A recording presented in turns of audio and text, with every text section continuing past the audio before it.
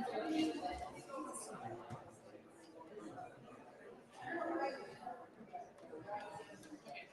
show you red stats. Is that all right? Yeah, no.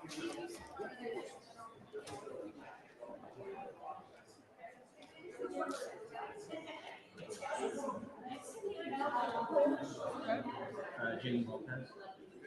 Thank you. That's very cool. It's the date again. It's the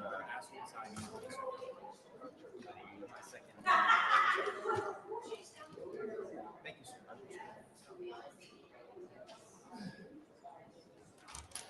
Good to go.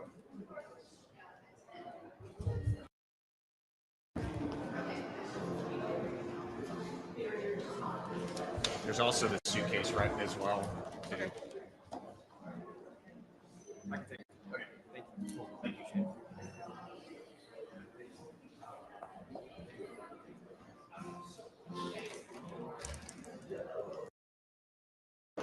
I do for you, sir. Too close today? Yeah, let me open upstairs.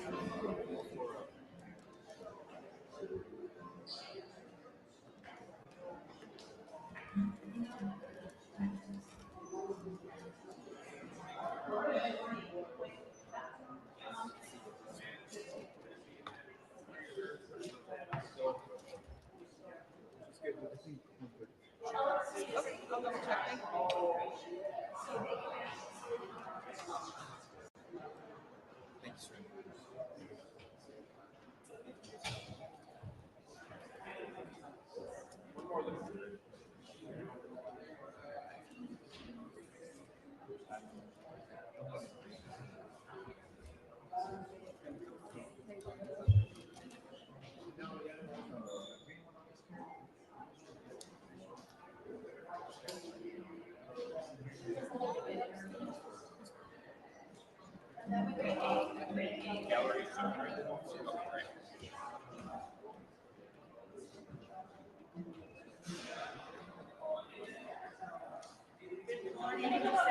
Good morning, Dolores. Good morning. Thanks for being here. Sure. Thank you.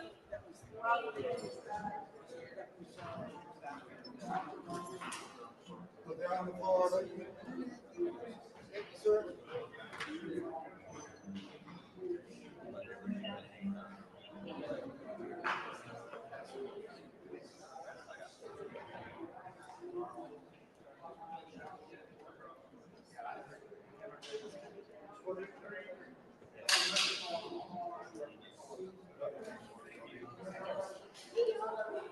Good, how are you?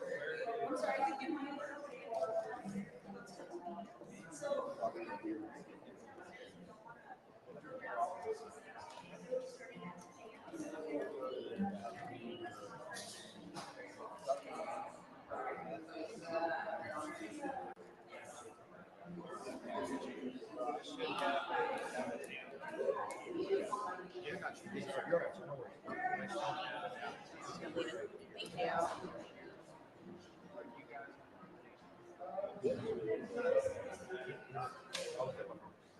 I don't have anything.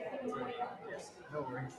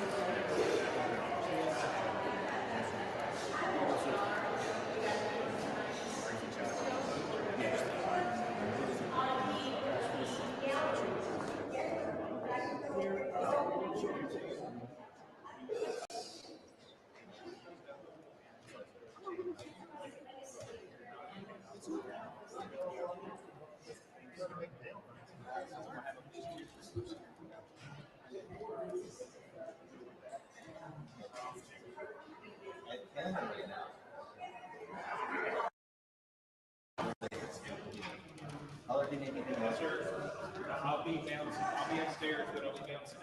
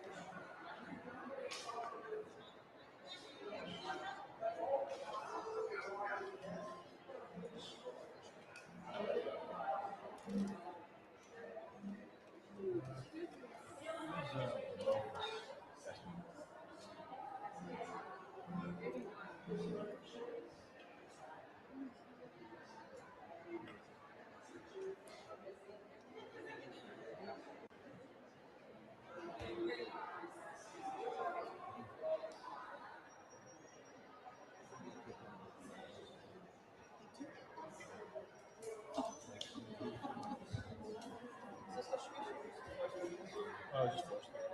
Thank you.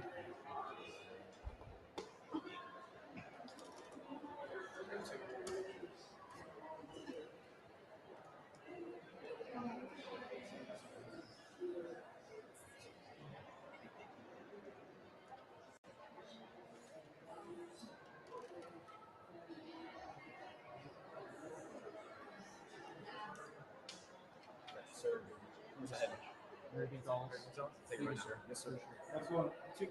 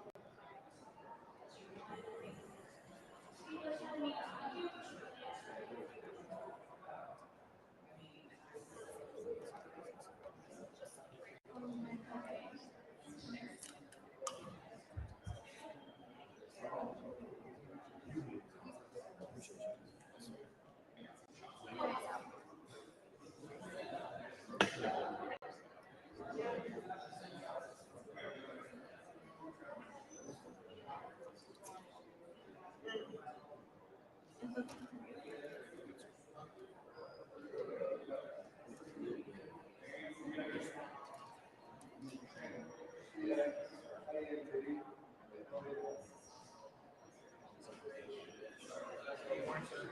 are you? I'm great. How are you doing?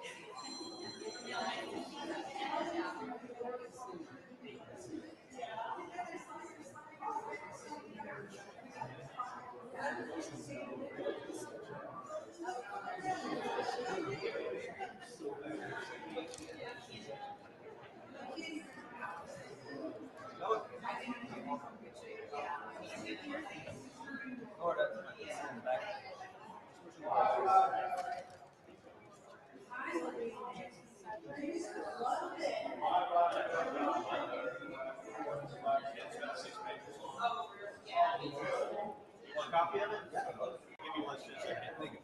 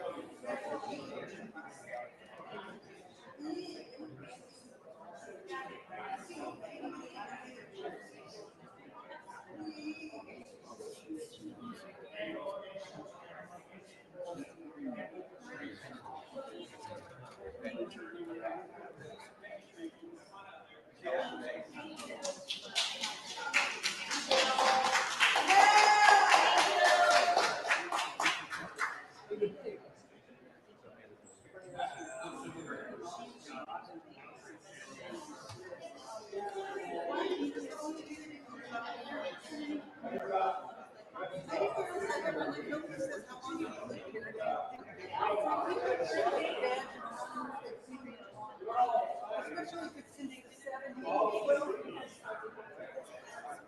I don't know, certain cities from the 70s.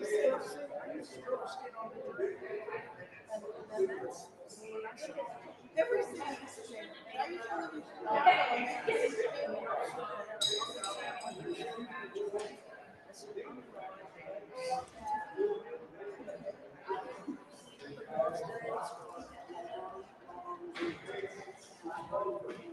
Oh, this is yours.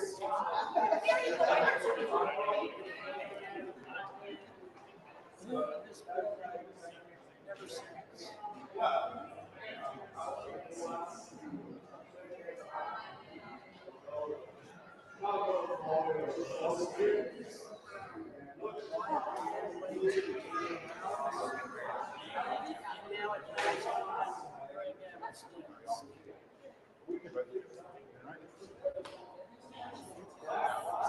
that was glad to, did you see that? What a fun.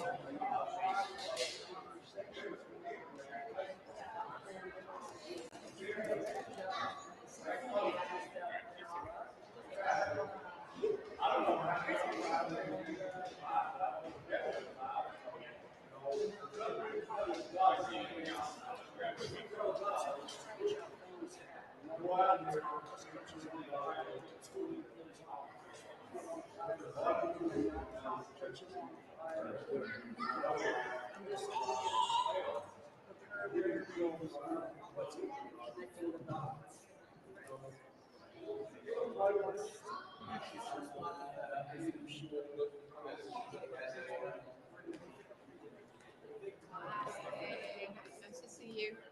Hi.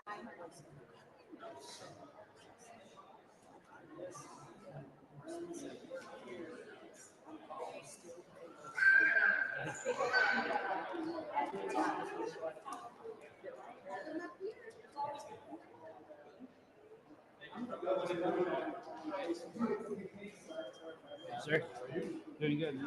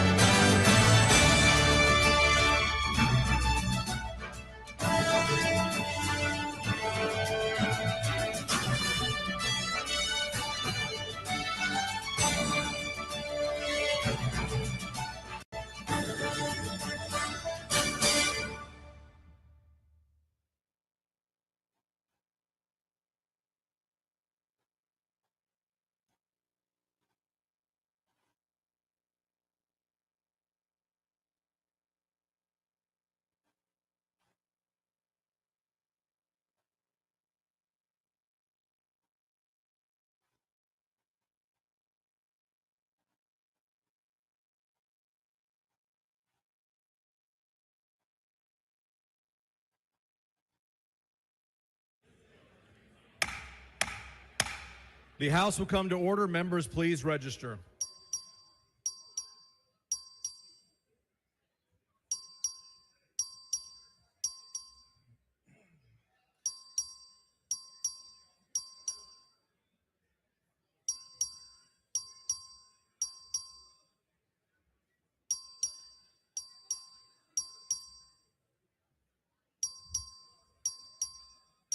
Have all members registered? Have all members registered? A quorum is present. Members, the call of the House remains in force. The doorkeeper will lock the doors. The House and gallery, please rise for the invocation, which will be offered by Furman Carpenter, DPS chaplain.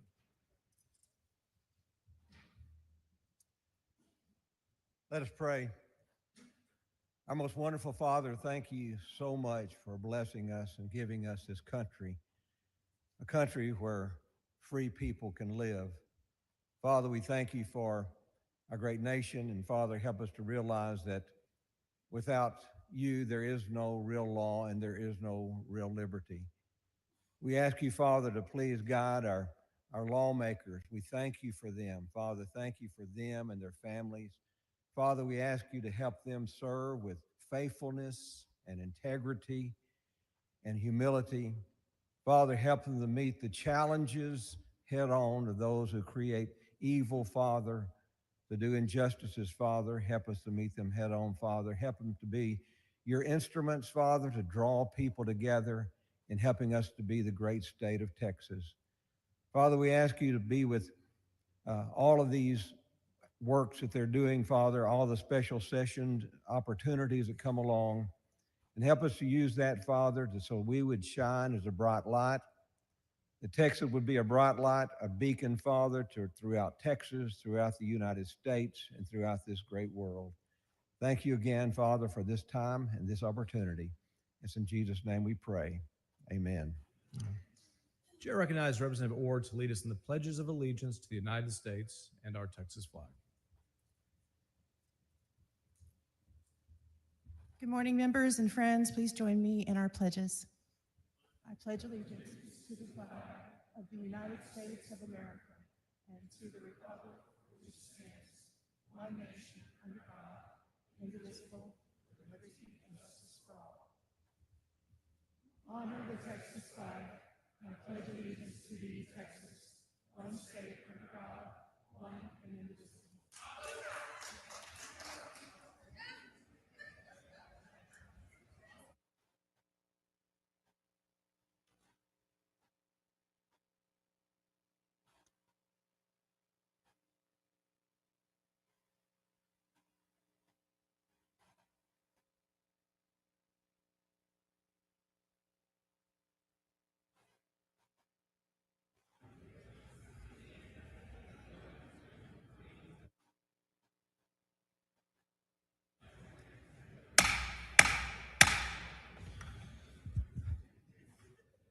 Members, the chair welcomes our visitors in the gallery today and advises our guests that the rules of the House strictly prohibit demonstrations or outbursts in the gallery.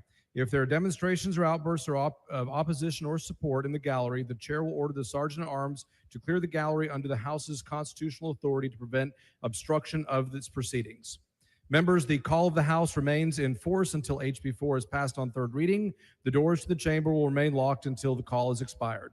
Under House rules, written permission from the Speaker is required to leave the chamber. I've issued a limited number of passes to leave the chamber temporarily today. Passes are available from the doorkeeper at the front entrance to the chamber and must be surrendered to the doorkeeper upon return to the chamber.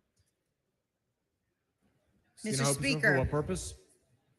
Mr. Speaker, parliamentary inquiry. State your inquiry. What legislation is on today's calendar? House Bill 4. House Bill 4. So today we are voting on, Mr. Speaker, parliamentary inquiry. State your inquiry. Today we are voting on new congressional maps then, and not flood relief. Has the body voted on flood relief this special session? That is not a proper parliamentary inquiry. Mr. Speaker. So notice for what purpose? Parliamentary inquiry. State your inquiry. Why was House Bill 1, the flood relief bill, that is the House's answer to the deadly July 4th flooding that killed over 135 people, not the first order of business of this special session for the Texas House? Mr. Knows that is not a proper parliamentary inquiry. Mr. Speaker, Mr. Knows for what purpose? parliamentary inquiry. State your inquiry. Did the Speaker of this body make a commitment to the family of the victims of the flood to put flood relief first, make it a priority this special session? Ms. Hinojosa, that is not a proper parliamentary inquiry. Mr. Speaker, Ms. Hinojosa, for what purpose? parliamentary inquiry. State your inquiry. Is it correct that House Bill 1, the flood relief bill, has been voted out of committee and is ready to be debated on the floor of the Texas House? Ms. Hinojosa, that business is not before the House at this time. Mr. Speaker, Ms. Hinojosa, for what purpose? I move to suspend all necessary rules and the usual order of business in order to take up House Bill 1 immediately and put the lives and safety of children and Texans over politics. You are not recognized for that purpose. And that motion would have to be made and filed with the clerk. Mr. Speaker, Ms. Hinojosa, for what purpose? parliamentary inquiry. State your inquiry. Is there still a call on the House that compels the attendance of legislators and restricts our freedom? There is a call in the House. I just announced that and explained that, Ms. Hinojosa. Mr. Speaker, Ms. Hinojosa, for what purpose? parliamentary inquiry. State your inquiry. Until when is the call on the House that compels our attendance in effect? As I stated, to the entire body until House Bill 4 passes.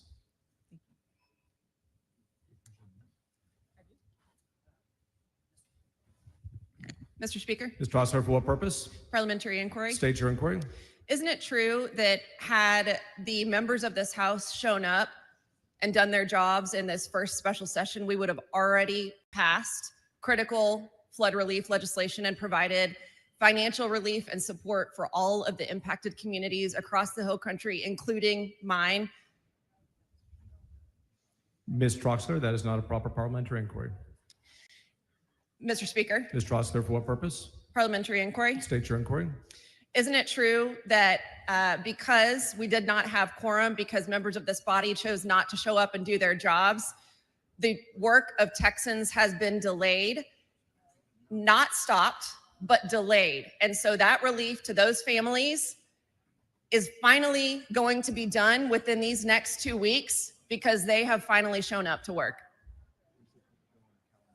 Ms. Troxler, that is not a proper parliamentary inquiry. Thank you. Mr. Doorkeeper.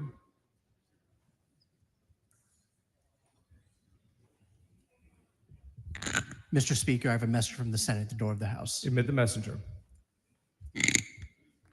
Thank you, Mr. Speaker. I'm directed by the Senate to inform the House that the Senate has taken the following action. The Senate has passed the following measures. SB 2, Perry, relating to disaster preparedness, response, and recovery, requiring a license, authorizing fees. SB 3, Betancourt, relating to outdoor warning signs and flash flood area prone areas. SB 5, Huffman, relating to making supplemental appropriations for disaster relief and giving direction and adjustment authority regarding those appropriations. SB 6, Perry, relating to regulation of certain products, derived hemp, including consumable hemp products and hemp-derived cannabinoids contained in those products, requiring occupational licenses and registrations, imposing fees, creating criminal offenses, authorizing an administrative penalty.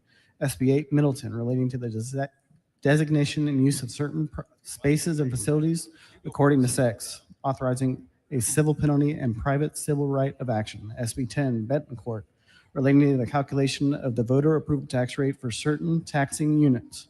SB 11, Parker, relating to an affirmative defense to prosecution for certain victims of trafficking of persons or compelling prostitution. SB 12, Hughes, relating to the duty of the Attorney General to prosecute criminal offenses prescribed by the election laws of this state. SB 13, Middleton, relating to the use of political subdivision of public funds for lobbying activities. SB 4, Perry, relating to the provision by a political subdivisions of credits against impact fees to builders and developers for certain water conservation and reuse projects. SB 15, King, relating to certain files maintained by a law enforcement agency regarding certain employees of the agency.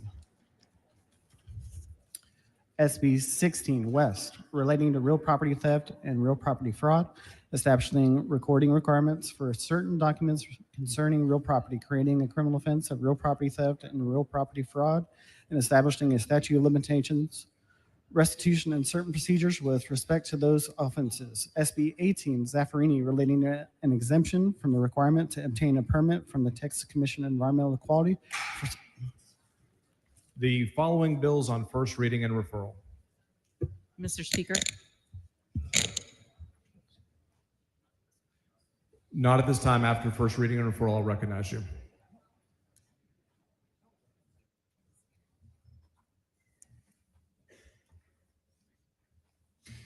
HB number 19 by Anchia, relating to the real property theft and real property fraud, establishing recording requirements for certain documents concerning real property, creating criminal offenses in real property theft and real property fraud, and establishing statute of limitation, restitution, and certain procedures with respect to those offenses. Further, the Committee on Criminal Jurisprudence. HB number 21 by Thompson, relating to the calculation of the penalty and interest incurred on a delinquent ad valorem tax. Further, the Committee on Ways and Means. HB number 26 by Oliverson, relating to the funding of, contracting with, and employment for law enforcement agencies in certain counties. Further, the Committee on Intergovernmental Affairs.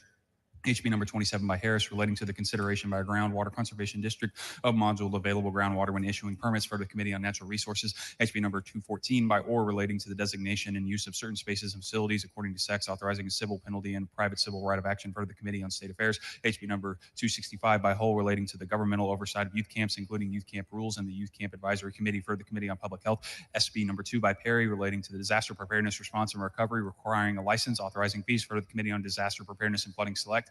SB number 3 by Betancourt, relating to the outdoor warning sirens in flash flood prone areas. For the Committee on Disaster Preparedness and Flooding Select. SB number 5 by Huffman, relating to making supplemental appropriations for disaster relief and giving direction and adjustment authority regarding those appropriations. For the Committee on Disaster Preparedness and Flooding Select. SB number 6 by Perry, relating to the regulation of certain products derived from hemp, including consumable hemp products and the hemp-derived cannabinoids contained in those products, requiring occupational licenses and registrations, imposing fees, creating criminal offenses, authorizing administrative penalty. For the Committee on Public Health. SB number 8 by Middleton, relating to the designation and use of certain spaces and facilities according to sex, authorizing a civil penalty and a private civil right of action. For the Committee on State Affairs. SB number 10 by Betancourt, relating to the calculation of the voter approval tax rate for certain taxing units. For the Committee on Ways and Means. SB number 11 by Parker, relating to the affirmative defense and prosecution for certain victims of trafficking of persons or compelling prostitution. For the Committee on Criminal Jurisprudence. SB number 12 by Hughes, relating to the duty of the Attorney General to prosecute criminal offenses prescribed by the election laws of the state. For the Committee on State Affairs. SB number 13 by Middleton, relating to the use by political subdivision of public funds for lobbying activities. For the Committee on State Affairs. SB number 14 by Perry, relating to the provision by political subdivision of credits against impact fees to builders and developers for certain water conservation and reuse projects. For the Committee on Intergovernmental Affairs. SB number 15 by King, relating to certain files maintained by law enforcement agencies regarding certain employees of the agency. For the Committee on Homeland Security, Public Safety, and Veterans Affairs. SB number 16 by West, relating to the real property theft and real property fraud, establishing recording requirements for certain documents concerning real property, creating criminal offense of real property theft and real property fraud, and establishing statute of limitations, restitution, and certain procedures with respect to those offenses. For the Committee on Criminal Jurisprudence. SB number 18 by Zaffarini, relating to an exemption from the requirement to obtain a permit from the Texas Commission on Environmental Quality for certain dams or reservoirs operated and maintained for the purpose of erosion, floodwater, and sediment control. For the Committee on Disaster Preparedness and Flooding Select. SB number 34 by Huffman, relating to the testimony or the production of evidence before a House of the Legislature or a legislative committee. For the Committee on House Administration. Ms. Morales-Shaw, for what purpose? Mr. Speaker, parliamentary inquiry. State your inquiry. Mr. Speaker, good morning. Isn't it a lawful procedure to deny quorum that's embedded in the Texas Constitution and has been used since as early as 1870 by the minority party to deny majority overreach?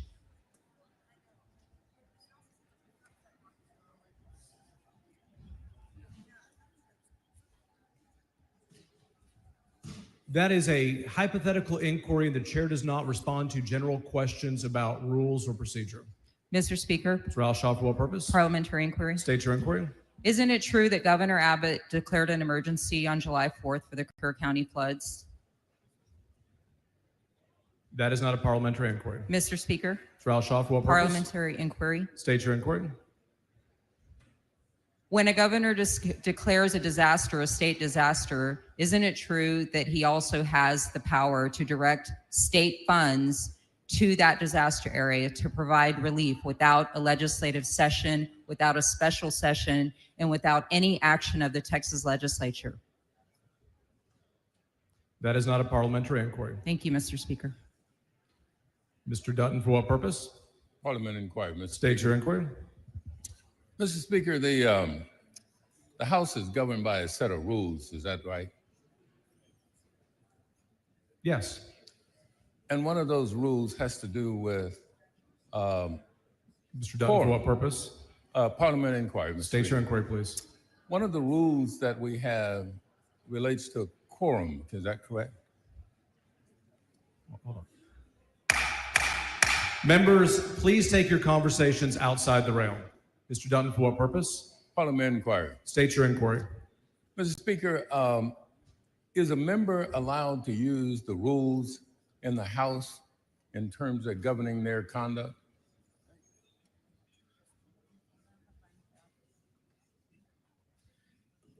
Mr. Dutton, the chair does not respond to either hypothetical inquiries or general questions about the rules of the House. Parliament inquiry, Mr. Speaker. Mr. Dutton, state your inquiry. Is one of the rules related to quorum requirements? Mr. Dutton, as previously stated, the chair does not recognize or does not respond to general inquiries about the House rules. Mr. Speaker, Parliament inquiry. Mr. Dutton, state your inquiry.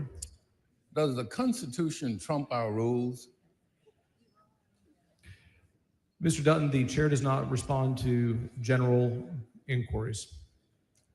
Well, specifically, Mr. Speaker, Parliament inquiry. State your inquiry. Does the Constitution limit the ability of members to be arrested?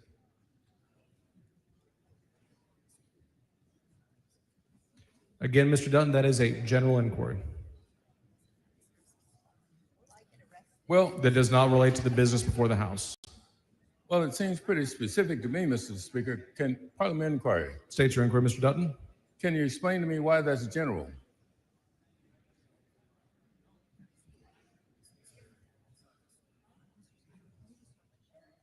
There is no item of business before the House, and your inquiry does not relate. And I'm sorry, I didn't understand you, Mr. Speaker. There's no what?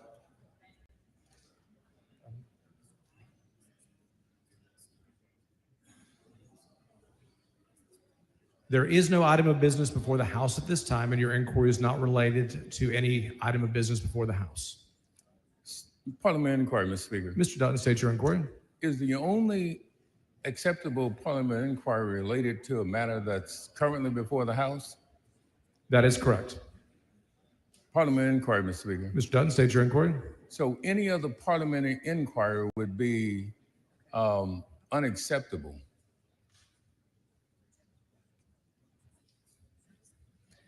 General questions about the rules of the Constitution are not in order.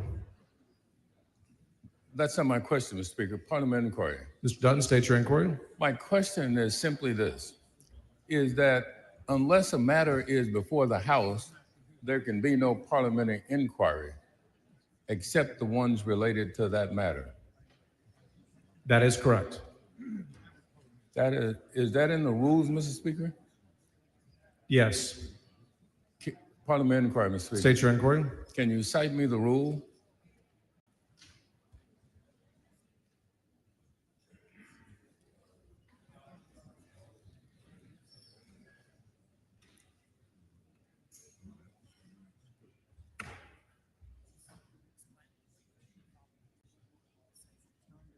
It is the explanatory note following Rule 1, Section 9.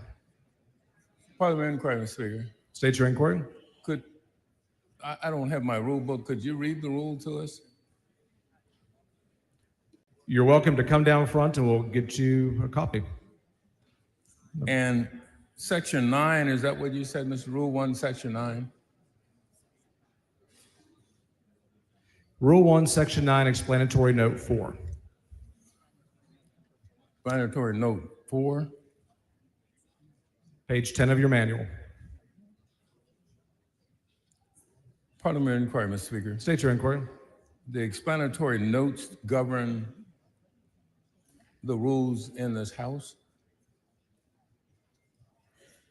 Yes. Thank you, Mr. Speaker. That's bullshit. Ms. Mr. Hinojosa, for Speaker. what purpose? Parliamentary inquiry. State your inquiry. If I attempt to leave this chamber today without signing a permission slip, am I subject to arrest by the government?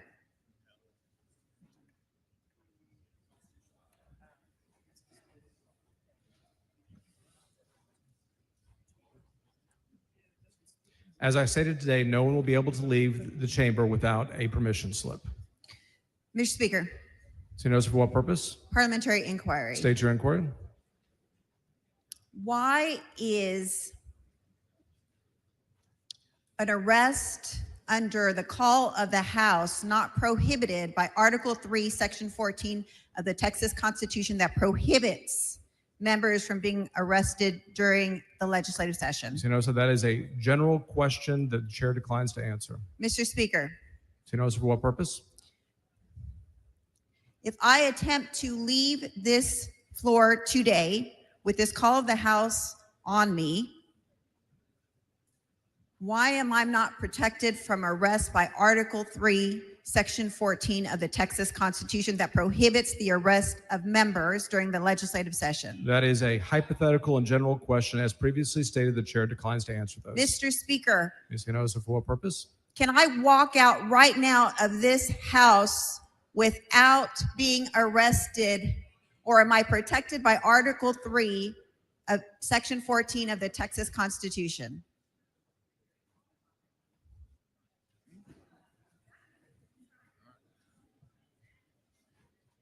There are separate provisions under the Constitution that provide for maintaining and compelling a quorum. They are separate. Ms. Hinojosa, as previously stated under the call of the House, there are permission slips that you are welcome to take.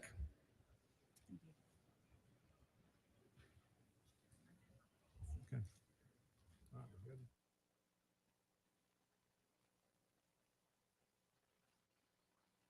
Mr. Morgan, for what purpose? Parliamentary inquiry. State your inquiry. Isn't it true the members that just came back here and are upset about the rules actually voted for those rules? That is not a proper parliamentary inquiry. Thank you. Chair lays out on second reading House Bill 4. HB number 4 by Hunter, relating to the composition of the districts for the... Back up, members. Mr. Guerin for a motion.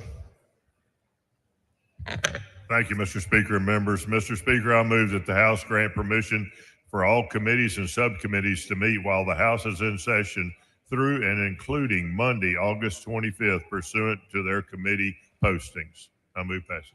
Members, you've heard the motion. Is there any objection? There is objection. There is a record vote requested. Clerk, please ring the bell. Show Mr. Guerin voting aye, Mr. Hunter voting aye, Mr. Harris voting aye. Show Mr. McQueenie voting aye. Show Mr. King voting aye. Have all members voted? Have all members voted? There being 92 ayes and 44 nays, the motion prevails. Chair lays out on second reading House Bill 4. HB number 4 by Hunter, relating to the composition of the districts for the election of members of the United States House of Representatives from the state of Texas. Chair recognizes Mr. Hunter to explain the bill. Thank you, Mr. Speaker. Members, I believe according to the rules, I will have 20 minutes. I'm going to give a short opening because many of you have not been involved, and I want you to know exactly what's happening. We are here today to take up the congressional plan. This plan I'm about to lay out was introduced by myself on Monday, August 18th, and it was passed by the House Select Committee on Congressional Redistricting on August 18th. Due to the governor's proclamation, the House studied the current Texas congressional districts. This plan originated in the first called special session before the chamber lacked a quorum. due to the available time, which we all need to remember, we're in 30-day special sessions. In the first called session, and I want all of you to know this, members, in the first called session, we held 3 public hearings. We were not required to hold those hearings. So 3 hearings were held for the public, no requirement for those hearings. All sessions, anyone was invited to register and testify. Arrangements were made for anyone to submit written comments. One session, we allowed remote witness presentations. One session was held on Saturday, and one session was held after normal working hours. All members of the committee were offered the opportunity to state their views, question. Other interested of the members of the House were allowed to attend and participate. After the public hearings during the first call special, the committee held a 12-plus hour hearing to allow further testimony once the plan was introduced. All sessions were live streamed and recorded, and Red Apple was open for use. As well, at these hearings, we heard testimony from a number of members and witnesses, including Congress. At the outset, it's important to note that redistricting can be done at any point in time. Let me repeat that, members. Redistricting can be done at any point in time. And I want everybody to know this. You want transparency? Here's the U.S. Supreme Court legal transparency. The underlying goal of this plan is straightforward: improve Republican political performance. Now, when drawing congressional districts, we have to look at them a little different when it comes to population requirements. We have to draw districts with population as nearly equal as possible to the ideal district size. This is different than when you do state legislative districts. The ideal size for a congressional district is about 766,987. The plan before you meets the population requirements for one person, one vote under the U.S. Constitution. If somebody proposes an amendment, they will need to meet the same requirements. We are allowed to draw congressional districts on the basis of political performance as recognized by the U.S. Supreme Court in Rucho versus Common Cause. These districts were drawn primarily using political performance to guide the redrawing of districts. Also, the Fifth Circuit in Petaway versus Galveston indicates that the law has changed. The court held that Section 2 does not require us to draw coalition districts. So giving partisan political performance as an acceptable reason and clarification from these courts, we have redrawn the congressional map with that emphasis. Another important law is the Voting Rights Act. Although race cannot be the predominant factor in drawing maps, Section 2 of the Act prohibits enactment of any plan that restricts minority citizens from having an opportunity to elect their preferred candidate of choice if certain circumstances exist. This plan includes political considerations, public testimony, recognition of population growth, and recent changes in voter trends. Now let's talk about this map. 37 of the 38 congressional districts have changed to some degree. The primary changes are focused on only 5 districts for partisan purposes. It is important to note, please note, members, 4 of the 5 new districts are majority minority Hispanic, what we call CVAP districts. That's a citizen voting age population. Each of these newly drawn districts now trend Republican in political performance. While there's no guarantee of an electorate success, Republicans will now have an opportunity to potentially win these districts. The 5 new districts we have: CD9, 50.15%, what we call Hispanic citizen voting age population, that's HCVAP. CD28, which is approximately 86.72% HCVAP. CD32 remains a non-minority district. CD34, 71.93% HCVAP. CD35, 51.57% HCVAP. This also improves political performance for Republicans in districts CD2, 8, 9, 17, 22, 38. Some data points in comparison to 2021. In 2021, there were 9 Hispanic majority age districts. In this plan, there are 10 Hispanic majority age districts. In the 2021 plan, there were 7 Hispanic citizen voting age districts, and under this plan, there are 8. There are no Black CVAP districts under the 2021 plan. In the proposed plan, there are 2 majority Black CVAP districts. CD18, 50.71% Black CVAP compared to 38.99% in 2021. CD30, 50.41% Black CVAP, 46% in 2021. In the Harris County, Houston area, there are currently what they call 2 coalition districts and 1 Hispanic CVAP district.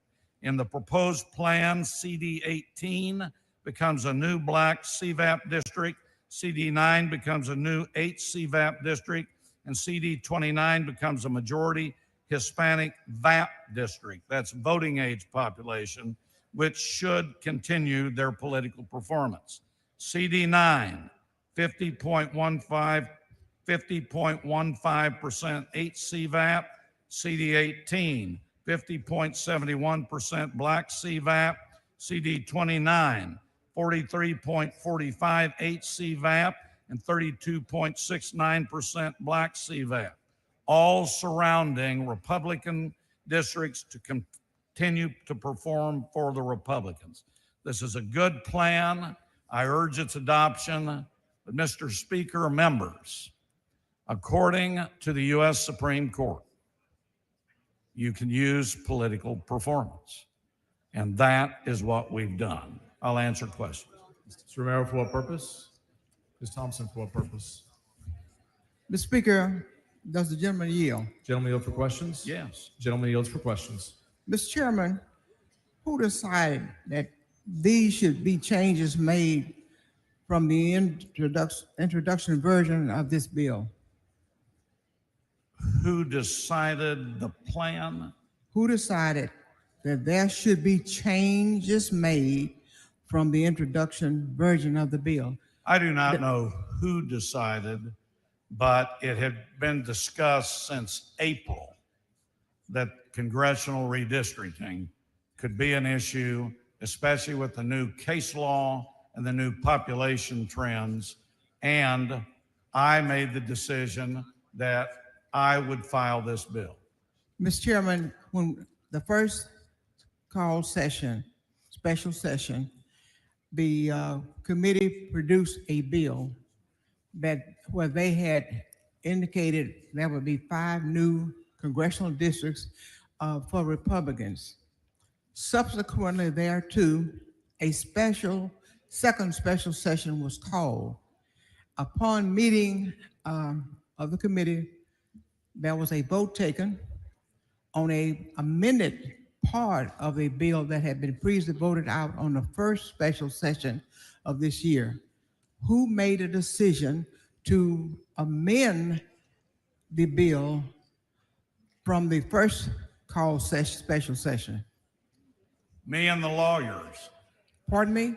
Me and the lawyers. And what was the rationale for the changes of you and the lawyers? Well, if what we're talking about is there was a committee substitute that was adopted on Monday, it increased Republican political performance.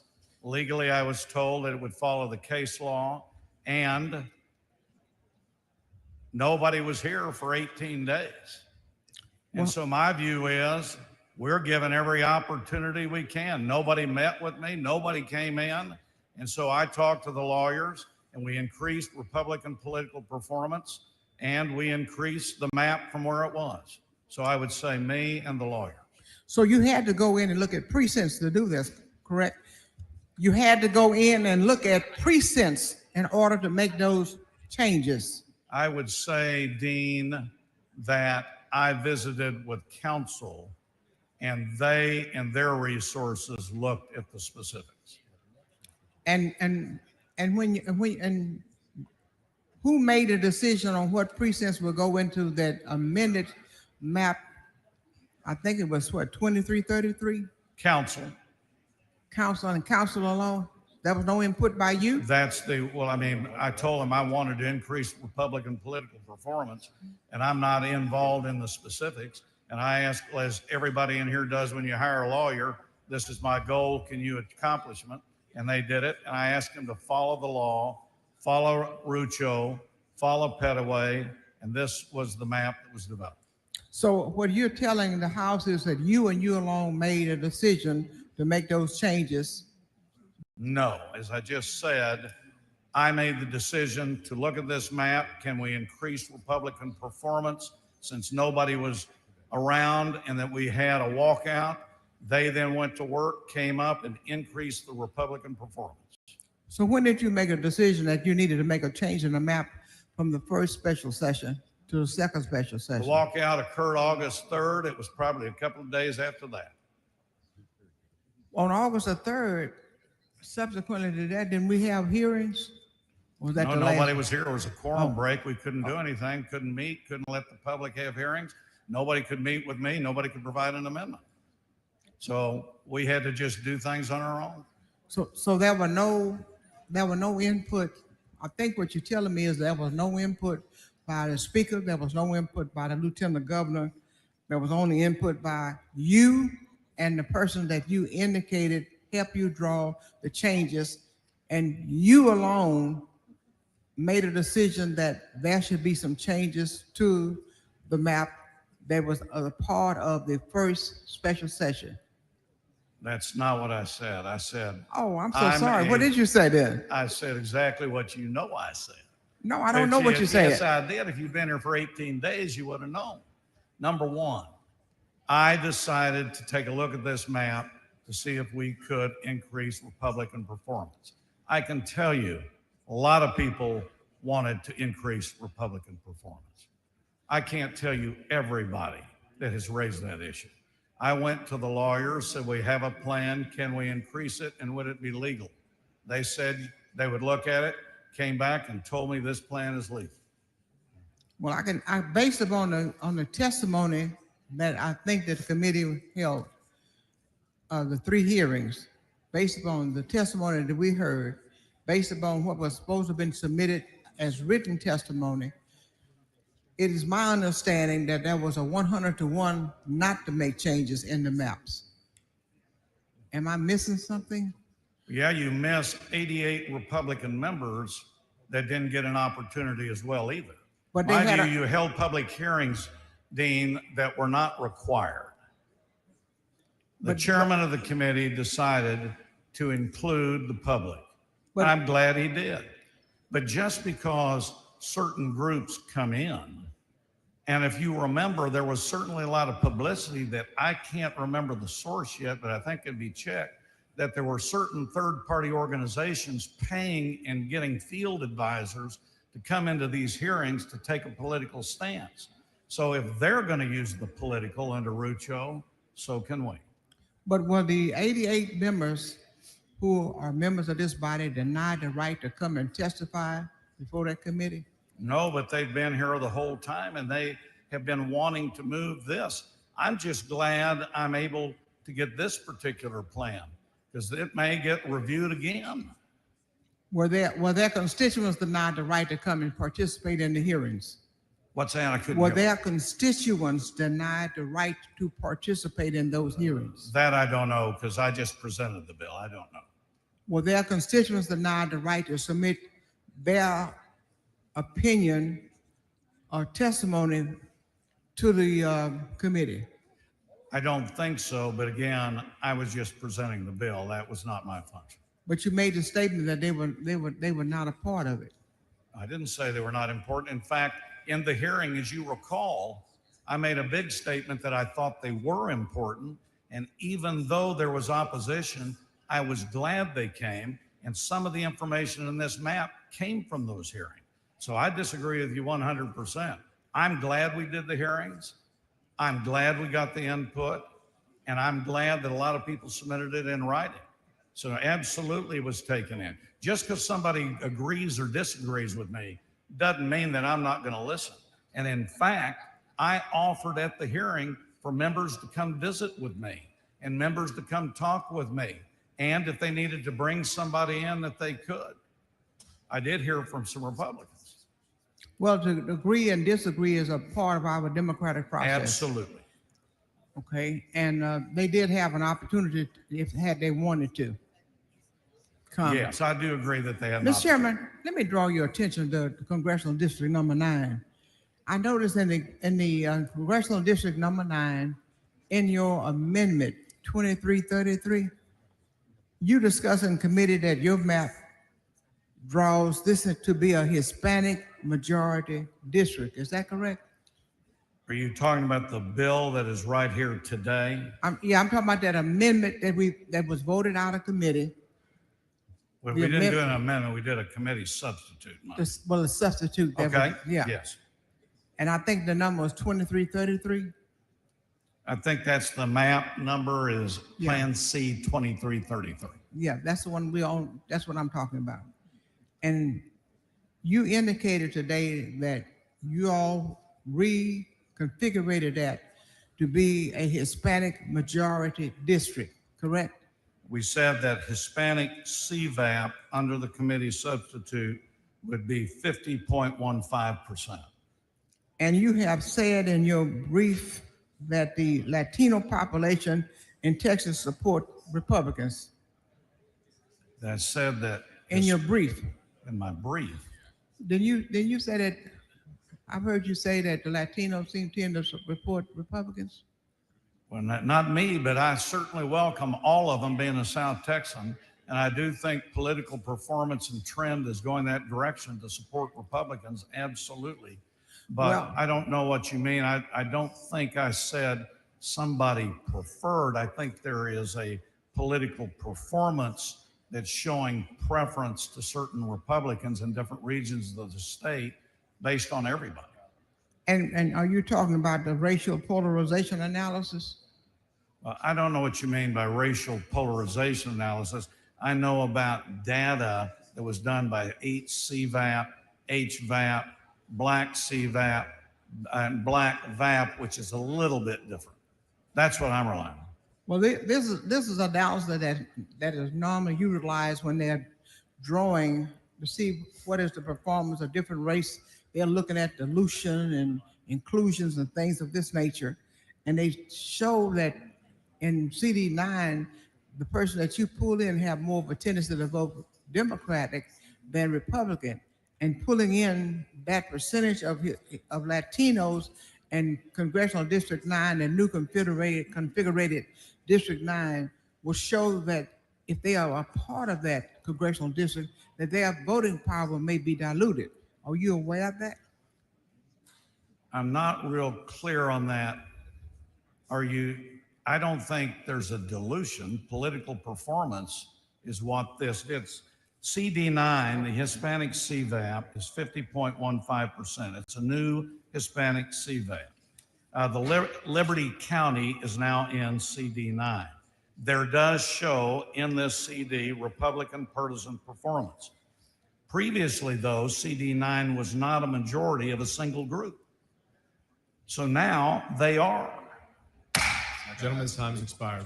Mr. Speaker, Thoughts for what purpose? I move that the time be extended. Members, you heard the motion. Is there objection? Chair is not so. There is objection. Members, that will require a record vote. Clerk, ring the bell. So Representative Hunter voting aye.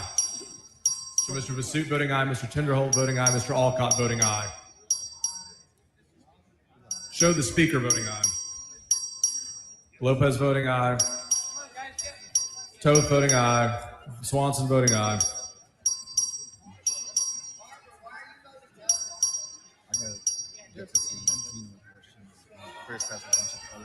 Have all members voted? Ms. Schaffner voting aye. Have all members voted? Have all members voted?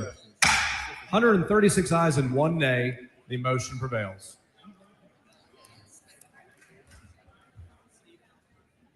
Mr. Chairman, Yes, ma'am. may I know some of my other colleagues have questions to ask you, but I want to continue asking maybe a little later. I'm gonna let some others ask questions. Mr. Speaker, Mr. Rivera, for what purpose? does Jim yield for questions? Gentleman yield for questions? Yes. Gentleman yields for questions. Chairman Hunter, I'm a little troubled. I've never heard anyone say in this body, and you've certainly been here longer than I have, but for you to say that you're not required to have hearings, I understand that may be a fact, but I don't understand that to be Texan. I don't understand that to be something that we would not welcome opinions of the public. And yet we did hold 3 public hearings. So with all due respect, Mr. Chairman, when you say that this was just you and the lawyers, what would you tell any Texan? Because I believe every person that testified under oath. Is that correct? That I don't know. I hope they did. Well, if they registered to testify before any committee in this House, they do have to register under oath that what they say is true and correct. Is that correct? I follow the House rules like you, but you're asking me a personal question. I don't run the committee. I'm sure Mr. Vasut did everything accurately, but you're asking me beyond my role. And that's where I'm troubled, Mr. Chairman, is that that someone would come down, affirm that everything that they're going to say is true and correct, and then to hear now you say that they're not required, didn't have to happen, and that you did this with you and your lawyers and you gave them instructions, means to the public, they really don't have any reason to come to this great building that we serve in with so much history, because they won't be heard. But I 100% disagree, and I get the right to respond. Number one, I 100% disagree with you. Number two, and you're not going to like this, but for 18 days, things could have happened. You all chose to walk out. To me, you damaged the process. You kept people away. You kept work from being done. Don't use that as an excuse to belabor this bill. 2, legally, and I'm talking legally, we didn't have to do hearings. I just said Chairman Vasut asked for hearings. I supported him on those hearings. I sat in a hearing in addition for 12 plus hours. I am glad we did hearings. And I also encouraged all members and anybody that they wanted to come visit with me and serve for 18 days. Certain members did not. And so to come up here and say public don't matter, they absolutely matter. And by gosh, you're forgetting political performance. That political performance, Republicans do matter, and they're in this bill. Well, let's talk about and U.S. Supreme Court says we can do that. Let's talk. I'm going to ask you a couple of series of questions. As you know, the population growth in Texas has been over the last 20 years has been almost half of that has been Latino population growth. So, Mr. Chairman, did you do any analysis or review whether voting is racially polarized in Texas before, during, or after the drawing of this map? And if you did, can you tell me what districts of the new maps are located in areas where racially polarized voting exists? Representative, I'm going to give you the answer that I gave in committee, so I'm consistent. One, I work with counsel, just like your opposition groups are working with counsel against this plan. So you never asked counsel? Well, let me finish. So counsel told me that they had checked everything legally, did everything analytically, and absolutely assured me this bill is proper form and legal. So if the polarization that you're asking about, I'm certain that they did all that analysis, but I relied on them. I don't have the specific knowledge. So you're certain? That makes me feel comfortable that you might have directed them to include racially polarized voting. So what analysis of Latino voter preferences did you conduct before drafting any of the districts in this plan? So what I just said is I asked council to look at increasing political performance and to follow all rules, regulations, laws to make sure that what was proposed was legal and proper. What they did specifically, I don't know. So do you agree that racially polarized voting exists in Texas? From a legal standpoint, I think that's a debatable in the courtroom, and I'm not able to tell you that now. Is race different in certain areas of the state and how people treat each other? Absolutely. But in this particular one, Representative, I would do everything I can to have lawyers draft it so it is proper and that it does do what is legal. So that's somewhat vague, so I'm going to just dive a little deeper. You gave direction for the reasons that you gave, but I'm asking specifically, in giving those directions, and you said following the law, do you believe that they considered racially polarized voting? Do I have personal knowledge? The answer is no. Do I believe that they checked every box, checked every law? The answer is yes. I have huge respect for the lawyers. Mr. Chairman, does the Federal Voting Rights Act require the creation of any Latino majority congressional districts in Texas? I do know that when you talk about coalition districts, which That's not my question, Mr. Chairman, yes, with all due respect. Yes, it is. Disrespect, you're not letting me answer. I don't agree with your question. You said a mandate on Hispanic. That does impact coalition districts. It does impact the issue of majority. And the Fifth Circuit in Petaway says you're wrong. Now, number two, is there a specific requirement? 4 out of the 5 brand new congressional are Hispanic. 4 of the 5 are Hispanic majority. Mr. Chairman, does the voting... But if there's a requirement, I'd have to ask counsel. So the answer to the next question, does the Federal Voting Rights Act require the creation of any Black majority congressional district in Texas? And I believe your answer is you don't know. No, I would do what you and 90% of the people on this floor that have lawyers that have created the lawyer annuity plan in redistricting.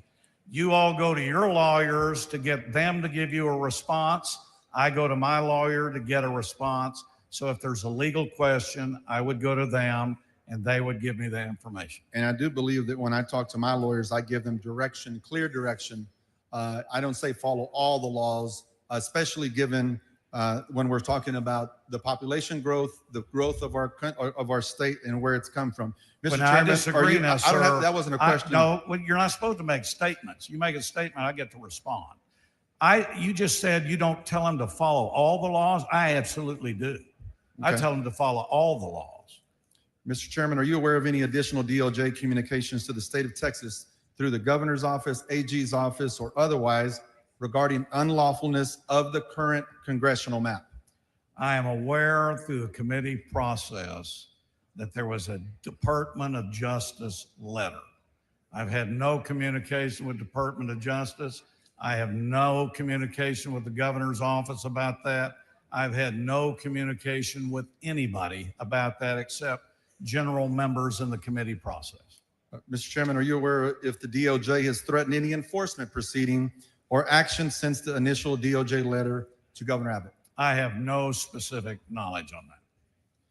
Mr. Chairman, do you believe that in the Dallas-Fort Worth region where I'm from, that there should have been a Latino majority district created?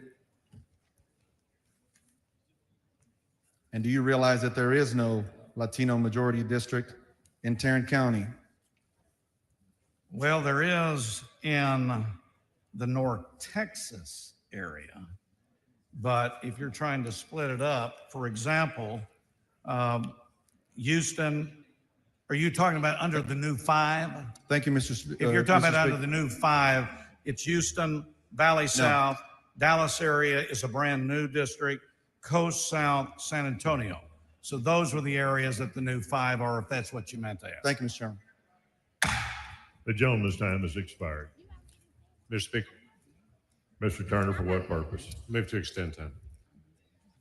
An extension of time at this point requires unanimous consent. Is there any objection to the extension of time? There is an objection. There will Mr. Speaker. be no extension. Yes, sir, Mr. Turner, but for what purpose? Mr. Turner, for what purpose? In light of the fact that House Bill 4 is, if passed, is going to affect the federal representation of more than 30 million Texans for the rest of this decade, would the body reconsider any objections to one more extension of time, please? Mr. Turner, there was an objection, therefore the time cannot be extended. May I make another motion so members may reconsider their objection? Yes, sir, you may. Mr. Speaker. Members, is there any objection to the extension of time at this point? There are objections, so it will not be extended, Mr. Turner. Mr. Speaker, parliamentary inquiry. Mr. Turner, state your inquiry. Could my motion be put to a record vote, please?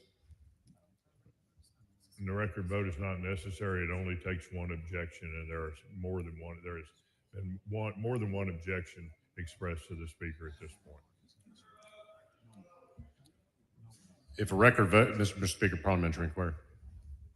State your inquiry. If a record vote has been requested by one or more members, is it not the custom of the House to grant a record vote?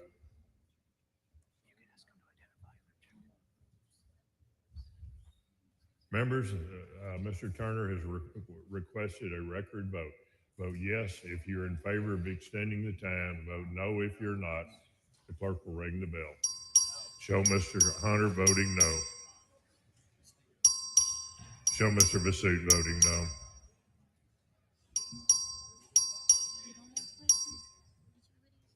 Have all members voted? Have all members voted? There being 52 ayes and 82 nays, the motion for record vote fails. The time is not extended.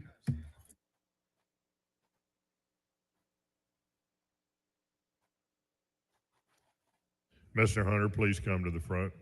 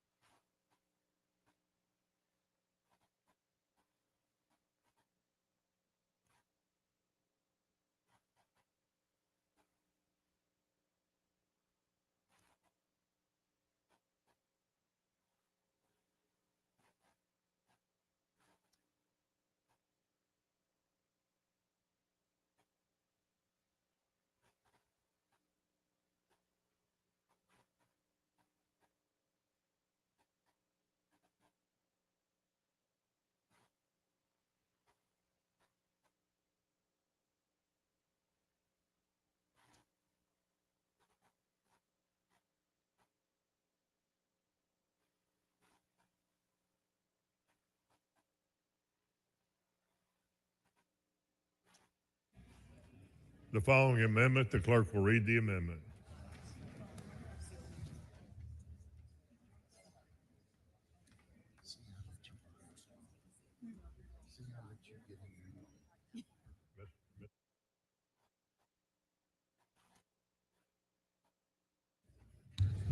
Amendment by Turner. Chair recognizes Mr. Turner to explain the amendment. Thank you, Mr. Speaker. Members, this amendment strikes the enacting clause of House Bill 4. And I offer this amendment because House Bill 4 is an illegal and racially discriminatory congressional map. And this body has no business passing it. Members, let me remind you, legislative seats, be they in this chamber, in this building, or in Washington, D.C., do not belong to politicians. They belong to the people of Texas.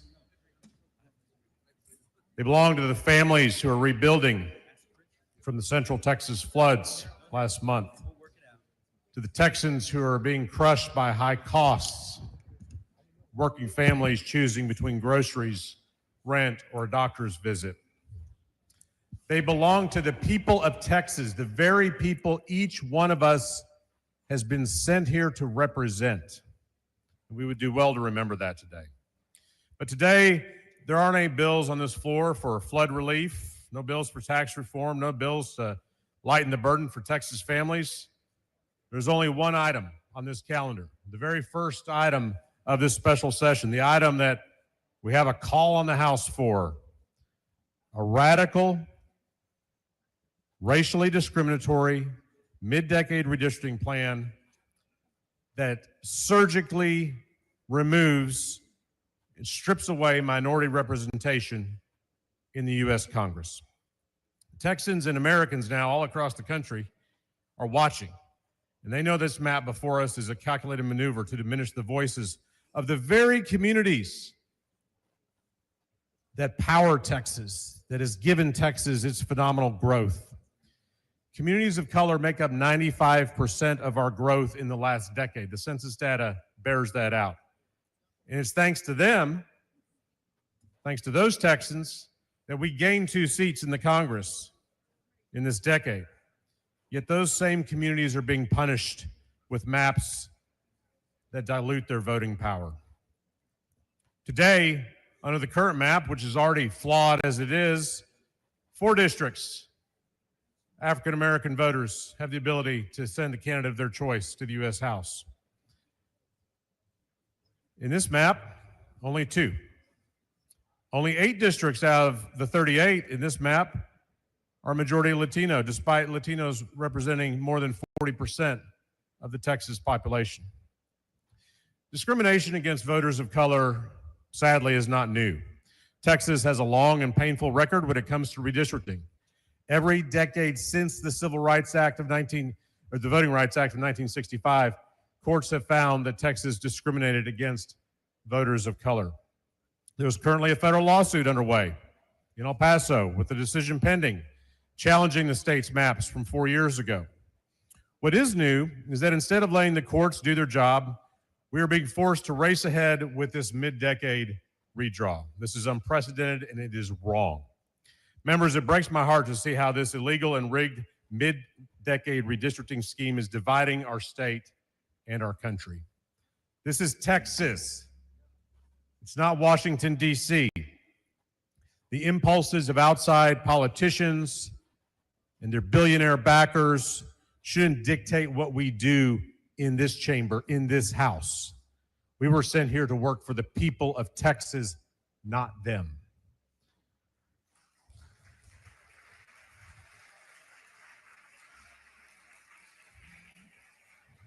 Members, we are at a turning point for our democracy.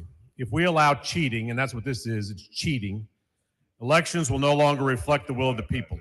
In a democracy, people choose their representatives.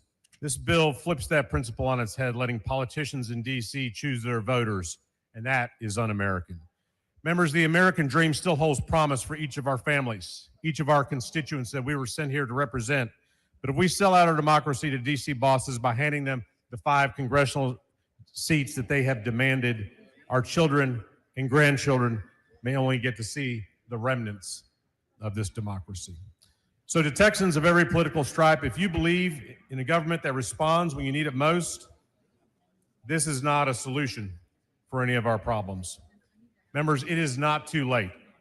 I urge you to vote yes on this amendment, reject this attempt to rig our elections, and send a clear signal that our democracy is not for sale. End this racially discriminatory redistricting right now by voting yes on this amendment, and let's move on to the real business of the people of Texas. Mr. Wally, for what purpose? Would Mr. Turner yield for a few questions? Mr. Turner, would you yield for Mr. Wally questions? Yes, I will. He will. Go ahead, Mr. Wally. Representative Turner, in essence, your amendment strikes the enacting clause? That's correct. Okay. It would kill the bill. It kills the bill. And I want to get to that point. I want to get to a certain region of the state so that we can focus our attention in that, and why you're trying to kill the bill with this amendment here. One of the reasons is, let me rephrase that. Are you aware of the total amount of Hispanic population in Harris County is about 4.7, 4.8 million people? I didn't know the exact number, but I know it's considerable. I know, for example, Harris County has a greater number of Hispanic residents than really all of the Rio Grande Valley, which is striking. And that's correct. So there are over 2 million Spanish surname people that live in Harris County. You're aware of that, is that correct? Yes. Okay. Are you familiar with Congressional District 29? A little bit, yes. Okay. You and I both worked in Congress, is that correct? We did at one time, yes. We both, not at the same, maybe not at the same time, but we both worked for members of Congress before we got elected. And so we're both familiar with congressional work, correct? Yes, we are. Okay. Congressional 29 after the 1990 census was created. Congressional 29 was created after the 1990 census. Is that your understanding? That's my recollection, yes. Okay. And it was created because Section 2 of the Voting Rights Act mandated the creation of Congressional District 29. Is that your understanding? Yes. And the reason was there was just an astronomical growth of Latinos in Harris County. So that mandated the creation of a Latino opportunity district in Harris County for the first time ever. That's right. And that district has been, the north side and east ends of Houston have been the anchors of Congressional District 29. Is that your understanding? That's my understanding, yes. Under the proposed plan, this plan, let alone the 2021 map, this plan, the Hispanic citizen voting age population of CD 29 goes from 64.4% to 42.9%. Is that your understanding? Yes. Okay, meaning that the Hispanic Opportunity District would no longer exist. Is that, in essence, what's happening with this map? Absolutely. Bringing that percentage down, first of all, below 50% Hispanic CVAP totally destroys that district as a Hispanic Opportunity District. And obviously a decline from 64.4 to 42.9 is a devastating blow to the strength of the Hispanic voters in that region. And you're aware that the proposed plan pushes much of the former CD 29, the east end part of CD 29, into CD 9. Is that your understanding? Yes, that is my understanding. And much more perverse, bringing the Hispanic citizen voting age population in CD 9, the new one, to 50, lowers it drastically, lowers that district to 50.5%. Is that your understanding? Yes. Okay. Now that new district, CD 29, the Hispanic folk that lived in East Harris County now are connected to a district out in Liberty County. Is that fair to say? With yes, this map? and on that point, Representative Wally, the introduced bill was bad enough. The introduced bill in the first session, the introduced bill in this second call session. The map you just described, we saw that for the first time on Monday, less than 48 hours ago, in the form of a committee substitute that moved CD9 out into Liberty County. So that was a change even under the previous map, not the 2021 map, but under the previous map, CD9 stopped at the Harris County line into East Harris County. But now this new version sticks those Latino folk in East Harris County and puts them out, miles away that have no relationship, Liberty County, to folks in East End. The gentleman's time has expired. Okay, thank you. Mr. Speaker, oh, Ms. Gonzalez, for what purpose? I was going to ask the gentleman to yield. Are you I was gonna ask asking for an moving extension of time. Ms. Gonzalez, are you asking for an extension Yes. of time? Yes. There's been a request for an extension of time. Is there any objection? There is objection. So record vote. The clerk will ring the bell. Vote aye if you're in favor. Vote no if you're not. This is the first one. This is the first extension. This does not require unanimous consent. Show Mr. King voting aye. Show the chair voting aye. They get me? Show Ms. Weiner voting aye. Please vote from your desk. There's too many people around. Ms. Kerwin voting no.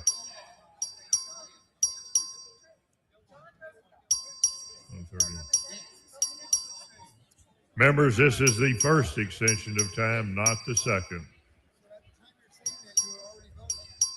No, I was yelling at you for like minutes before. There being 107 ayes and 29 nays, the extension is granted. Mr. Speaker, Ms. Gonzalez, for what purpose? does the gentleman yield? Would you yield, Mr. Turner? Yes. Thank He you. will, Ms. Gonzalez. Go ahead. Thank you. Mr. Turner, are you aware that in North Texas, the Dallas-Fort Worth area, Members, please take your conversations outside the rail. thank you. Mr. Turner, are you aware that in North Texas, the Dallas-Fort Worth area, there are no Latino opportunity districts? Yes, I'm aware of that. Do you believe that it's fair for a region with roughly 1.7 million Latinos to have zero representation in the U.S. House? It is absolutely not fair. Isn't it true that a Hispanic opportunity district could have been drawn in the past 2 decades in Dallas County, but was not? You're absolutely right, Representative Gonzalez. And in fact, members, including myself and Chairman Anchia and others, proposed maps that did exactly that in 2021 to create a Latino opportunity district in Tarrant and Dallas counties, but the majority rejected that opportunity to do that. So isn't it also true that in the pending case challenging the state's 2021 maps, the Latino voters argue that the state violated the Voting Rights Act by failing to create a new Hispanic opportunity district in Dallas County? Yes, they have argued that, and that case is still pending before a 3-judge federal panel based in El Paso. And would CD 33 under the proposed plan still be considered a coalition district? I don't know what the bill author intends for CD 33 to be perceived as. What I do know about CD 33 is that for the last 13 years, since 2012, that has been a majority-minority opportunity district that spans from Tarrant County to Dallas County, or from Dallas County to Tarrant County, if you prefer, being from Dallas County. And minority voters in CD 33 in Dallas and in Fort Worth and the communities in between, communities we represent in Grand Prairie, have had the ability to elect the candidate of their choice. And this map, House Bill 4, the map before us today, there are no voters remaining in Tarrant County who are still part of CD 33, and their voices are cracked and packed into other districts. So under the proposed map, so what would happen to the communities of color in Tarrant County that are currently in CD 33? The communities of color in CD 33 presently, and who have been in CD 33 since 2012, are splintered between multiple districts. In the Southeast Fort Worth area, the neighborhoods of Poly, the area Representative Collier's district, House District 95, that is cracked and placed into Congressional District 25, which is a rural-based district that extends out nearly to Abilene. The north side of Fort Worth, which is roughly much of Representative Romero's district, is then submerged into Congressional District 12, where the voting base of power is centered in West Fort Worth and Parker County. So it splits them into 4 majority white districts and puts a small part into CD 30 based in Dallas. Is that correct? So the bulk of the Tarrant County CD 33 is split between CD 12 and CD 25. Other parts of CD 33 are put into CD 6, which goes down south to Ellis and Navarro counties. And then with respect to CD 30, that is, of course, a historic Dallas-based district where African-American voters have had the ability to elect a candidate of their choice going back to the early 1990s. What they do there is they bring that further west into Tarrant County, packing it with the population that I have the privilege of serving in House District 101. Thank you, Representative. Thank you. Mr. Speaker, Ms. Flores, for does what the purpose? gentleman yield for questions? Would you yield, Mr. Turner? Yes, I yield. He will. Thank you, Mr. Thank you. Speaker. Representative Turner, are you aware that in Austin there are historic Black and Latino neighborhoods in East Austin? Absolutely, yes. And are you aware that there are also deeply rooted and rapidly growing Latino communities in Hays County? Yes. In the proposed map, now these communities have been located in CD 27, all the way through sparsely populated rural counties like Austin and Wharton counties, all the way to the coast through Matagorda and down to that part of Nueces County. Is that correct? That is correct. And in the current map, Nueces County is wholly contained in one district, but now is being split in two? Correct. What is the purpose of the proposed map in taking communities in East Austin and Hays County and drawing them into a district with communities in Port Aransas? President Flores, the result of them doing that is they crack and therefore dilute the collective voting strength of minority voters in Travis County, who currently are in a district where they have the ability to elect the candidate of their choice to the U.S. Congress. Under House Bill 4, that ability is stripped away, and they achieve that. They achieve that cracking and packing by cracking, really, in this case, in drawing eastern Travis County down to the Gulf Coast, as you described. And that has a dramatic impact on CD 35. Is that not correct? Absolutely. CD 35 is a Voting Rights Act protected district. It was one originally a court order, I believe, required it to be drawn.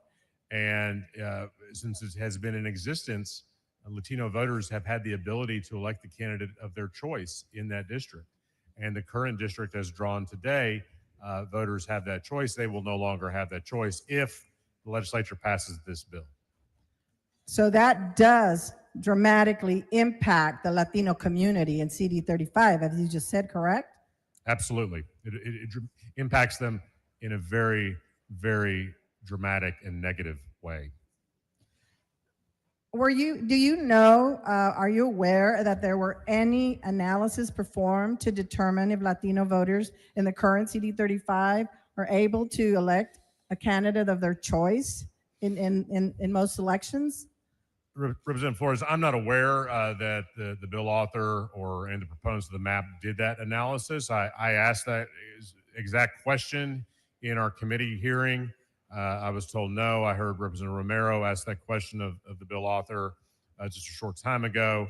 And I think he said he wasn't aware of any such analysis being done, if I understood him correctly. So in summary, you're saying that the Latino community that currently lives in East Austin, in my district, in Hays County, and also that connects along I-35, extending to San Antonio, are now being diluted of their votes are being diluted, and they're not being able to vote for candidates of their choice. Is that what you're telling me? That's exactly right. They're at the very least losing the ability to elect the candidate of their choice, which is an ability they have today and have had for several years now. Well, as a representative of those communities and those Latinos and currently in District 51 that are in CD 35 are being stripped of their opportunity and their voices to be able to elect representatives of their choice to Congress. So I appreciate your answers to that, and I'm upset that this is happening to my district. Thank you, Representative Flores. Speaker. Mr. Manuel, for what Will the gentleman purpose? yield for a few questions? Mr. Yes. Turner, would you yield? I'll be happy to You yield. will. Yes. Thank you, Mr. Chair. Are you aware that in 2021, the current congressional maps that passed the Fifth Circuit law case said that coalition districts were protected under the Voting Rights Act? Yes, that's my understanding, that the court has held that, correct. And in Campos, in the city of Baytown, a Fifth Circuit case from 1988 held that distinct district minority groups may aggravate their population for purposes of vote dilution. Is that correct? Yes. And that was later overturned in the Pettaway case, excuse me. Isn't that right?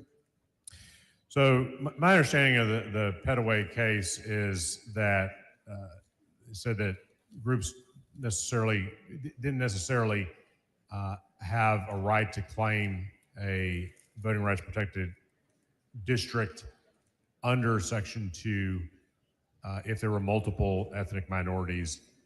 But the Pettaway case said nothing about what this map does, which is systematically going out and trying to find such districts that already exist naturally and hunt them down and destroy them. That's what this bill does. So it's an important distinction on the Pettaway case. The gentleman's time has expired. Mr. Speaker? Mr. Manuel, for what purpose? Never mind. Can I ask for an extension?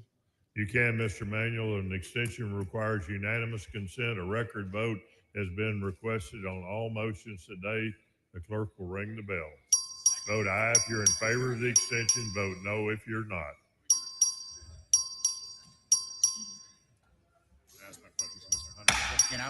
There is objection. Their time is not extended.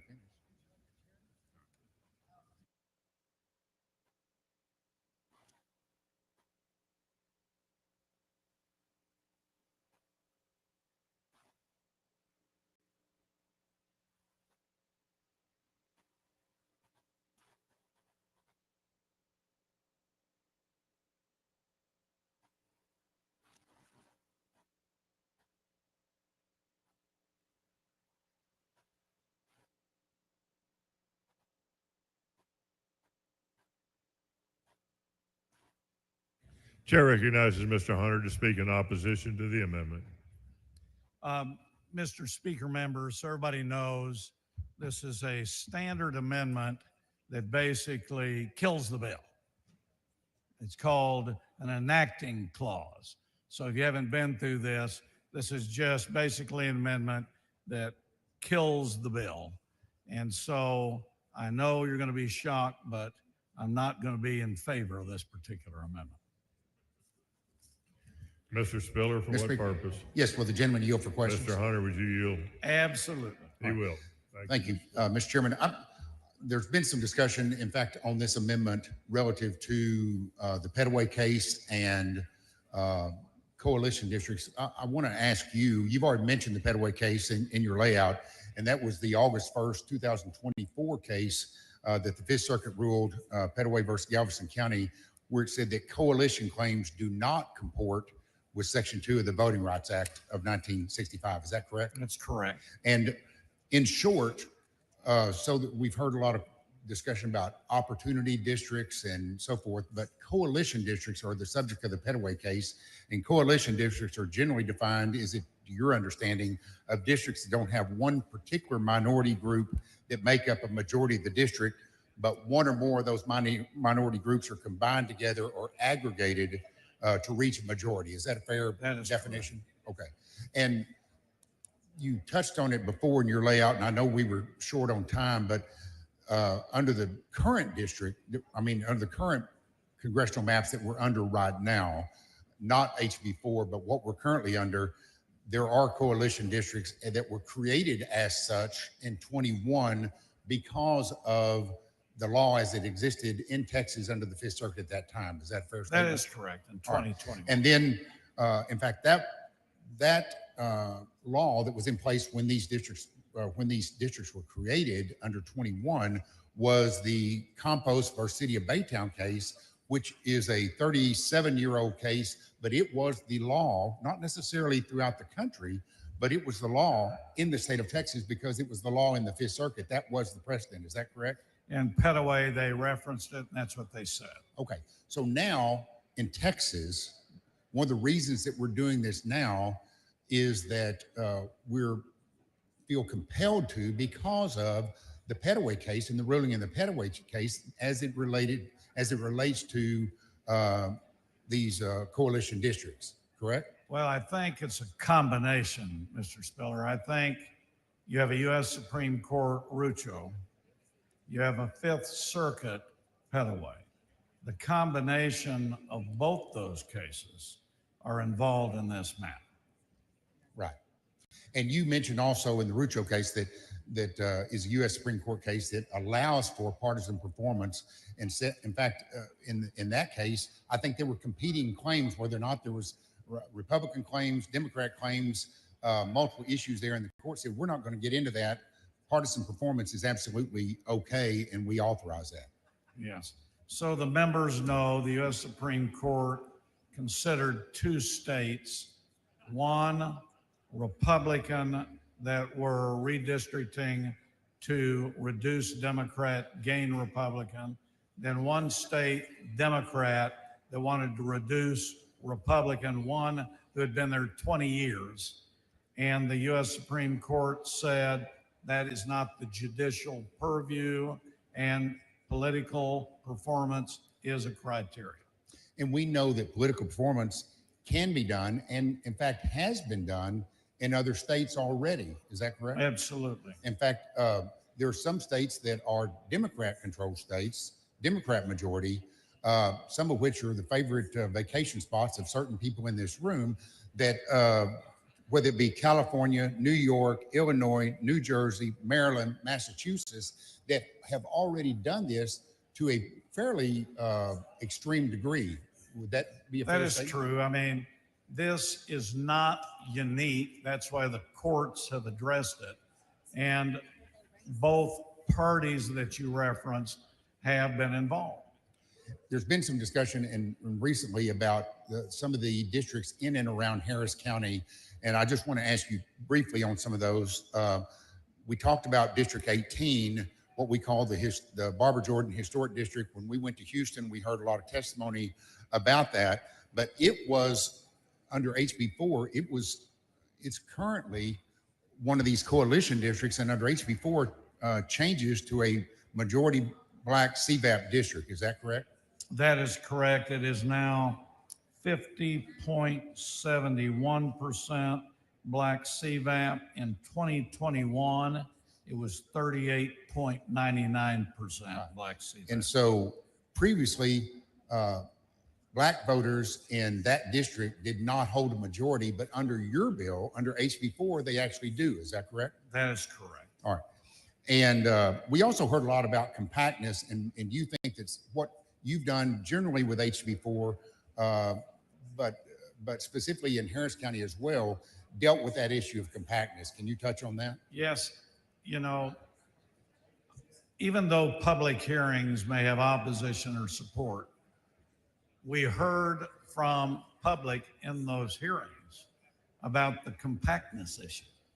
And one of the issues was the Austin to San Antonio district and why they felt that should be looked at.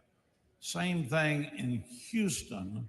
They looked at 18 to the original rather than how it has spread out over the years.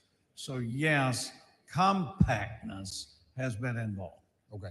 And also in relative to Harris County, we talked about District 9, which was also second one in Harris County, a coalition district, and the district that was addressed in the Petaway case.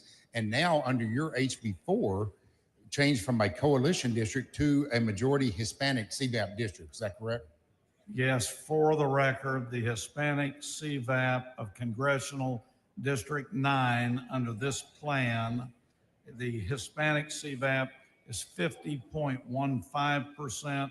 In 2021, it was 25.73%.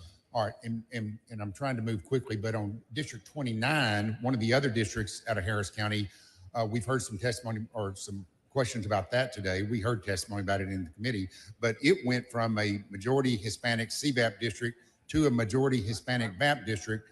But is it a fair statement that should continue to perform as a Democrat district?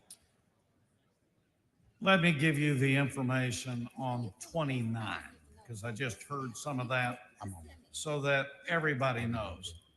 29 has gone from a black CVAP in 18.31% in 2021 to now 32.79%.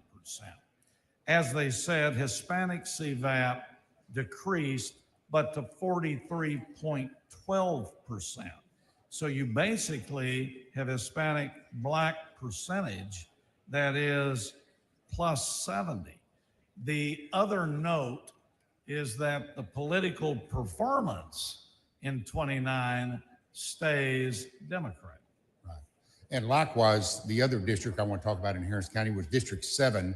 We heard quite a bit of testimony regarding District 7 in the committee, and it was a very diverse district, but I think it remains a very diverse district, and I think also continues to be Democrat. It has a Democrat representative, Congresswoman. I think it will continue to perform Democrat in that district. Is that correct?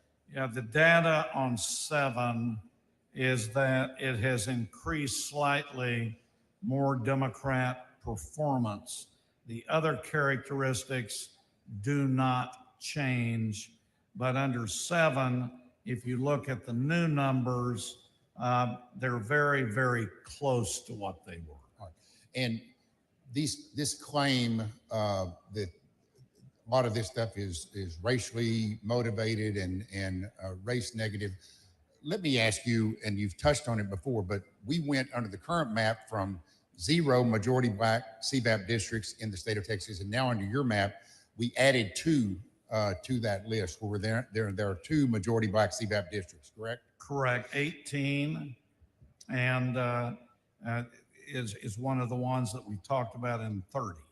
And under the current map, we have 7 majority Hispanic CVAP districts, and that is increased under HB 4 under your bill to 8. So we're adding 1 more majority Hispanic CVAP district. Yeah, correct? majority Hispanic VAP districts. The gentleman's time has expired. Mr. Speaker, Mr. Turner, for what purpose? move to extend the gentleman's time. Yes. There's a motion to extend time. A record vote has been requested on all votes. The clerk will ring the bell. Vote aye if you're in favor of extending time. Vote no if you're opposed.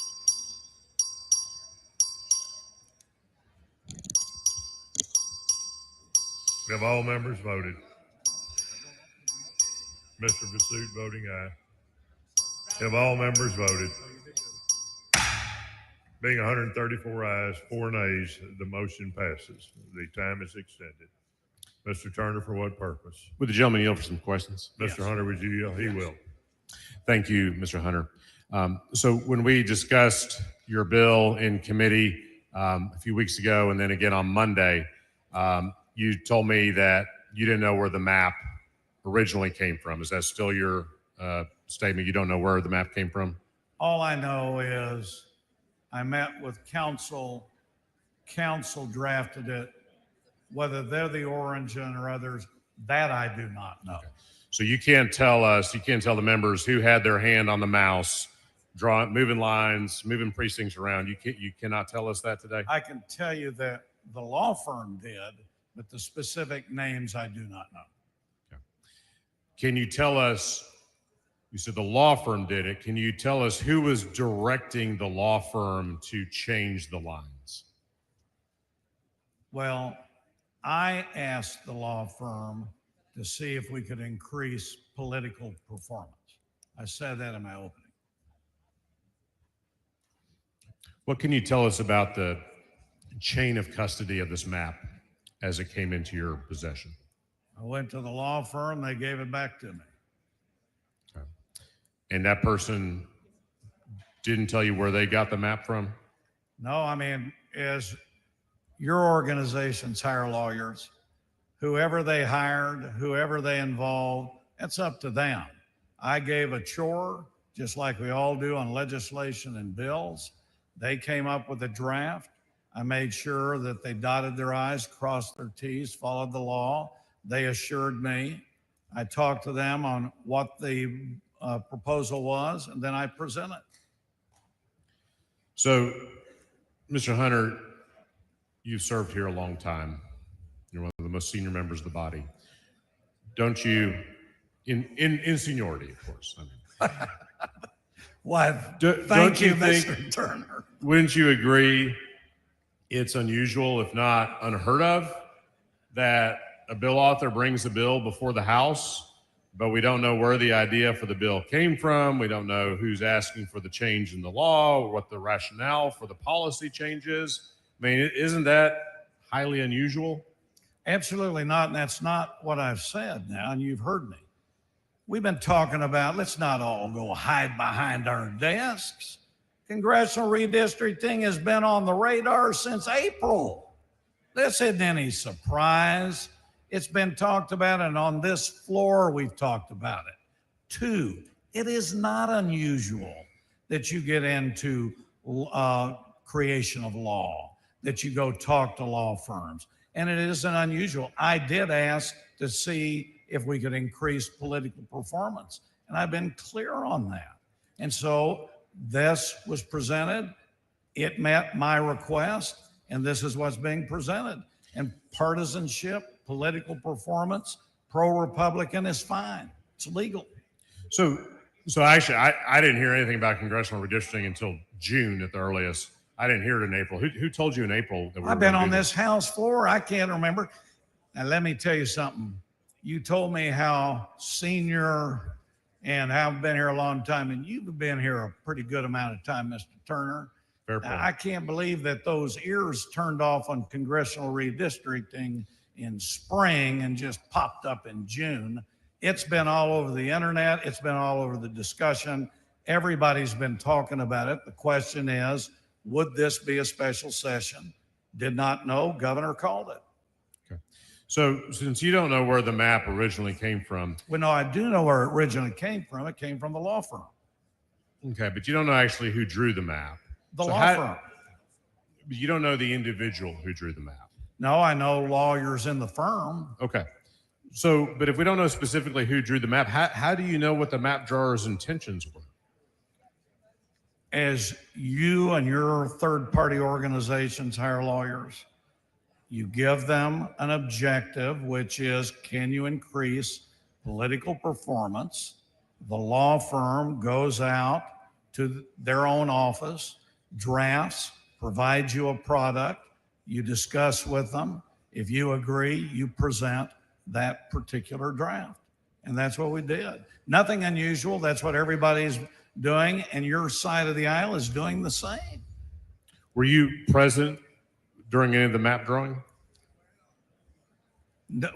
All I did is I had meetings with them where they, after I gave them the instructions, and they presented the information to me. Okay. Did I go into the details in the districts? No. Okay. Did you review any drafts and suggest any changes when you saw the maps? No, it was presented to me. I reviewed with them, looked at it, seemed to be okay to me. We may have had some discussion to do some modifications here and there. Do you know if anyone else reviewed drafts of the map and made changes? Well, I'm sure somebody in the law firm did. You said, but do I know personal people that did? The answer is no. Okay. Other than I do have names in the law firm that you asked me about in committee. How was it communicated to you that you would be the bill author of House Bill 4? Chairman Vasut, which is very natural, asked if I would be the bill author. And I said yes. And it's probably because of your introductory comments about me being a senior member and involved here a long time. But he asked me, and I said, I'm glad to do it. And that's who asked me to carry. Okay. And you've referenced the law firm several times. You stated in committee that's the law firm of Butler Snow. So who actually hired Butler Snow to consult on these maps? To be honest, I do not know the specifics on how they were hired. I don't know that. I don't know that. But you are a client of Butler Smith. I am a client, and I have been placed in whatever agreement they have. I agree. Okay. And that was continuing since 2021. Understood. So, but you don't know who hired them, and you don't know who's paying their bills. Well, you got to remember we have a 2021 litigation still going on in El Paso. Sure.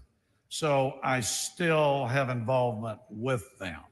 Now, this issue, which is supplemental, different than the 2021, they have been engaged.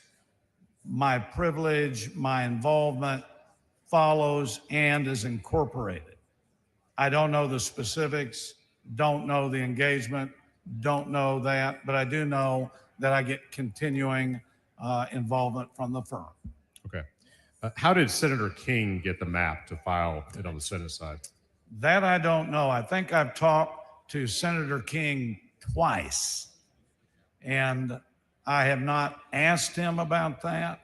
And I don't, to be honest, to everybody in this room, I have not read the Senate bill. So I do not know if it follows our bill or what, but I have not asked him where he got his.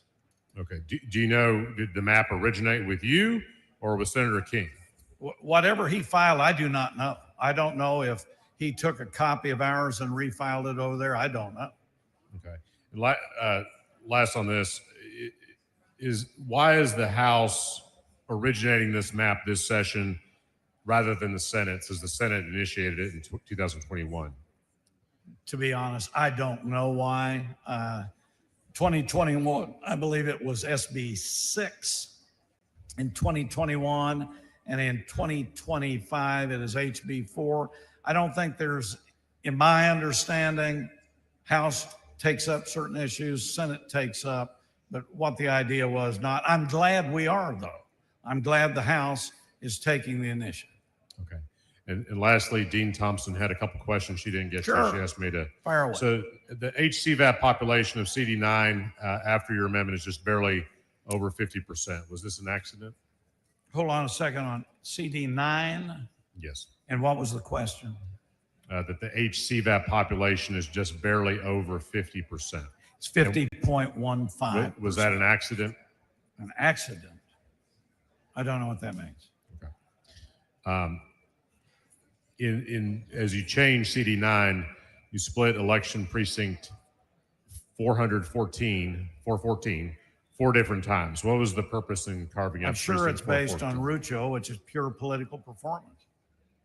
Okay. Do you know if there was any data considered when splitting that election precinct 4 times? Do I have personal knowledge? No. Do I believe they did? Absolutely. Okay. And the map also splits election precincts, again, Harris County precincts 533 and 386. Are you under 9? Yes, in Harris County. Harris County CD9? Yeah. Okay. 533 and 386. Do you know what the purpose of splitting those precincts was?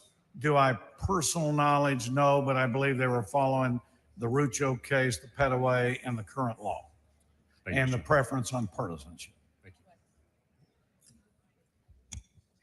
Mr. Rose, Speaker, purpose? does the gentleman yield for some questions? Yes. The gentleman's time has expired. Sorry, Ms. Rose. Mr. Speaker, Ms. Rose, what purpose? I move to have the gentleman's time extended. This is the second extension of time. A record vote has been requested. The clerk will ring the bell. Show Mr. Hunter voting no. Mr. Alders voting no.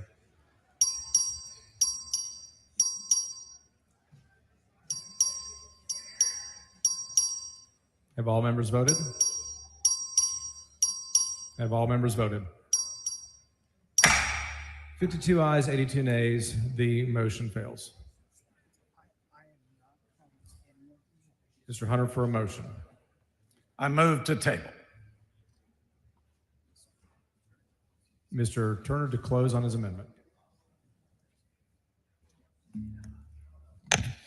Thank you, Mr. Speaker. Members, again, this is the amendment to strike the enacting clause. This amendment, if we adopt it, and I hope we will kill this bill and will end this sham process.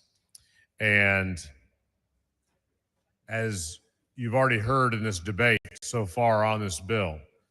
This bill intentionally discriminates against Black and Hispanic Texans and other Texans of color by cracking and packing minority communities across the state of Texas, in the Dallas-Fort Worth region, in Harris County, in the greater Houston area, in Austin and San Antonio, in the Rio Grande Valley. It is a clear violation of the Voting Rights Act and the Constitution. This body has no business passing this bill. We need to kill it and get on with the real business of the people of this state. And so I would ask that you vote no on the motion to table.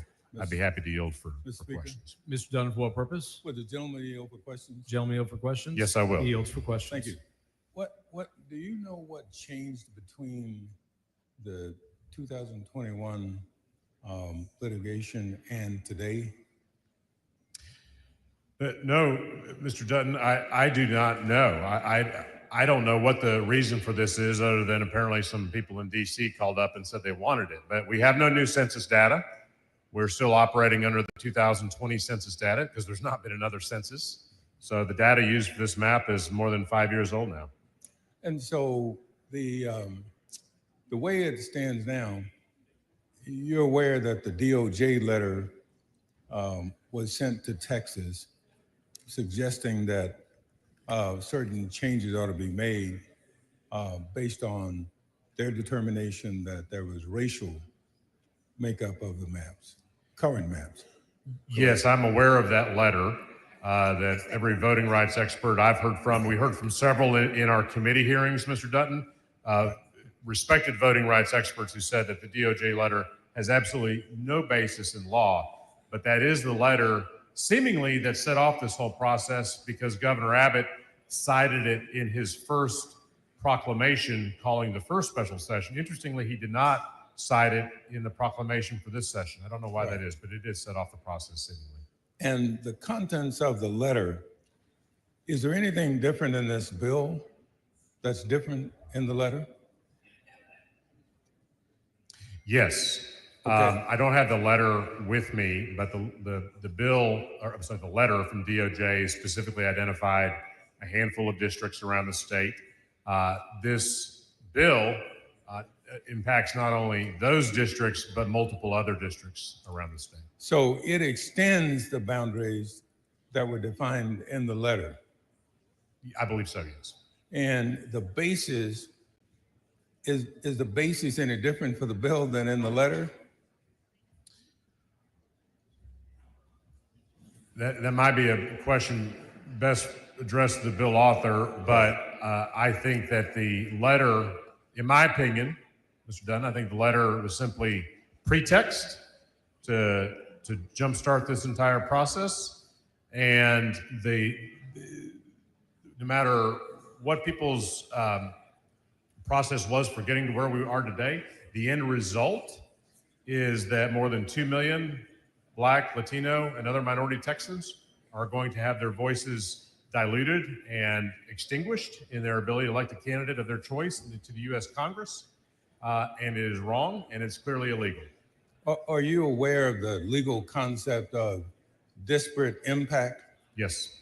I'm not a lawyer, but I am familiar with the term. Okay, yes. And so what it says is that you may, and this is giving them something, but you may have intended something not to be racial, but the reality of it is, and the effect of it is, that it has to be concluded to be racial. Absolutely. And I think as we hear the bill author and other proponents of this legislation talk about partisanship, we should not let that rhetoric fool any of us, because what is happening is clearly racially discriminatory, and that's what the problem is with this map. And really, this political participation is simply a mask over what the real intent and the real effect of this bill is, which is to change it based on racial lines. Is that Absolutely. correct? I think that's very well said. And I have one last question. The latest map shifts population in Baytown from CD9 to CD36, and then shifts the nearby population in Baytown from CD 36 to CD 39. Do you know why the map shift these two sets of population in the same city back and forth like that? That's an excellent question, Chairman Dutton. I have no idea what the bill author's rationale for doing that was. Well, okay, Mr. Chairman, thank you for this amendment, and I think you have a good amendment. Thank you, Chairman Dutton. For what purpose? Will gentlemen yield for questions? Gentlemen yield for questions? Yes. Yields for questions. Thank you, Representative Turner. I've heard you say a couple of times that Black and Latino voters in North Texas would lose the ability to vote for the person of their choosing. Could you explain that, please? Well, what I said was they would lose the ability to elect the candidate of their choice. Okay. And explain that to me. What is the candidate of their choice? Well, I think if you want to use Congressional District 33 as an example, can we use? You can use any district. I'm trying to figure out what a candidate of choice is, because my view is people elect someone who represents their values. And so I'm trying to figure out what the definition you're using when you say reflects their choice. I agree. I think someone who represents their values is an important reason voters make choices about who they're going to vote for, who's going to represent their issue priorities, who is going to be responsive to the needs of their community, their neighborhood, their city, their school district, whatever the case may be. I think voters make decisions based on all of those factors. So I agree with that. So then what are they losing? What are they losing? Yes. I'm sorry, can you be Yeah, more what specific? you're claiming these voters are losing an ability to elect a candidate. So I'm trying to figure out what they're losing. Sure. So very simply, when map drawers crack minority communities and splinter them between multiple districts, and then also pack minority voters into already performing minority districts, you are diluting their overall voting power and their ability to send elected officials to Washington, in this case, to represent those values that we just talked about. But So what values? that's I'm what's trying to happening. figure out what values specifically you're speaking to, because the map, which you've been in the committee hearings, you've seen the maps, they are more compact. And when you're talking about packing, are you saying 50.4% is packing? So I'm not a lawyer. I'm not a voting rights expert, but my lay understanding is that the Supreme Court and other courts have ruled that once you can determine by looking at data that minority voters have the ability to elect the candidate of their choice in a certain area, a certain threshold like that isn't absolutely necessary. But the fact is, if you want to look at Congressional District 30, just to stay in our region of the state, in the DFW area, that is a district where, since it was created back in the early 1990s, Black voters have repeatedly demonstrated the ability to elect the candidate of their choice. And therefore, an argument to say we need to pack more voters into that district, I think falls flat, because they already have the ability to do that. And so are you then saying that you're more talking about politically affiliated candidates? No, I'm not. So you're saying they're losing the ability to elect the candidate of their choice. Yes. And I'm trying to understand where that's coming from, because before, when you say that, it sounds like they're just losing their ability for representation, because no one loses their ability for representation in the state. Is that correct? Well, I would agree that everyone will be in some congressional district, and every district usually would have a member of Congress, with the very important exception right now in CD 18 in Houston, which has been without a member of Congress since our former colleague Sylvester Turner passed away, and Governor Abbott has refused to call a special election to fill that seat. So actually, those voters in CD 18 don't have a voice. The gentleman's time has expired.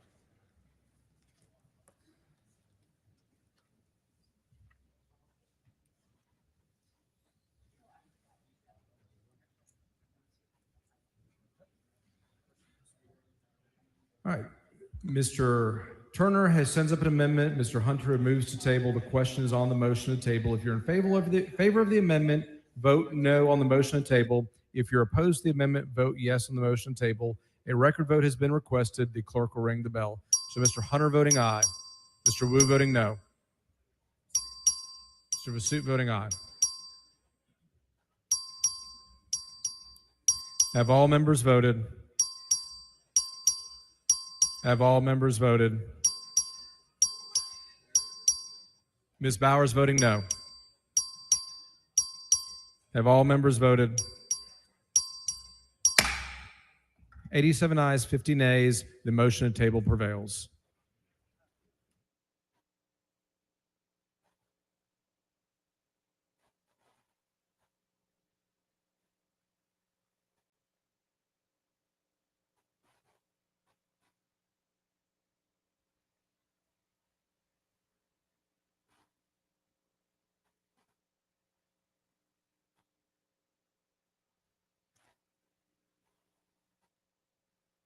Following amendment, clerk will read the amendment.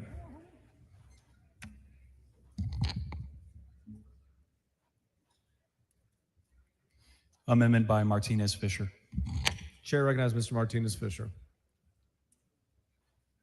Thank you, Mr. Speaker and members. Members, I've been listening to the debate.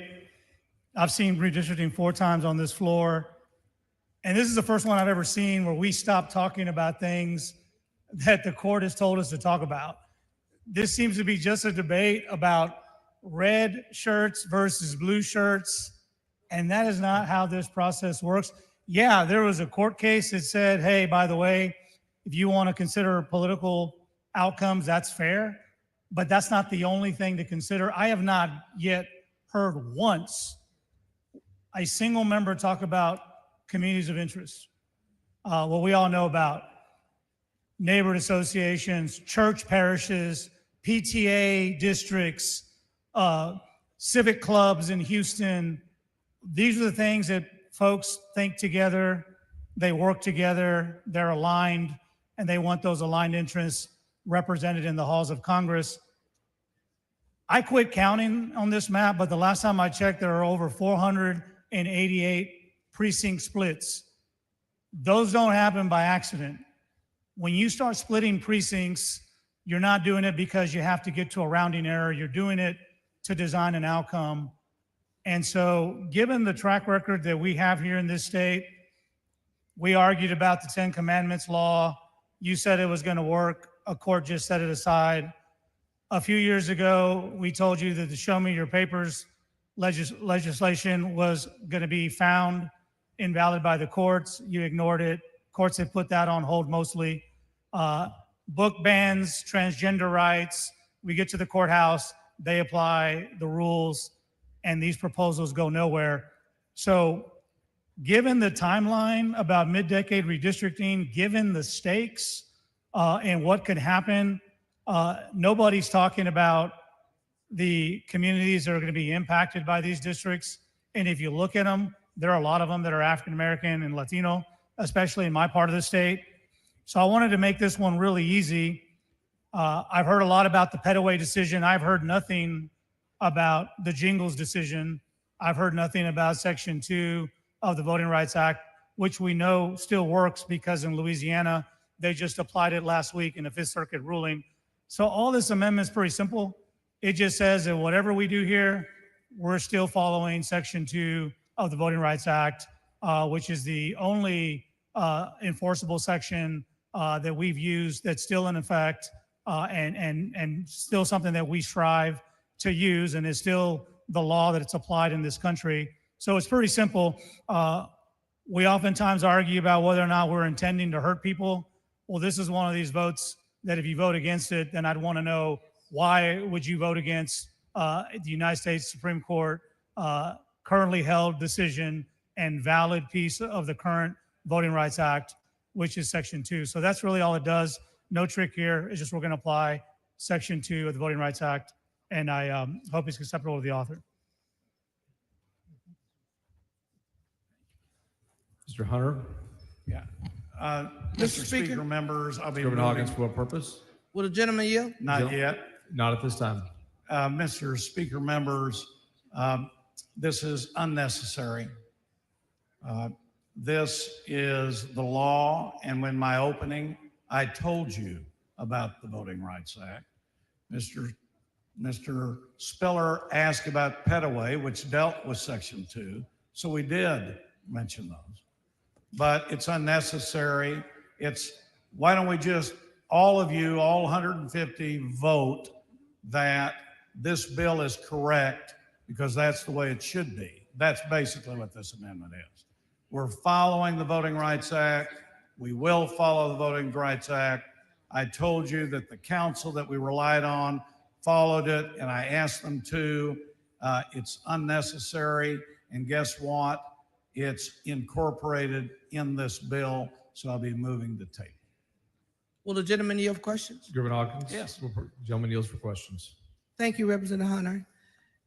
You know, Representative Martinez Fisher just made a great point about all the other election levels. And so my question is, specifically because during the committee hearing, you didn't have knowledge of certain things. And I'm assuming you've abreast yourself now. And so I'd like to really get clarity on those things. What was your understanding of the DOJ's letter regarding redistricting? Because at that point, you couldn't answer it. And as Representative Martinez Fisher brought up other things, did you have a clear understanding, or what was your understanding of the DOJ's letter? Well, my answer hasn't changed one bit. There was a DOJ letter. It's out there. DOJ will get to review this. I have no criticism. I have no feedback. They do what they want. We do what we want. Nothing any different. Okay, so you've read it now. I know at the committee hearing you had not read it. I have not. I've just read parts of it. Okay, it was a short letter, but anyway. Well, it doesn't matter. So in doing this redistricting at this time, what were your primary objectives? I just want to be clear, because a lot of these questions you didn't have answers for during the committee hearing, and I just want to be clear. Let's you and I agree to disagree. I 100% disagree with you. You just didn't like my answers. Every time nobody likes my answer, they said you didn't answer. No, you're right. I don't agree with you. Now, number one, there's nothing wrong with doing redistricting. I've said that in committee, and I said that on the floor in the opening. We can do redistricting. You have had a discussion about a U.S. Supreme Court and a Fifth Circuit that has new impact on the law, which gives us justification further to look at redistricting. And we looked at redistricting, and we created 5 new congressional seats. 4 are Hispanic majority. So what was the objective? The objective was to take all of those factors, use political performance, and see if we could increase political performance in the state of Texas. My answer is now, and it was then. Thank you, Representative Hunter. I want to continue asking my questions. So the DOJ letter, did it trigger anything for you in terms of moving through this mid-decade redistricting? Well, I just want to be clear. Look, there was a DOJ letter. It was discussed in committee. I get lots of letters, been through lots of letters in these redistricting. To me, there's a letter. So and the lawyers looked at it, took it all into account, and then we came up with this plan which said it met the thresholds, it met the requirements, it met the laws. So, yeah.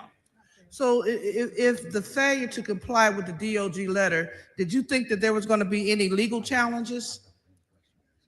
When you say the word redistricting, I think you know there's going to be legal challenges. And I think we all know that your groups filed suit recently. So I think you've already answered your question. So my next question is, did you consider any alternative redistricting plans? I know as a committee member, there was no discussion, what I would call a rich discussion around the redistricting plan, the maps, or anything like that. So did you consider anything else? Absolutely. That's why we did the substitute Monday and increased more Republicans. And so that's why you added 12 increases? Okay. Thank you for that answer, sir. Did you express any concerns about the potential for racial gerrymandering? You know, one of the things I want to be clear, I want to be perfectly clear, that as an African American here in the chamber, a chamber I want to continue to have respect for, we weren't asked any questions and or engaged in the process at all. Do you believe that's fair? Are you talking about you or are you talking about others? I'm talking about the Texas Legislative Black Caucus, who potentially will lose 2 seats. I'm talking about an interest group that I thought had a role, an important role in this process. You absolutely did. And Representative, you and I know each other, but you left 17 to 18 days. You left 17 to 18 days. You could have sat with me. You left 7 to 18 days leaving this state. My view, the public could have been involved. The whole caucus could have been involved. All 150 people With could have all been due involved. respect, I'm not Representative Hunter, finished. now let me get You're not finished. letting me talk. You're the back mic. You ask the question. I get to talk. You and I disagree. I But disagree to that come the up, public ma'am, had proper ma'am, input. you will not let me talk. Members, please make sure you're not talking over one another so y'all can actually debate. Now, since I'm not sure what this has to do with the amendment that we're talking about, It has everything to do it with does the amendment. not. But you want to continue.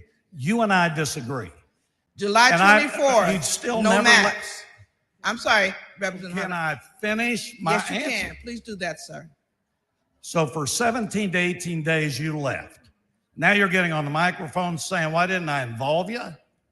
Well, I wasn't going across state lines to find you. I was here. I was And here before then. Hold it. Let me finish. You want to be fair? Let me finish. You opened up the questions. You own the walkout. You said you did that. But don't come into this body and say we didn't include you. You left us for 18 days, and that's wrong. Now, Members, well, have they you finished applauded my opponent a while ago, so please give me equal treatment. So, Representative Hunter, thank you for laying out that. But what you didn't lay out, and I hope you will let me finish responding or answering my question. On July 24th, there was a public hearing in Austin, correct? I believe so, yeah. On July 26th, there was a public hearing in Houston, correct? That's Saturday, yes. And on July 28th, there was a hearing in Arlington, Texas, correct? That evening in Arlington. Okay, when did the maps drop? I believe the maps were filed Wednesday. So Wednesday, and then you had a hearing the next day with people who could not weigh in on a yay or nay. It's my understanding those maps were not released until after the public hearings. Is that true or false? Well, you're wrong because the hearing was Friday, not Thursday. We had several hearings before the maps were dropped. Would you agree with that? Ma'am, you just said the map was dropped and then we heard it. The fact is, it was filed that Wednesday. The hearing was Friday. Let's get the specifics down. And I've answered everything to you in committee that I'm answering here. Tuesday, after the Arlington hearing, the chairman of the committee asked me if I would present the bill to this body, which I said yes. Number two, I did not see or get the information till that Tuesday. And then on Wednesday, we filed the bill. Representative Hunter, let's be clear. There were public hearings held without any maps. Is that true? Yes. Just before the bill vote out, those maps were dropped at that time, correct? Because it was voted out on that Saturday morning. The bill was voted on Saturday. Saturday morning. Just the other day, we had a hearing where you changed some additional districts. Gentleman's time has expired. Mr. Speaker, For what purpose? can I request extension of time? Members, there's a motion for an extension of time. This is a record vote. This is the first one. Clerk, ring the bell. Show representative Hunter voting aye.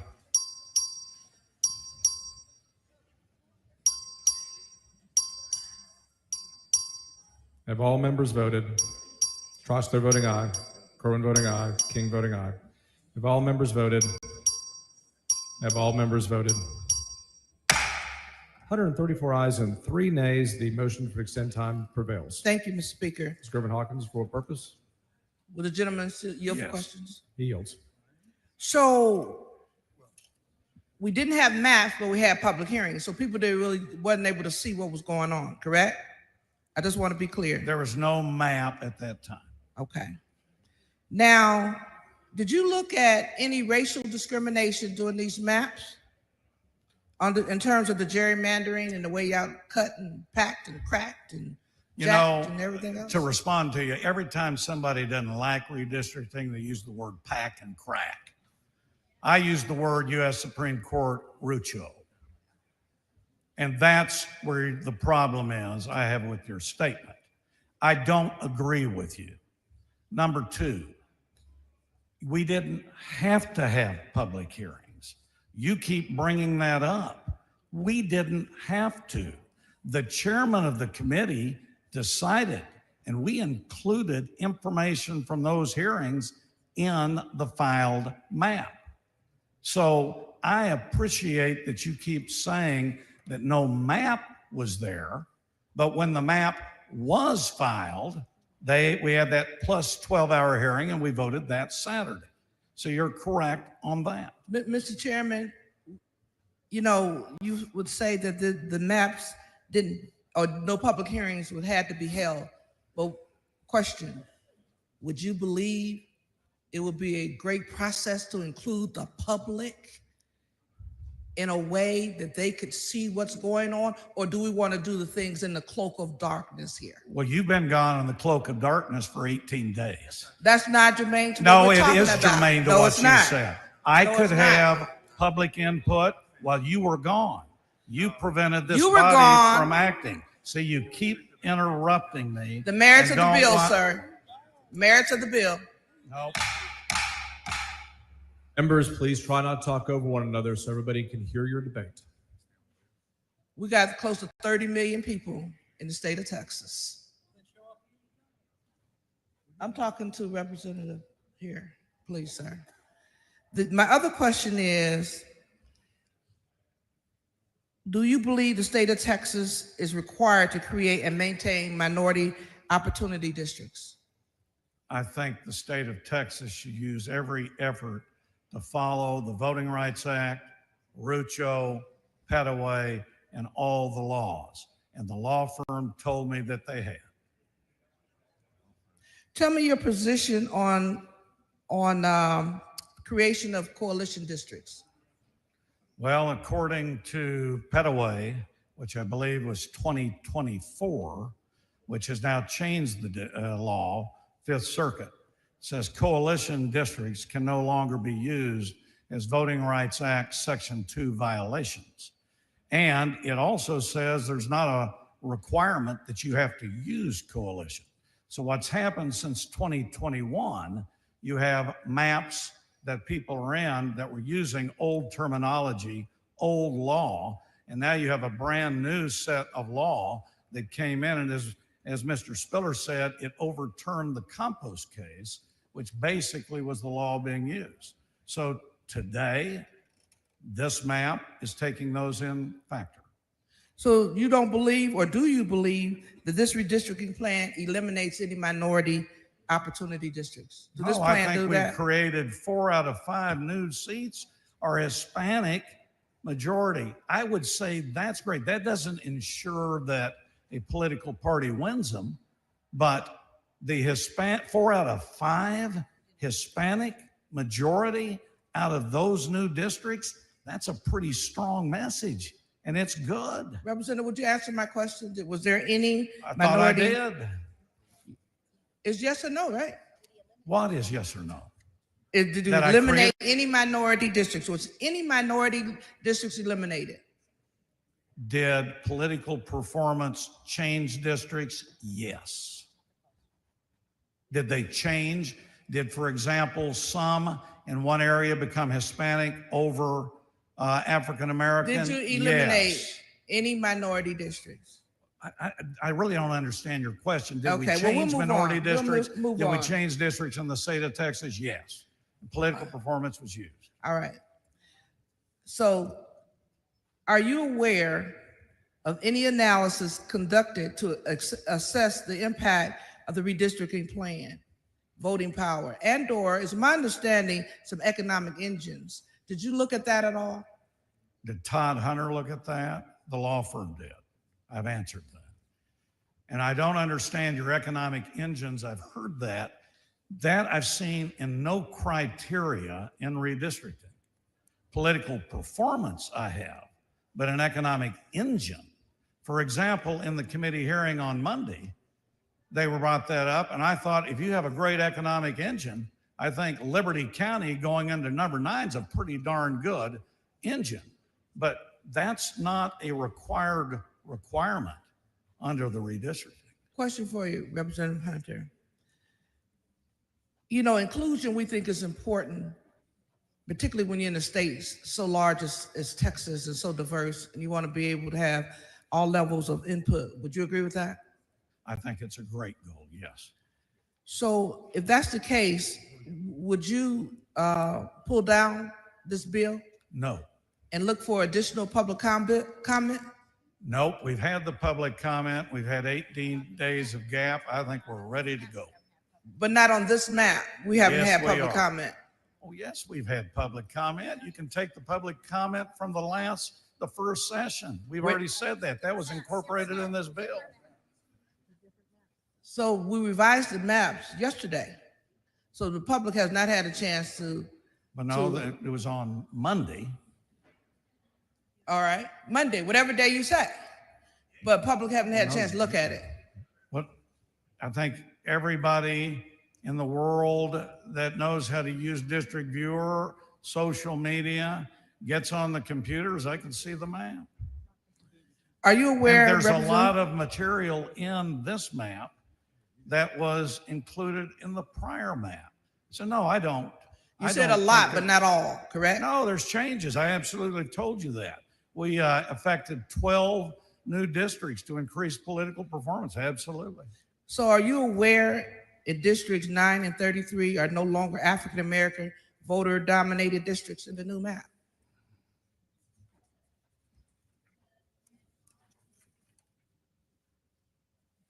Congressional District 9 is going to be Hispanic 50.15% and African American 11.33%. What was the other one? 33. Hispanic in Congressional District 33 is 38.35.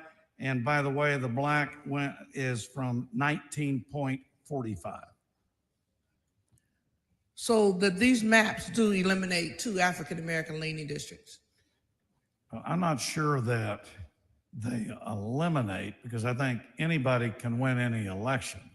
But did those demographics I just read change? The answer is yes. So there is your racism right there, correct? I disagree. Okay. And you know, look, race is a discussion factor, and so is political performance. And all of this can be used. But let's not use it in a negative. I respect you, and I hope you respect me, but we may disagree. But all these factors are looked at. The problem is we've had new court cases that provide new elements to the redrawing and redistricting, and that's what we're following. Representative Hunter, I do respect you tremendously, and I respect this body. But what I don't respect is an obvious racist move on what we're trying, what you're attempting to do. But we disagree 100%. When you lose 2 African-American leaning seats, then that tells you there is a race issue going on. And Rucho, it gave the exact same argument about Hucho. what I Will wouldn't eliminate make two fun African of American the seats. U.S. Supreme Court representative. I don't think that's right. Let's not demean the process. You know, I'm listening to your comments, and I haven't shot at you. But is race a factor? Yes. But I'm not going to use it in a negative in our discussion.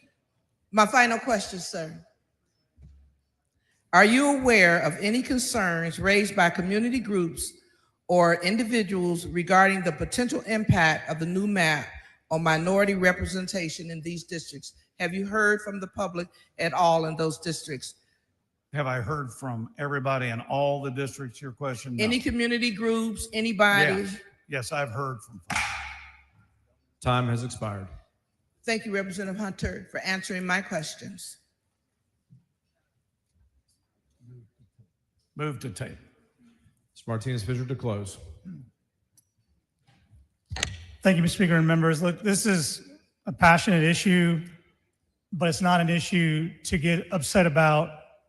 I just want to level set here because when we talk about minority voting rights, we were talking about Section 2 of the Voting Rights Act. When we're talking about Section 2 of the Voting Rights Act, we were talking about Jingles, which is a 1986 U.S. Supreme Court opinion.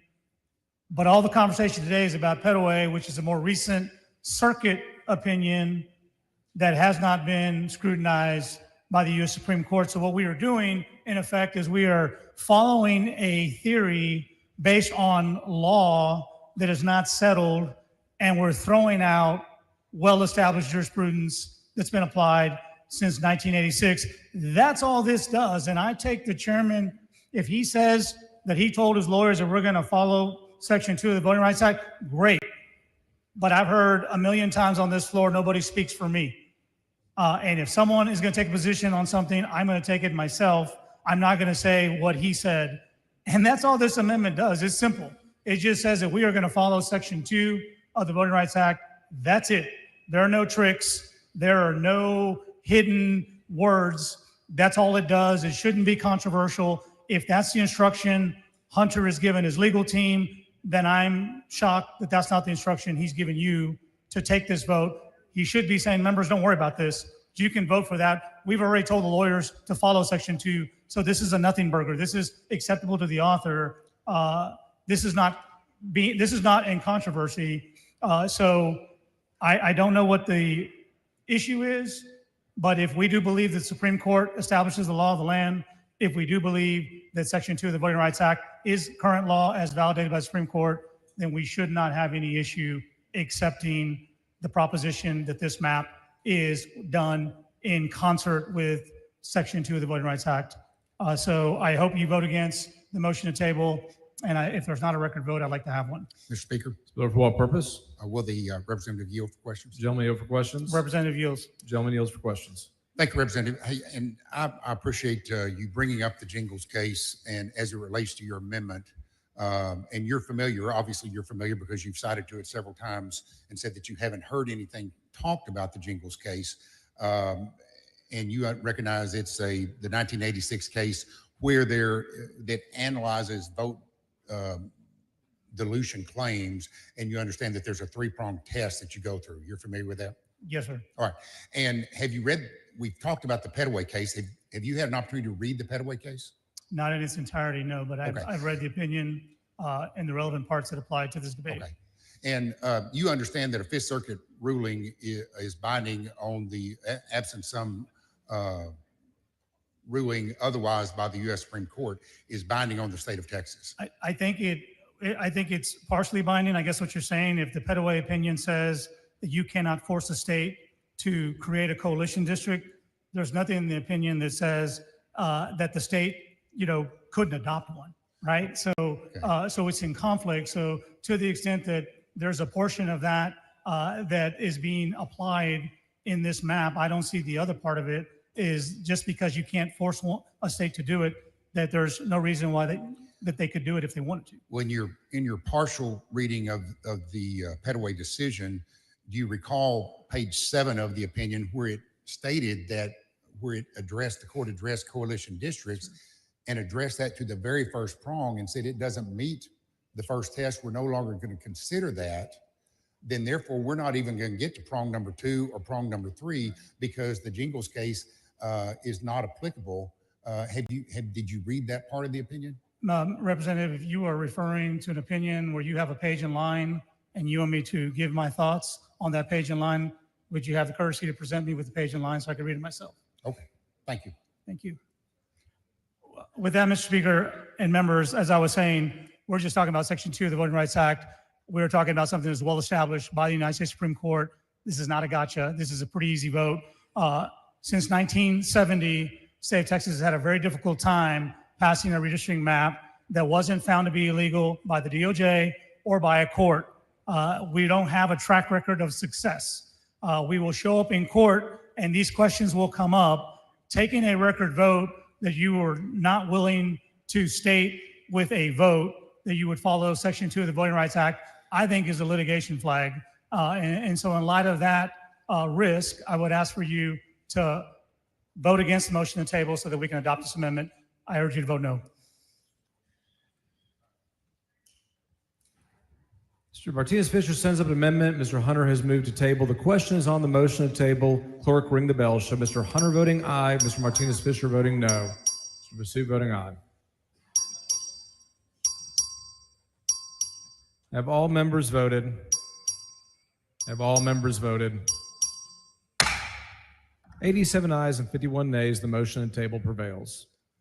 Flores, for what purpose? I'd like to ask to have the comments or the exchange between Chairman Hunter and Representative Hawkins, Gervin Hawkins, reduced to writing in the journal, please. Members, you've heard the motion. Is there any objection? Chair hears none, so ordered. Thank you.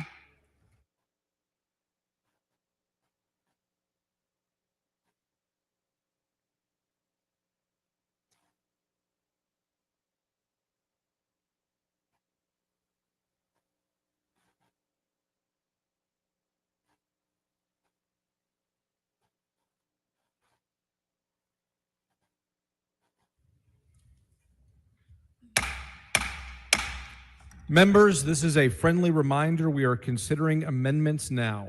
Debate must be limited to the subject of the current amendment. Please hold your questions about the bill until Mr. Hunter comes back to close on the bill. The following amendment, clerk will read the amendment. Amendment by Martinez-Fisher. Chair recognizes Mr. Martinez-Fisher. Thank you, Mr. Speaker. Members, again, not a trick here. This is pretty simple. We're in mid-August. If this legislation were to pass and get signed into law, we'll be in the courtroom. In November, folks will start filing for office. Elected officials need to know what districts they're going to run in. Voters need to know who they're going to vote for. Secretary of State and local election officials have to do all of the behind the scenes to make sure the paperwork is in order. This is pretty simple. Should this get tied up in the courts, which is highly likely, all this amendment says is it will run in the current districts that we have today, which are the current districts that were adopted in 2021, which are the current districts that are currently being disputed in a federal court in El Paso. These are the current districts that Senate leaders and witnesses in federal court said were perfectly fine and race blind and had nothing to do with violations of voting rights acts or any gerrymandering or coalition building. These were perfectly good maps. So all this says is, should we find ourselves in court, instead of pausing an election, instead of moving the goalposts on our constituents, we'll just run in the districts that we have right now that are currently elected, have currently elected the current Texas delegation, which was good enough for the 2024 election. They might as well be good enough for the 2026 election, should this map run into legal controversy. And with that, I hope that the amendment is acceptable to the author. Mr. Dutton, for what purpose? Parliamentary inquiry, Mr. Speaker. State your inquiry. Does a quorum do away with the requirement for a call on the House? No, it does not. So the rule, Mr. Parliament Dutton, for what inquiry, Mr. purpose? Speaker. State your inquiry. So the Speaker can put out a call on the House irrespective of whether a quorum is present or not.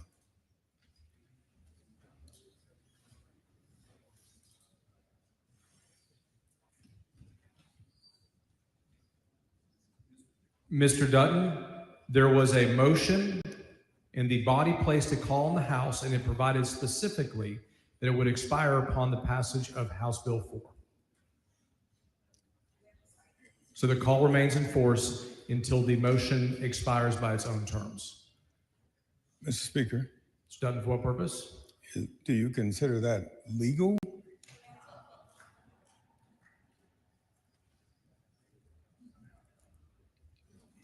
Mr. Dutton, the rules provide that a call in the House is appropriate to maintain a quorum.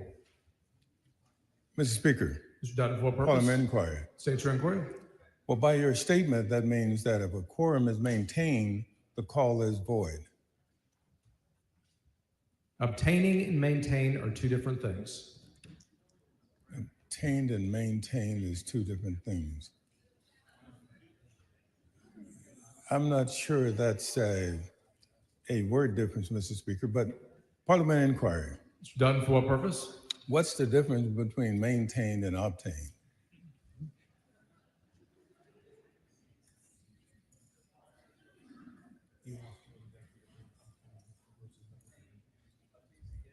Obtain is when you do not have a quorum and you're trying to get it. Maintain is when you have one and you're trying to keep it. So, Parliament inquiry, Mr. Speaker. Mr. Dutton, state your inquiry. So the rules are there so you can maintain a quorum, or I thought they were, when I read the rule, it says to obtain a quorum.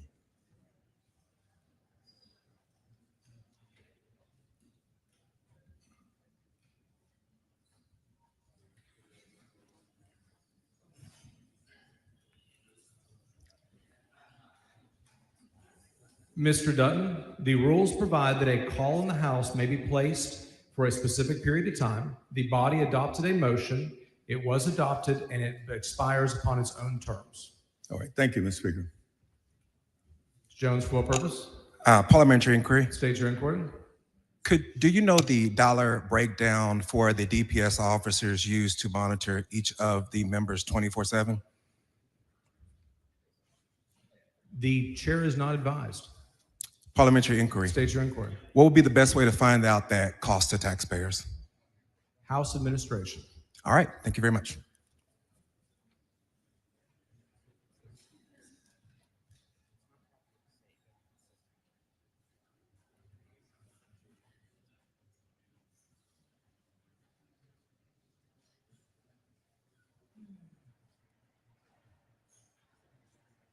Mr. Hunter in opposition.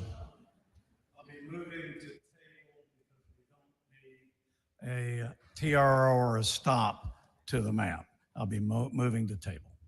Mr. Martinez Fisher to close. Thank you, Mr. Speaker. Okay, so if I understand this correctly, Chairman Hunter is very confident about this map. Not going to be a problem. We're going to pass it, becomes law. We have new districts. Great. Perfect world, works out. This amendment doesn't apply. Let's say Mr. Hunter makes a mistake. Let's assume for a minute that somebody makes a credible legal argument that says we're going to tap the brakes on this proposal. What we're saying is we're going to let a court decide what to do. We're going to let a court decide what do those districts look like, when is the election scheduled, and how we're going to administer this election. I don't think that's the way we ought to do it. I think we ought to have control over it. This is a circuit breaker. This is simple. This says if this does not go the way Chair Hunter wants it to go, that we're going to run in the current lines, which again, I mean, the last time I checked, has a pretty healthy delegation, has sufficient partisan splits that were good enough in 2021. And for what it's worth, seem to be good enough for those who drew it, because that's their testimony in federal court before a 3-judge panel. And we all know this. We know it's probably not a good idea to lie or mislead a federal court, because they'll actually put you in jail. So I believe that testimony when those proponents say that these maps are legal and fine. If we want to cede our authority to a court, I know many of you have some strong opinions about that, about courts legislating from the bench. But if you want them to legislate from the bench, well, then let's not put a circuit breaker in here. Let's just throw it up, see what happens, and let it be what it's going to be. But my preference would be that we have some control over our own elections. We have the ability to let our constituents know what these lines look like. There are a lot of districts that are a little uneasy as to what their congressional district's going to look like. This just provides that peace of mind. It's pretty simple. Doesn't harm the map. It does nothing to the map. And should this map pass as Chair Hunter would like it to, then these lines mean nothing on the page. So with that, I ask you to vote no on the motion table. Mr. Martinez sends up an amendment. Mr. Hunter has moved to table. The question is on the motion to table. This is a record vote. Clerk, ring the bell. Show Mr. Martinez Fisher voting no, Mr. Hunter voting aye, Mr. Dutton voting no, Ms. Weiner voting no, Alverson voting aye, Ms. Suit voting aye.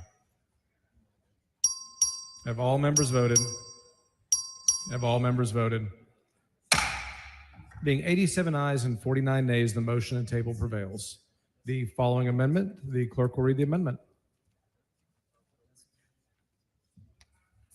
Amendment by Dutton. Chair recognizes Mr. Dutton. Thank you, Mr. Speaker. Members, there's one thing that's come out of the debate today that everybody, I think, here understands, and that is whether or not this bill denies or abridges the right to vote on account of race or color. There's one side that says it doesn't. There's the other side that says it does. And so what this amendment does is simply add some accountability to this measure by simply stating that until a federal district court issues an order determining the changes one way or the other, this law will not take effect until that happens. And so if you agree that it abridges the right to vote on the basis of race or color, you ought to be for this amendment. If you're against that, if you think it doesn't do that, you really ought to be for this amendment.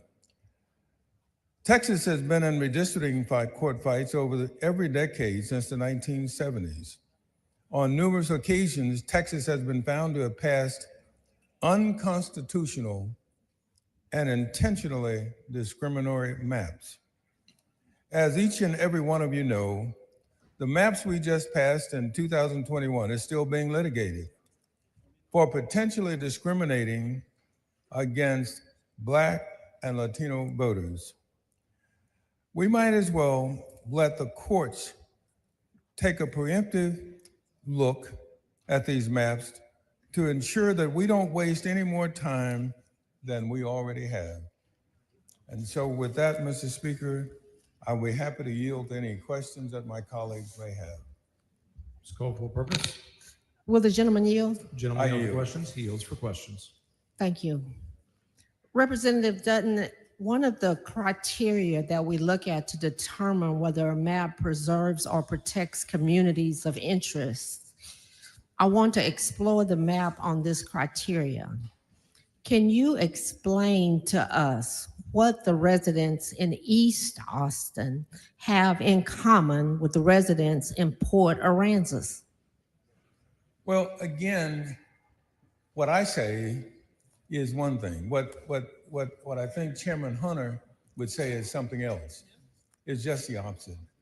And so what this amendment says is that, wait a minute, we're gonna make sure that we get this right by letting the federal court decide what the answers to your questions and the questions that many people have here. That is the only way I can consider that we would not waste a whole lot of time in terms of getting whatever maps that this body wants to pass completed and done with. And it ought not to be a process that ends and begins here, but it ought to be looked at by the federal courts. Okay. Can you explain how representatives of communities and interests in perhaps North Austin have incumbent with the residents in East Texas? Well, again, my argument would be one side, and I think Chairman Hunter's would be another. And so we're not going to resolve that in here, except that typically the majority, 76 votes, means that this thing can pass. And I suspect that's going to happen today. But I do not think that's the last stage in this process. And so what I'm suggesting by this amendment is that we make sure that we have got it right by ensuring that the accountability provided by a federal court overlook is in place when we pass this map. And so that's what this amendment does. It says that we're going to put the federal courts in this. We're going to actively put the federal courts in it because we can passively do that already. Because I'm sure somebody will go and pass or at least file an objection to it. But this body ought to recognize that there is a difference of opinion in terms of answering your question and the questions of many people here about whether or not the rights of Black and Latino voters are bridged by this map. And we're not going to decide that here. This map may get voted out, but that's not a decision about whether this map is or isn't. And I think we ought to put the federal courts in it to make sure that we get it right.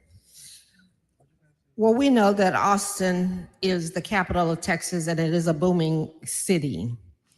East Texas has a dearth of hospital access. Are you aware about that is the case in Austin? That it's not the case in Austin? Yes. Also, East Texas has different economic drivers than Austin. Does it not? I believe that's the case, yes. Austin is often ranked as one of the top cities in the countries and is sought after by many corporations as it's known throughout the world. That is not the case in East Texas, is that correct? Well, that's one opinion, and that's what I'm saying is, irrespective of whether my opinion says that I believe East Austin and East Texas have anything in common at all, or whether or not the other side says that they have everything in common, that makes no difference to me. What makes a difference is having the federal court's oversight look at this and make the determination as to whether or not we are actively, not passively, but actively engaging in the abridging of the rights of Black and Latino voters. I agree with you, Mr. Dunn. Now, one last question on this. I believe that Austin and East Texas are not communities of interest. So don't you believe that East Texas should have appropriate representation in DC? I believe that about all districts. I believe that about all areas of Texas. I believe that the real question for us here is whether or not we can make that happen. And if one side feels that we have and the other side feels that we haven't, there is going to be an independent determination made, and that's going to be made by federal courts. And what this amendment does is simply says that we're going to put the federal courts in this at the start of this bill, as opposed to after the bill is passed. But we're going to say today that this map, whether it may be this or it may be that, we're going to let the federal courts in it so that when the federal court makes the decision, then that's when this bill can take effect. Thank you. You're welcome.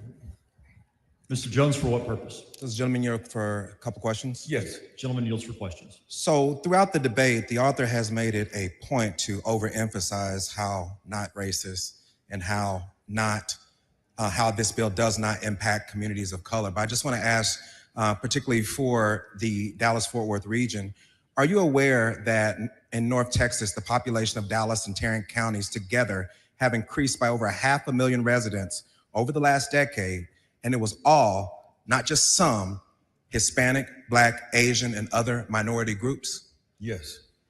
And also, are you aware that the Anglo population in Dallas and Tarrant County has dropped by over 90,000 people, or about 60,000 in Dallas County and about 30,000 in Tarrant County? Yes, I am. And that's the point I'm making, is that if you look through it through the eyes from which you're looking, you'll come up with one conclusion about what's going on and what needs to be done. What I believe the other side is doing is looking through another lens and suggesting that that's okay under the law. Well, I think the only way we know what's okay under the law is to have the law take a look at it. And that's the federal court's job. And that's why I'm having this amendment, to make sure that the federal courts are in this bill, so that this bill does not take effect until the federal courts have made a decision. In fact, one of the cases, the Purcell case, which says that it stands for the proposition that if you get a change in election law to the courts too late, it's too late. It means that if you get it there too late to effectively do the changes by the federal court will basically ignore it. And so what this does is says that we're going to put the federal courts in it so that the federal courts will decide the issues that have been raised here, whether or not they are in fact one way or the other. Well, thank you so much for that, Representative Dutton. Gentleman's time has expired. Mr. Speaker, Ms. Bowers, for what purpose? I'd like to ask the gentleman's time be extended. Members, this is a motion for the first extension of time on the amendment layout. Is there objection? Chair here. Okay, there's a record vote has been requested on the motion to extend time. All those in favor vote aye. All those opposed vote nay. Clerk will ring the bell. Show Mr. Hunter voting aye. Show Mr. Dutton voting aye. Show Mr. Basoot voting aye. Show Mr. King voting aye. Have all members voted? Have all members voted? There being 118 ayes and 15 nays, the motion prevails. Ms. Bowers, for what purpose? Thank you, Mr. Speaker. Will the gentleman yield for question? Just one question. I yield, Mr. Speaker. The gentleman yields for questions. Thank you, Mr. Speaker. So, Mr. Dutton, when it goes into communities of interest, just a quick question. What interest does the Dallas-Fort Worth Metroplex share with the Panhandle, if any? Well, I'm probably not the best person to answer that because I must admit, I don't know a whole lot about the Panhandle, but I suspect that the answer is going to lie not with me, but with the federal courts. The federal courts are going to make that determination, and they're going to take a look at this and determine, again, whether combining communities of disinterest is appropriate. They have said so in certain cases, but I don't think that the question you're asking is one that's on point with the case that's been decided. And so what I'm suggesting is that we ought to make sure that the federal courts are ingrained in this bill so that they can actually make this determination that both sides, I think, want made. Yes. Because I don't think one side is saying it's a racist map. The other side is saying, well, race didn't play a part in it. It's all political partisan.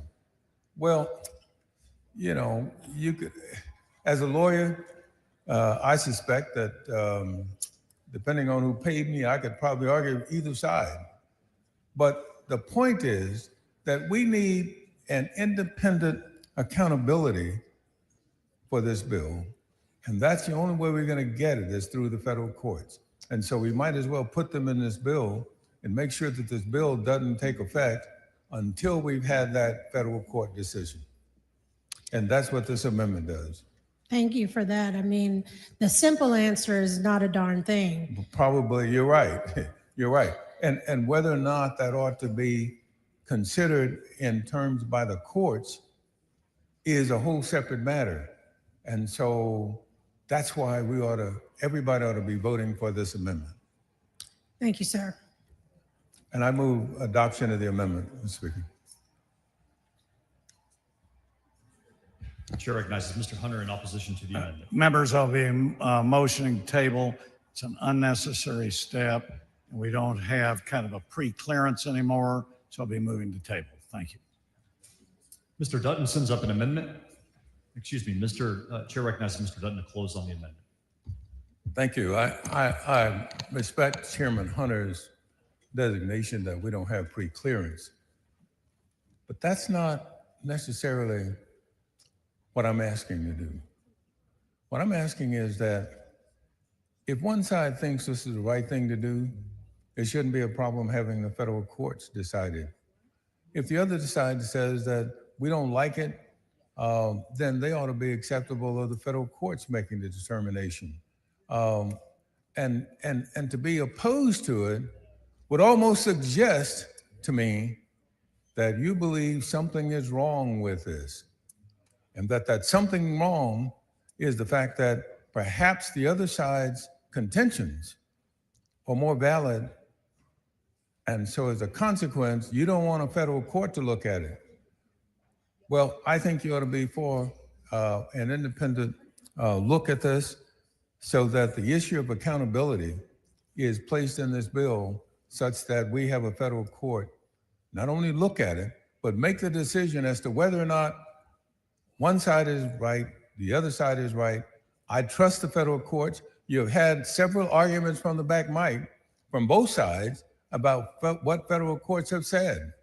This is an attempt to give the federal courts an opportunity to say whether or not this bill is valid and whether or not it abridges the rights of the people of color, both Black and Latino citizens in this state. And I don't see anything wrong with that. I know we don't have pre-clearance, but we ought to have a predisposition to making this right. And so with that, I move to vote no on the motion to table. Mr. Dutton sends up an amendment. Mr. Hunter moves to table the amendment. The question is on the motion to table. If you're in favor of the amendment, vote no on the motion to table. If you are opposed to the amendment, vote yes on the motion to table. Record vote has been requested. The clerk will ring the bell. Show Mr. Dutton voting nay. Show Mr. Hunter voting aye. Have all members voted? Have all members voted?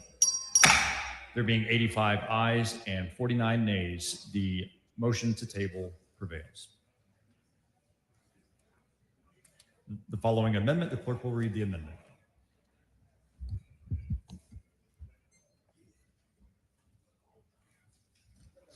Amendment by Howard. Chair recognizes Ms. Howard.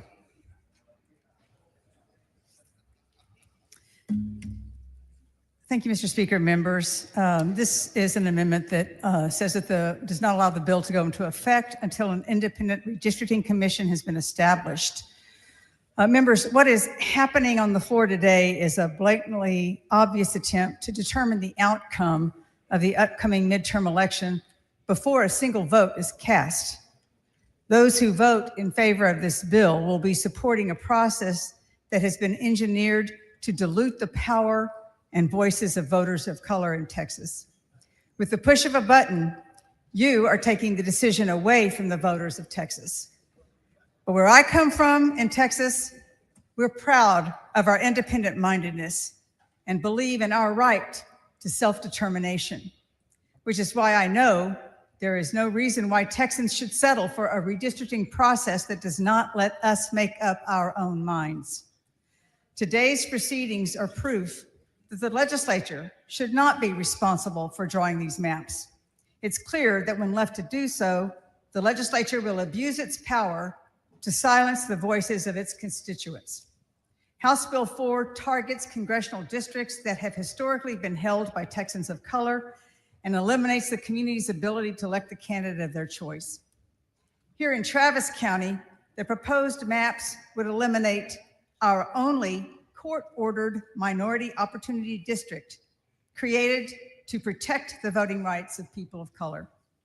In 2017, a panel of federal judges ruled that 3 of our congressional districts, including CD 35 here in Travis County, were illegal and violated the Voting Rights Act and the Constitution. As a result, Texas was forced to redraw the maps to ensure Texans of color received fair representation in Congress. Now this body seeks to eliminate that district and strip Black and brown voters in Austin of their voice in Congress. As many of you know, I have called Austin my home for my entire life. I spent my youth in and around North Austin, my young adulthood in Central and East Austin, and have called West and South Austin home for the last 50 years. I know my community better than anyone who drew the lines on this map, and can assure you that districts drawn from urban Austin through rural communities extending to Louisiana, Port Aransas, and the New Mexico border do not reflect communities of interest. Instead of strengthening Black and brown representation in Congress, which would better reflect the true ethnic and racial makeup of our state, this body seeks to dilute their power and eliminate their voice. Therefore, the most responsible and ethical vote we can take today is to pause this sham process until an independent redistricting commission has been established. Doing so will ensure the people of Texas have a voice in this process and can help guide where and how their districts are drawn. True representation and fair access to the polls are the foundation of our electoral system, because in a democratic society, ultimate accountability occurs at the ballot box. As elected officials, it is our duty to represent the people of Texas and be their voice of government. And as members of the People's House, we are supposed to have our fingers on the pulse of our communities. District lines that include disparate communities hours apart from one another do not allow for fair representation. The only reason to include them in the same district would be to dilute their power and voice in Congress. HB 4 is a blatant attempt by a handful of elected officials to choose their voters because they are afraid their voters won't choose them. It is clearer than ever before that how and where voting lines are drawn have a direct impact on a community's representation in government and its ability to influence change. I urge you to vote in favor of this amendment and show your constituents that you value their voice over currying favor with your political allies. Mr. Speaker. And I yield for Ms. questions. Hinojosa, for what purpose? Will the representative yield for questions? Yes, I will. The gentlelady yields for questions. Representative Howard, let me make sure that I understand what your amendment does. What your amendment would do is take away the power from the politicians to draw their own districts and the districts of their buddy politicians, and give it instead to an independent commission that consists of the people of Texas. Is that correct? Absolutely, and we have a bill that's been filed that would do that. And whose bill is that? It's Representative Johnson's bill. Okay. Johnson's bill. And is this an issue of first impression for you, Representative Howard? Have you heard of this before, these independent redistricting commissions? Yes, I've actually filed legislation for an independent redistricting commission basically every session for over the past decade. Thank you. And I have signed on to your legislation. I Thank you. appreciate that effort. Are you aware that the Independent Redistricting Committee protect minorities from illegal cracking and packing of their districts? Yes, I am aware. And isn't that in fact what is happening in this bill, the cracking and packing of minority districts? It certainly appears that way, and we certainly have an example of it here in Travis County. And in fact, minority districts are targeted for elimination in this bill, aren't they? Certainly in Travis County, that's the case. In Travis County, we have 2 congressional districts. Is that correct? Who has 2 congressional districts? Currently, there are 2 congressional districts in Austin. There are actually, I guess I'm trying to understand the question. Okay. Because there's several congressional districts that are part of Austin. Okay. But we have 2 right now that are Democratic districts, yes. And one of those is the court-ordered minority opportunity district, and it is no longer a part of Austin in this map. So it is eliminated. The one minority opportunity district is eliminated. Is that correct? Absolutely. Okay. And of course, you and I both live in Austin, and so that is an issue of interest to us. Are you familiar with Congressional District 34, which is also significantly altered in South Texas, the Rio Grande Valley, where I am from? You'll have to explain that to me. So currently in Congressional District 34, that community has chosen Vicente Gonzalez as their member of Congress. Were you aware of that? Yes. That's in South Texas. And did you know that in this bill, in that district, almost 70,000 new Anglo voters are added to that district, while at the same time, almost 25,000 Hispanic voters are removed from that district. Were you aware of that? I was not, but that does sound like it's diluting their representation. Do you know what the majority ethnic population in Brownsville, which is the large city in that district, is? I can imagine that it is Latino. It is over 95% Latino and growing in terms. Shame, shame, shame, shame, shame, shame, shame, shame, shame, shame, shame,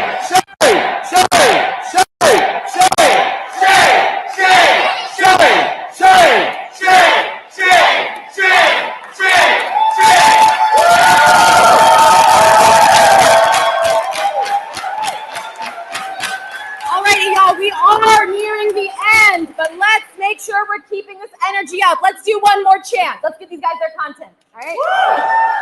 The people united will never be divided. The people united will never be divided. The people united will never be divided. The people united will never be divided. The people united will never be divided.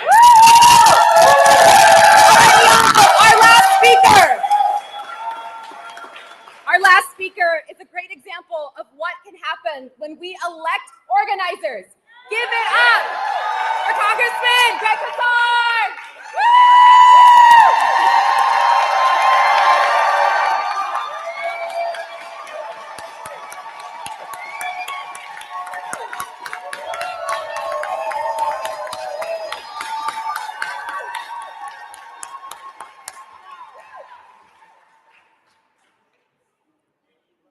Let's be clear about why we're here.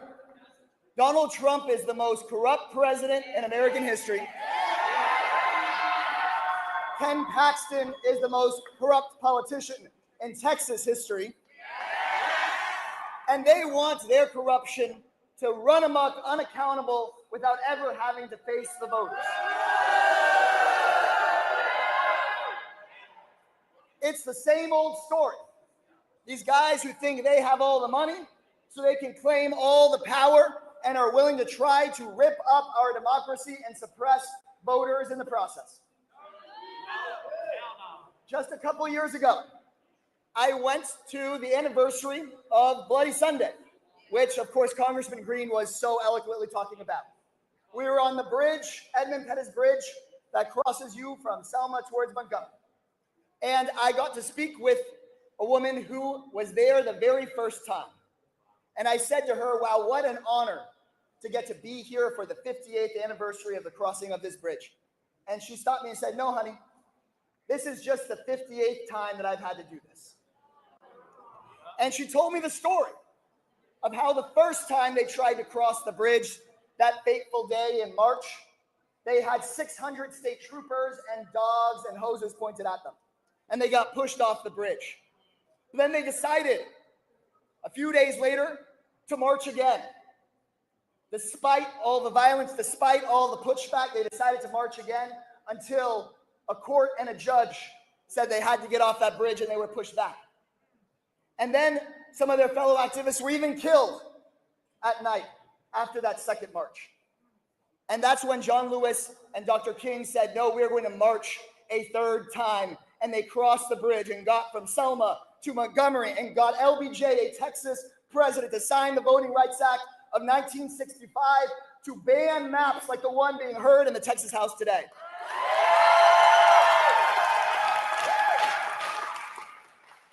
So let's be very clear that she had to march those 58 times, and we are here marching the 59th, and the 60th and the 61st time right now here in this rotunda. Because just as they tried to push those marchers back with dogs and state troopers and hoses and intimidation, here we are in Texas, while they threaten to arrest people like Beto O'Rourke, while they walk people like Nicole Collier into the House chamber, as they go to a judge and threaten to remove all the Texas Democrats from office unilaterally. It's the same story. It might be a different decade, but it's the same story. We are in a historical moment. And the question before us is, even after this vote today, or the next vote next week, are we going to be the generation that gets pushed off that bridge and doesn't march again? No, it has been put onto us, the responsibility onto us to form a more perfect union, to never give up on voting rights, to never give up on our democracy, and never give up on one another. And through this fight, you have shown the nation exactly what that looks like. So we want them to hear that in the House chamber right now.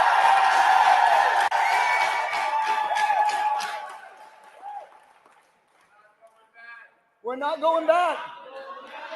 We're not going back. We're not going back. We're not going back. We're not going back. We're not going back. We're not going back. The only way is forward, even when it feels like they're pushing us back. It's because they're afraid, because they know we're on the verge of something new. They can see amongst all of us people being mobilized across the state of Texas that have had it with a corrupt governor and a corrupt president and a corrupt attorney general. And when we send the Greg Abbotts of the world to the electoral dustbin of history where they belong, alongside the George Wallaces and Governor Shivers, once we send them back to that electoral dustbin of history, we won't stop there. We will build a Texas where we get big money out of politics once and for all. Where we ban gerrymandering in all its forms. Where we get rid of corporate PAC money.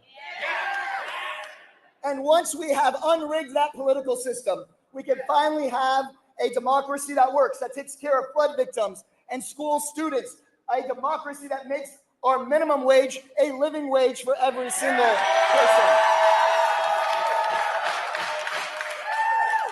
Maybe we make sure that healthcare is a human right with a Medicare for all system. Make union rights a human and basic right.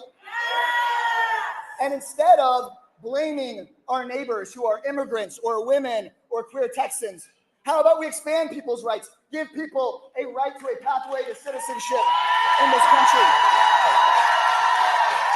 Restore the right to abortion care in Texas. And yeah, I'm ready to say it. Let's have a government where people get to elect and unelect their leaders. No president, no politician gets to make this decision for you. That is the fight we're all in.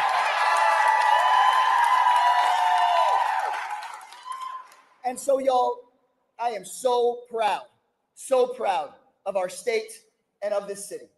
Because in the harshest of conditions, when people said there was no way we could even slow this down, that the governor would get what he wanted in a day, quietly in the night, you have shown people what democracy looks like, and we're not slowing down. Show me what democracy looks like. This is what democracy looks like. Show me what democracy looks like. This is what democracy looks like. Show them what democracy looks like. This is what democracy looks like.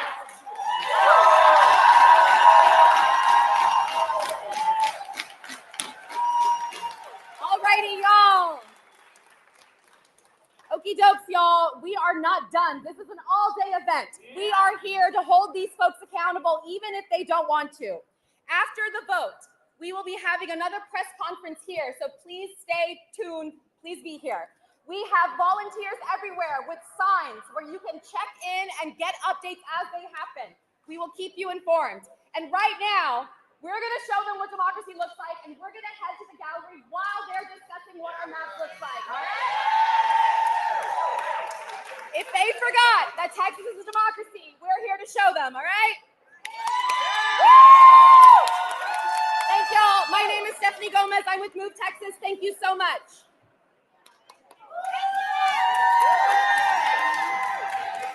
Oh, I'm so tired. Killing it. You stole my chance. Thank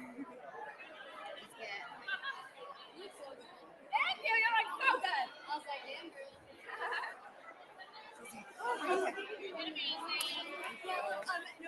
And a good ham afterward. It's the House Democrats are joining. And there was also something that was flagged that I wanted to see if you guys could confirm for me. That you guys might be able to, but it's with the League of United Latin American Citizens and other groups representing minority voters are asking the federal court to set aside a time in September for a hearing. I don't know if there's anyone you know that can help confirm that. We can definitely ask around. Okay, yeah. Someone, but we haven't heard of that as of yet. Yeah, because I know because they're trying, with the lawsuits. Right. I know there's going to be a lot of I'm here for the Texas Democrats. I just wanted to say that was a great press conference. Okay, I'm glad you enjoyed it. What time is the next one? So once they vote, so they're on Tuesday. From the state of Texas. A CVAP study is a study of the racial and ethnic data of the measured area, in this instance of the state of Texas. If this is not done, we will be using data from Census 2020 for this mid-decade redistricting, data that is outdated from 5 years ago. CVAP studies are done every census, but we have no updated census data currently. The United States Census is a nationwide count of every person living in the United States. It is meant to provide comprehensive data on the population's size, age, race, ethnicity, housing, and family structure makeup of this country. Typically, before any redistricting occurs, the country takes a census to determine what changes have occurred, which is why redistricting is done right after the census, like we did in 2021. However, for this rigged mid-decade redistricting scheme, there is no new census or even data being collected. Let's change that. This amendment mandates that the Secretary of State conduct a citizen voting age population study of the racial and ethnic groups of this state. Furthermore, the results would be publicly released by the Secretary of State before the last day to file as a candidate in the primary election held in 2026, and will also contain recommendations for legislative action if necessary. Republicans say that this rigged mid-decade redistricting scheme is not based on racial grounds. So let's find out. There should be no issue with this amendment if this new map is not based on racial grounds. This amendment would be beneficial because it could lay to rest any claims of racial gerrymandering once and for all for this proposal. Please support this amendment for a CVAP study. Let's make sure we have the appropriate data to understand the impact of what we're doing here during this unprecedented and uncommon mid-decade redistricting. Mr. Speaker, Mr. Moody, for what purpose? Will the gentlelady yield for some questions? Does the gentlelady yield for questions? I yield for questions. Gentlelady yields for questions. Thank you, Representative. And in laying out this amendment, you talked about the accuracy of data. You specifically referenced accurate population data. In fact, your amendment calls for a CVAP report to be produced. You would agree with me that it's fairly important in the redistricting process to have updated and accurate information. Isn't that correct? Yes, absolutely. And specifically, when we're talking about what your amendment does, and that directs the Secretary of State to gather this CVAP analysis, that is not something that is uncommon, right? That actually does, that happens when we go through the census process and the following redistricting process following the census. Absolutely, that's correct. We're essentially just making sure that whatever is typically done in the census prior to when we typically redistrict is in fact being done through the CVAP study. And so I think just so that we can go through this, the data you're trying to drill down to, and for those of us who have kind of worked around this policy area before, CVAP is a term that we use. It stands for Citizen Voting Age Population. So we're not talking about the population. We're not talking about voting age population. we are then talking about probably the smallest subset of that, which would be citizen voting age population within those congressional districts that are being proposed here. Is that correct? Yes, that's correct. And then you further bracketed that to talk about looking at those numbers as it's based on racial ethnicities. Yes, that's correct. Okay, and being part of the redistricting committee, and I did this work back in 19 and 21 as well.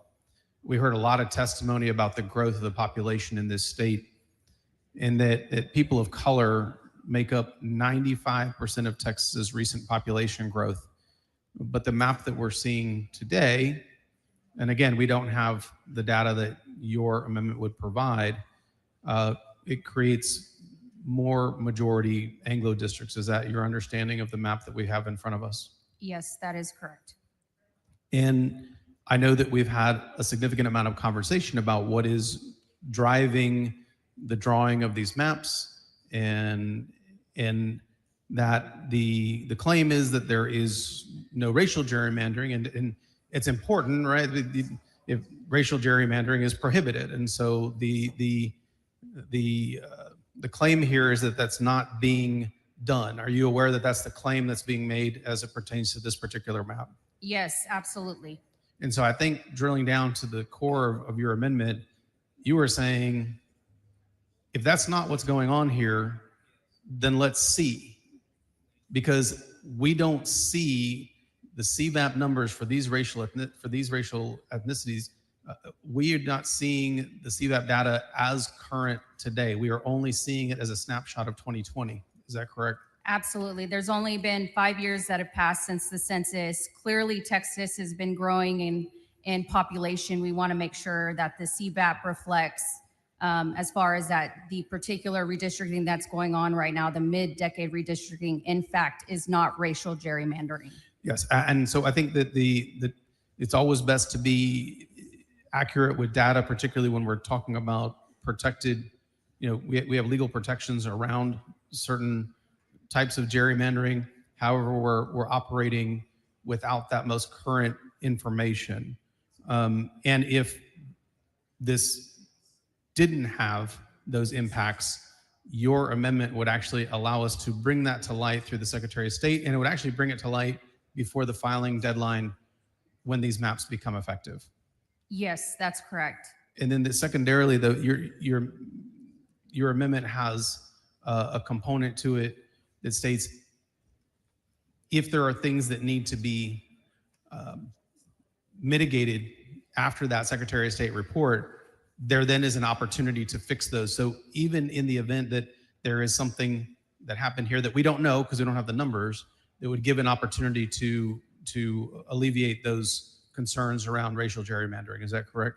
That is correct. The actual amendment itself indicates that after the creation of the report, that the Secretary of State can, in fact, not only report the results of the study, but provide recommendations for legislative or other action to correct any issues. In your opinion, how important is it for the people that we all represent to have confidence in the fact that there is not racial gerrymandering going on here? I think it's incredibly important, and more than anything, I know we in particular continue to keep talking about the cases that have come out of the U.S. Supreme Court. We want to make sure that this particular map does not violate both Section 2 of the VRA as well as the 14th and 15th Amendments as well. And so the CVAP data that you're after here, to bring everything up to date, to say this is what Texas looks like today, that would be able to verify what's going on, what's underneath this, and if there is any racial gerrymandering going on. Is that the purpose of the amendment? That is correct. And that's all that we're asking for, is just making sure, since we don't have a recent census and therefore redistricting based off that, we in fact compile the data that's needed to confirm that in fact these maps are not being drawn on racial lines. And because certain racial groups have protections under the Voting Rights Act, is it your belief that having this CVAP data does in fact protect people's rights here in Texas under the Voting Rights Act? Absolutely, I do. Thank you very much, Representative. Thank you, Representative.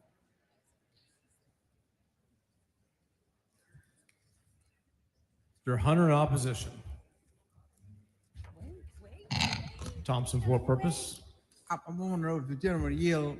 Not just yet. Okay. Not at this time. Members, I'll be moving to table. The purpose of this amendment is to get the Secretary of State to get involved into data and census. And to me, it is basically another delay process. So my view is I'll be moving to table. Now I'll answer questions. Thompson, for what purpose? Will the gentleman yield? Gentleman yield for Yes. questions? Thank He you. yields Mr. for questions. Thank you, Mr. Chairman. I'd like to ask you just three things and I'm through. Was that any consideration in looking at the Congressional District Number 9, the HCVA, the Hispanic voting age population in 9 after your substitute? Because it seems to show that they are barely 50% of Hispanics in that area. Was that by accident? No, the data shows that the substitute made it at 50.15. Okay, So it then. modified. Okay, then, and I also noticed, and that were some changes made in splitting precinct 414 in 4 different ways. At 4 different times. And what was the purpose of splitting that precinct those 4 different times? Personal knowledge, none, just the criteria. So you don't know what kind of, Not specific knowledge. okay, then, so that was, the criteria was considered in, you don't know what criteria was The utilized? council looked at all the criteria. I personally did not. But you're not aware of what was that criteria that caused No, the ma'am. splitting? And lastly, there was also a splitting of precinct 533 and 386 in that area as well. Do you know the purpose of splitting those precincts? Same answer on that. You don't know what data may have been No, considered just in? relied on council and they went through everything. Thank you very much. Thank you. Move to table. Senator Hernandez to close. Thank you, Speaker and members. I understand that Representative wants to do a motion to table. All we're asking here is that we make sure that the maps that in fact are being drafted are not infringing on and illegal in violating both Section 2 of the BRA as well as the 14 and 15 amendments. This is not anything different that's done during the census prior to whenever we typically redistrict. And so all we're asking is that the CVAP study be done and that it be done in a timely way that people are aware of how it impacts them prior to the last day of filing for the primary for congressional candidates here in the state of Texas. So I would ask respectfully that all of you vote in making sure that we are transparent, that we are making sure that we are not violating these laws, and that we are making sure that Texans recognize that we are not in the business of silencing our communities and our people. I respectfully ask that you vote against the motion to table. Thank you. Ms. Garcia Hernandez sends up an amendment. Mr. Hunter has moved to table. The questions on the motion to table, clerk, ring the bell. Show Mr. Hunter voting aye, Ms. Garcia Hernandez voting nay.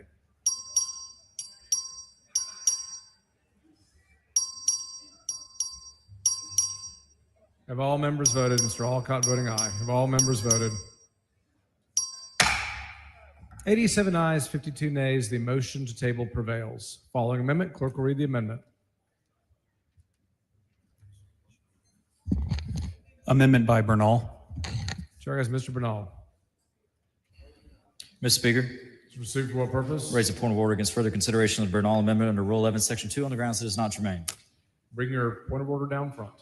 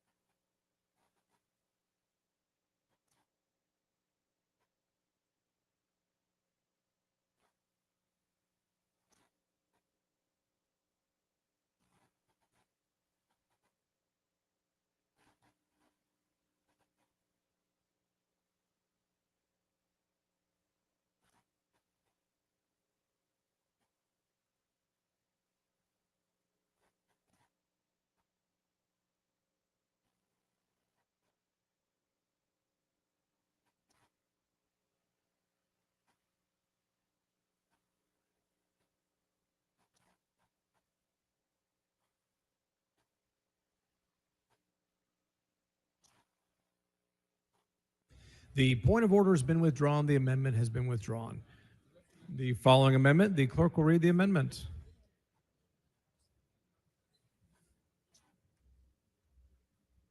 Questions for the author. Be polite, be a gentleman.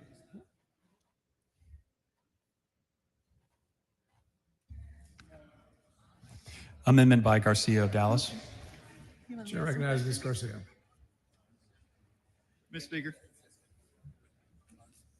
Thank you, Ms. Mr. Speaker. Speaker. Members, my amendment is straightforward. This bill would not go into Ms. effect Speaker. until Congress enacts legislation ra- to make Social Security Massoud, for what solvent. purpose? I raise a point of order against further consideration of this amendment under Rule 11, Section 2 on the grounds that it is not germane. Bring your point of order down front.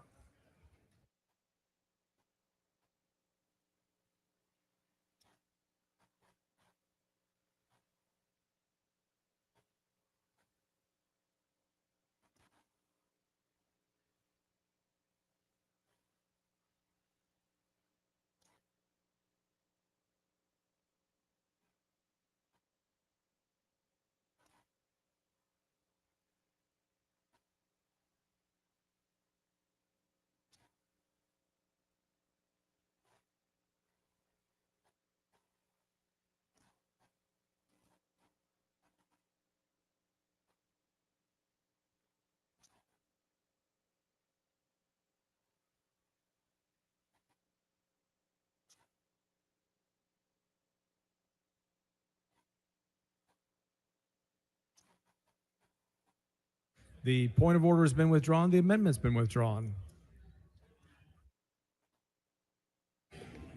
Mr. Speaker, Ms. Jones, for what purpose? parliamentary inquiry. State your inquiry. Did you know how many members accepted DPS supervision over the last 24 hours? Chair is not advised. Do you know that each member was Jones, for what assigned? purpose? Oh, my apologies. Parliamentary inquiry. State your inquiry. Do you know that each member that was assigned a DPS supervision had 2 members assigned to them 24 hours a day? Chair is not advised. Thank you. Mr. Speaker, Jones, for what purpose? parliamentary inquiry. State your inquiry. Do you know, or was there an account taken of the assignments that DPS officers were pulled off of before being assigned to surveillance members of the Texas House? Chair is not advised. All right. Last question, parliamentary inquiry. State your inquiry. Do you know that the tasks that were assigned previously to being assigned to members were high-level investigations, sex crime, as well as fraud division officers were pulled to surveillance House members? Chair is not advised. Thank you.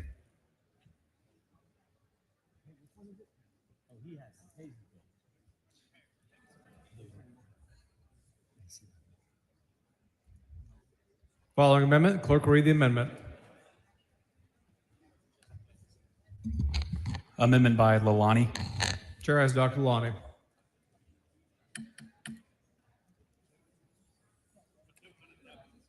Mr. Speaker, Proceed for what purpose? I raise a point of order against further consideration of the Lonnie amendment under Rule 11, Section 2 on the grounds that it is not germane to the bill. Bring your point of order down front. Thank you.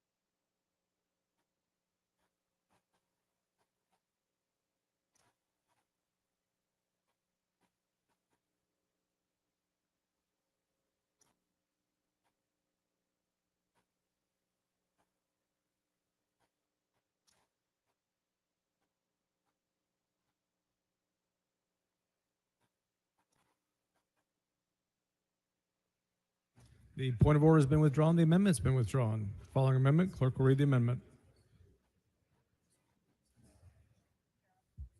Mr. Wu.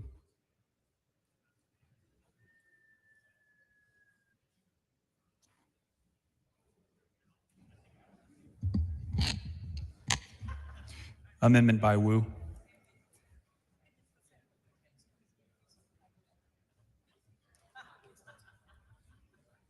Chair recognizes Mr. Wu.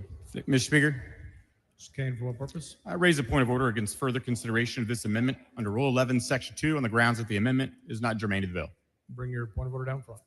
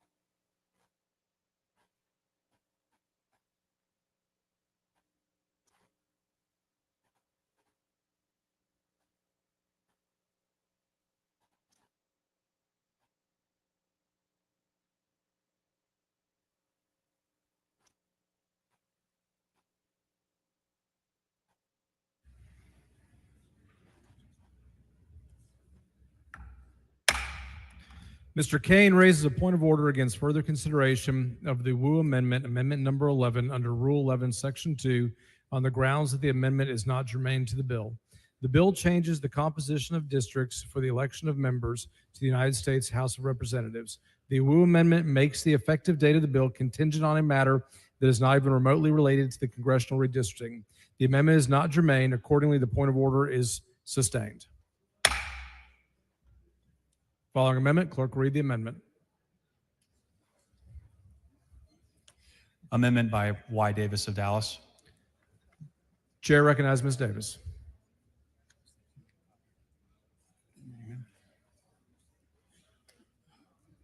Thank you, Mr. Speaker, members. This is an amendment that I'm bringing forth to the body because I think we have kind of gotten off pace, and I just want to understand, make sure that we understand that we passed a redistricting bill in 2021. For the most part, more than 80% of this body was a part of that bill. Maybe 85% of us are the same ones who passed this bill in 2021. So I'm bringing this back for consideration because I think it's important that you realize that the tweaks that I made are amendments that we offered during that time. But I don't know why we're changing something we did in 2021. Chairman Hunter presented a redistricting bill. This body voted on it.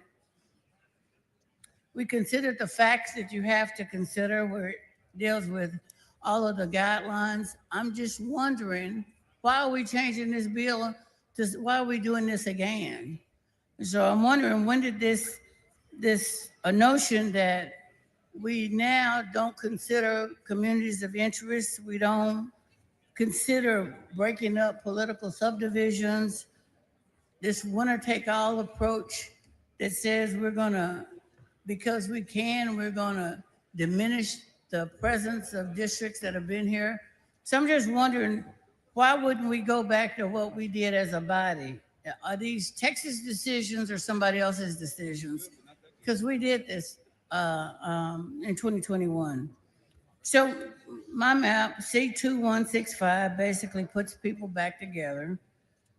They talked about coalition districts. Well, the map that you presented creates coalition districts already. Your map that Chairman Hunter has today creates coalition districts.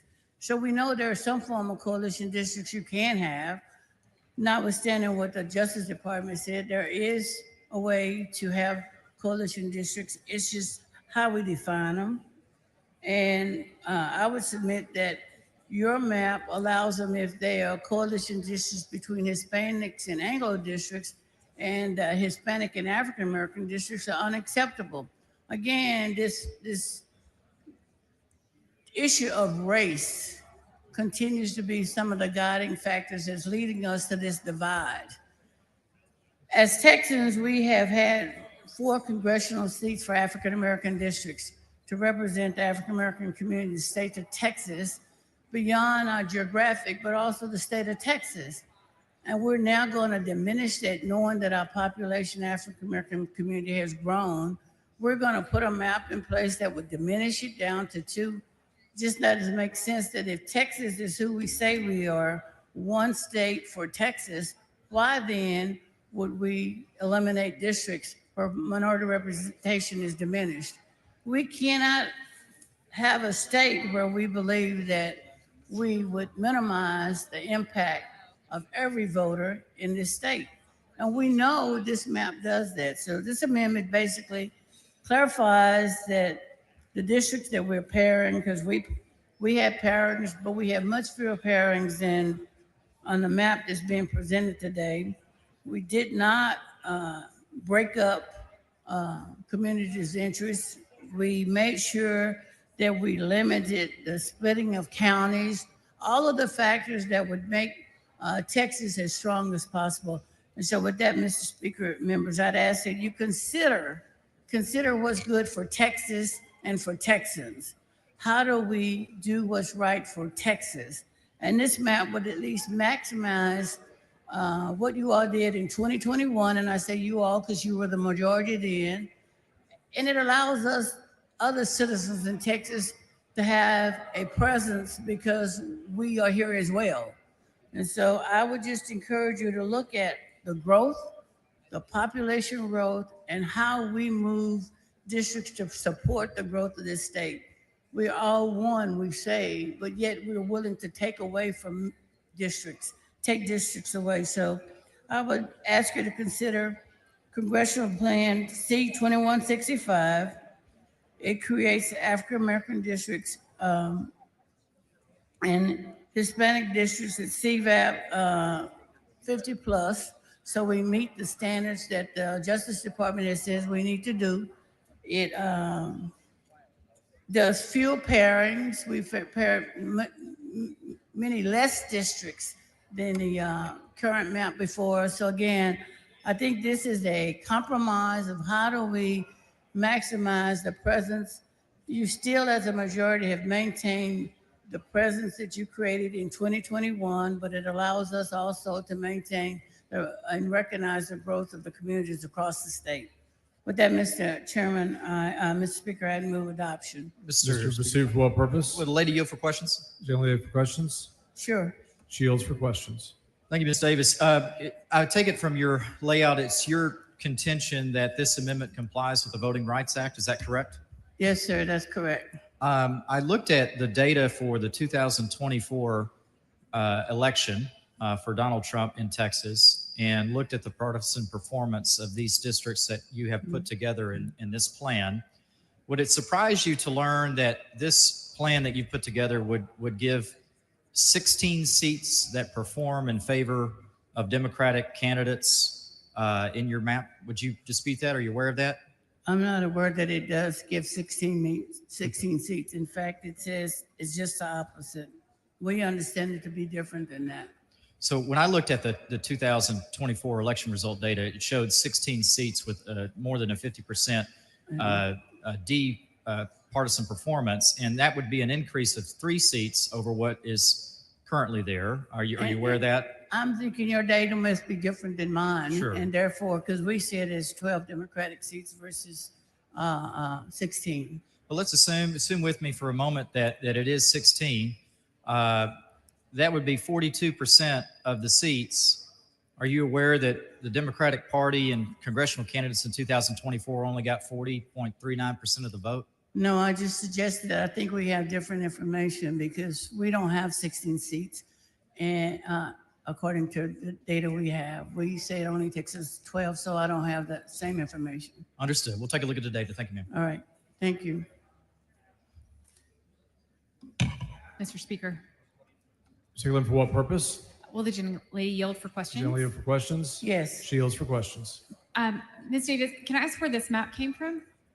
Yes, it came from my office. We've done redistricting for the last 30 years, every cycle, and the interim cycle that we did redistricting as well, it came from there. Okay. If you will notice, it would be the map that I presented in 2021. I don't know if you were here, you might not have been, but for the last 30 years, I've presented maps to maximize the presence so that African-American voices can be heard in Texas through their governmental process. This map is the same as a previous map that you filed? With some additional, yes.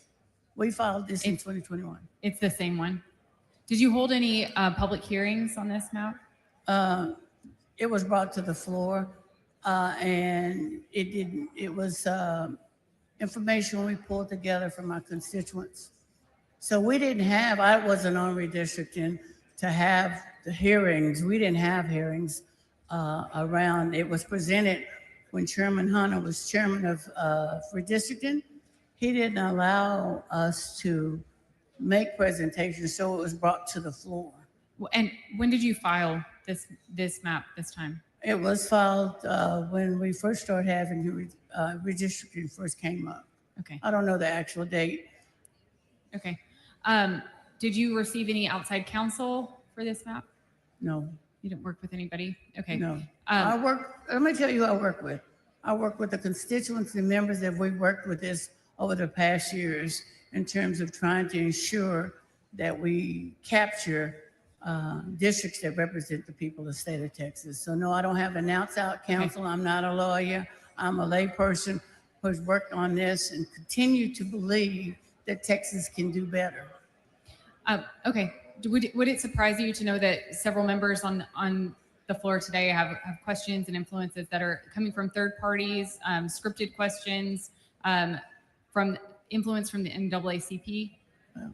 Well, would you be surprised? You'd be surprised that in the last 30 years that every redistricting I've offered maps, because my person in my office works on maps over the years. Would you be surprised about that?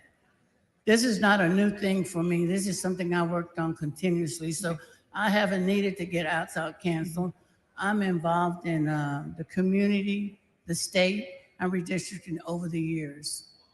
In the hearings, the redistricting hearings, a lot of the testimonies that we heard were about some of the odd shapes and the stretched districts, but a lot of those are maintained in your map. So did you consider compactness of the districts? We did. Whereas some of the districts that were the most concerned had a distance across that was less than half a mile. Okay.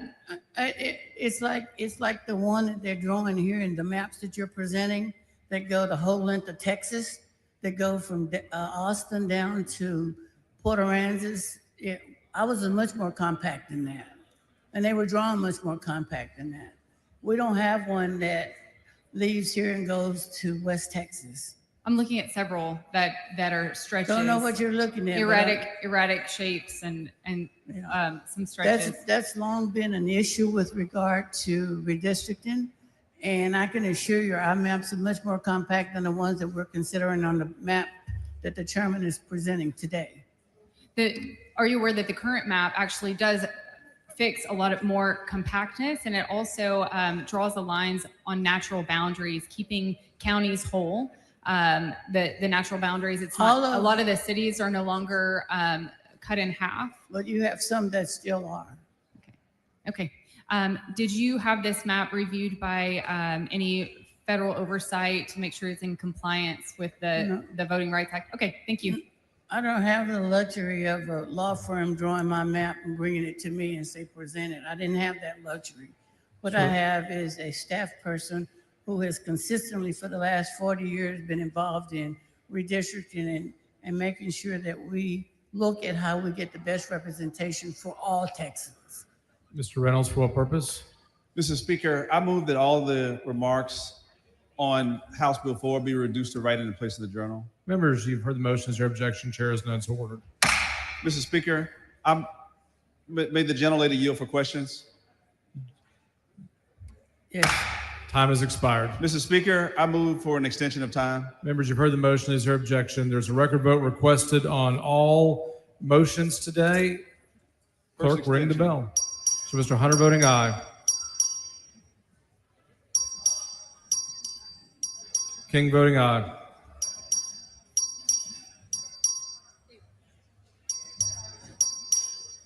Have all members voted? Have all members voted? 110 ayes and 23 nays. The motion to extend time prevails. Mr. Speaker.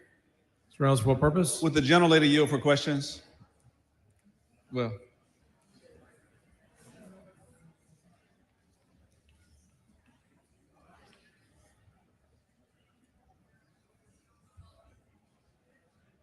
Does Jelly yield for questions? Yes. She yields for questions. Thank you, Mr. Speaker. Representative Davis, refresh my memory, what does your amendment seek to do? Actually, we seek to maximize the growth and development of the communities that live here in Texas. We had a base map. I took the base map that we passed in 2021 out of this chamber to make sure that we comply with the rules of engagement as it relates to the redistricting process. And we looked at ways to ensure that we didn't minimize and not take away from any of the constituents. So this map seeks to do that. So one of the challenges that they brought forth with redistricting is that the CVAP and the Justice Department said that they need to be 50 plus. So we attempted to make that 50 plus for these districts we're presenting. The amendments to, that's all we did, was to comply with what Justice Department said. So just so we're clear for purposes of this discussion, your amendment is based on the census data from the 2020 census. Is that correct? That's correct. And isn't it true that for redistricting, the normal course of redistricting is after we get a census every decade? That's correct. And isn't it true that based on the 2020 census, that 95% of the growth in Texas was based on the growth of minorities that included African Americans, Asian Americans, and Hispanics, the Latino community? Is that correct? That's correct. And so your map attempts to reflect that growth in minority populations. Is that correct? As well as the growth, but as well as adjusting the numbers in the districts relative to what the Department of Justice said was flawed in the map Okay. that we passed. So one of the questions I want to ask, you indicated when you were being questioned by the previous witness, you indicated that you've worked on redistricting for the past 30 years. Is that correct? Yes, And so you know a little bit about redistricting, correct? just a tad bit. It changes, Is it's it- evolving. I is never it- knew us to do this. Is it unusual to have a mid-decade redistricting? It is unusual to have a mid-decade redistricting plan. That has not been a practice. It happened one other time that I've been here. And as Chairman Hunter said, you can do it. The question is, why are we doing something that we've already done? And we did this in 2021. And, you know, if we're not going to perfect it, why are we changing it to alter it to be more draconian on us and constituents than better?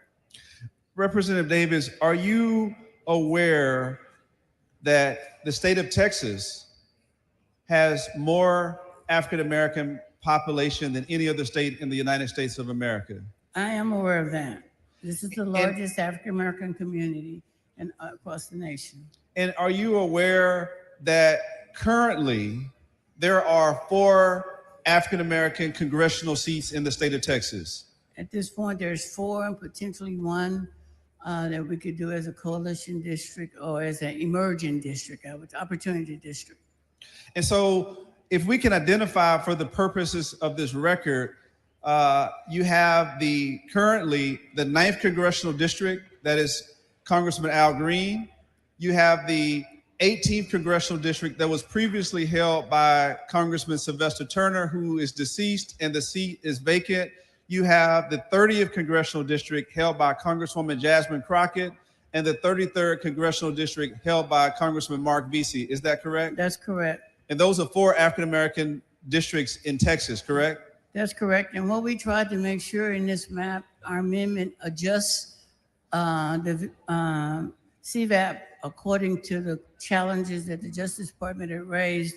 And for example, we reduced in CD9 the Hispanic CVAP from 50.5 to 50.2 so that we would not, we didn't change it, we just addressed it. And you say thing we in addressed it. We addressed it to make sure it complied with the Voting Rights Act of 1965, correct? That's correct. And specifically Section 2, correct? That's correct. And would you agree with me that we've already heard from Chairman Hunter that the Voting Rights Act of 1965, Section 2 is still current law?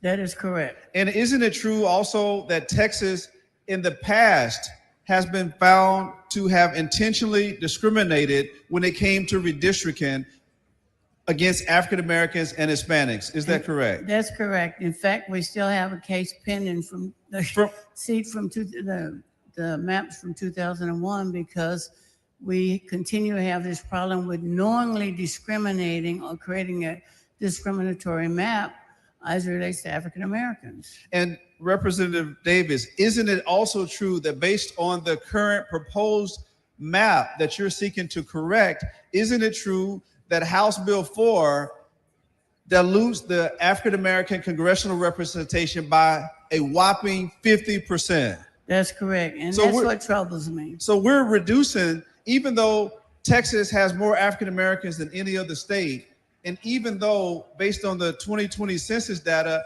we had an increase in African-American population. We are now, based on this current map, instead of increasing it to reflect the population growth, we're actually decreasing it in half. Is that correct? That's correct. And that's the challenge here, is that we're now talking about minimizing and decreasing representation that we currently have. Why would we take a state that we were saying that we're growing and now we're going to take it down? So that's what this amendment does, is seeks to recognize the growth and protect the integrity of those populations. And as I read I did look at your amendment. Your amendment seeks to not pack and crack African-American and Latino communities. Isn't that correct? That's right, because essentially what you're doing is saying, and this is kind of the challenge for us as Texans, we need to recognize that our communities are more interdependent and interrelated than they are. And so we cannot just eliminate districts because you don't vote that way. You've got to allow the representation of all people. And if you don't, you're going to be, they're calling it racial, political gerrymandering, but it amounts to being racially gerrymandered. Well, Representative Davis, would you agree with me that the proposed House Bill 4 is a racial gerrymandered map? And in the conversation that Chairman Hunter laid out, he said it's politically, but the impact politically has been, it is racially. So while it was political, it also had racial implications. Right, it's a racial gerrymander. We're trying to make sure that we don't put a map in place that is racially gerrymandered. Right, and so when you look at, and I want to hone in on House Bill 4, when you hone in on House Bill 4, it pairs CD 9 held by Congressman Al Green with CD 18, correct? That's correct. And isn't it true, based on your experience, that Congressional District 18 was first held by Congresswoman Barbara Jordan as the first African-American Congresswoman since Reconstruction that was That's only correct. after the Voting Rights Act of 1965, correct? That's correct. And I want to mention 18 because 2001, we went through many discussions about restoring the integrity of 18 and the voters. Correct. In District 18. So basically, we would be undoing what we just did in 2001 to District 18, CD 18. And I'm glad you brought that up. I want to make sure that the record is clear on that. Back in 2021, it seems like I remember very vividly that then Congresswoman Sheila Jackson Lee had to come to Austin before the redistricting committee to talk about the unpairing of the 9th and the 18th congressional district, correct? That's correct. They had Congresswoman Sheila Jackson Lee paired with Congressman Al Green, correct? That's correct. And we were able the committee here reviewed, redistricted, and restored 18. It restored it. It restored it because they found that it made sense that it would be restored versus leaving that pairing. And now we're sitting here doing something the same thing. Now we're doing it all over again, Yeah, correct? That's correct. I don't know about you, but I would imagine that Congresswoman Sheila Jackson Lee, Congressman Sylvester Turner, Congresswoman Barbara Jordan would be turning over in their grave if they saw this. Would you agree with me? I agree that is why it was changed in 2021, because we found it to be totally wrong. And here we are again doing the same thing. It's totally wrong today as it was then. The lady's time has expired. Thank you, Mr. Speaker. Members, I'd ask that you Chair consider. recognizes Mr. Hunter in opposition.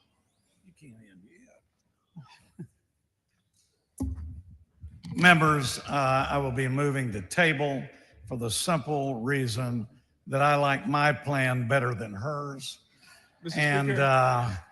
just to be straightforward, but I'll be moving the table on this particular amendment.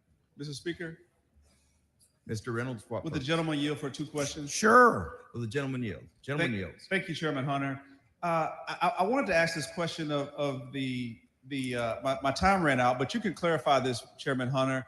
So isn't it true that under your proposed House Bill 4, Congressman Al Green, who is currently the congressman of the 9th Congressional District, under the new map, he is in the 18th congressional district. Isn't that true? Well, what he said in the hearings is he lives in 18. And so my thought was this is a great opportunity for him to run now in 18.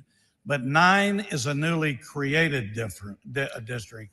I don't consider that a pairing. Well, I you're create answering- 9 was you're- one of the districts that we created. Well, Chairman Hunter, with that, I'll have to ask you a follow-up question on that. then. Ask as many as you want. Okay, so you were there. You were the chairman of the redistricting committee back in 2021, correct? Correct. And you recall verbatim, because I recall talking to you. And don't you recall having a conversation with Congresswoman Sheila Jackson Lee, myself, Representative Sophronia Thompson, Representative Harold Dutton, that we wanted to not have Congresswoman Sheila Jackson Lee paired with Congressman Al Green? Isn't that true, sir? We talked about that. And did we not correct that, sir? What's that? Didn't we correct it? We didn't pair them, correct? Hold on, Ron.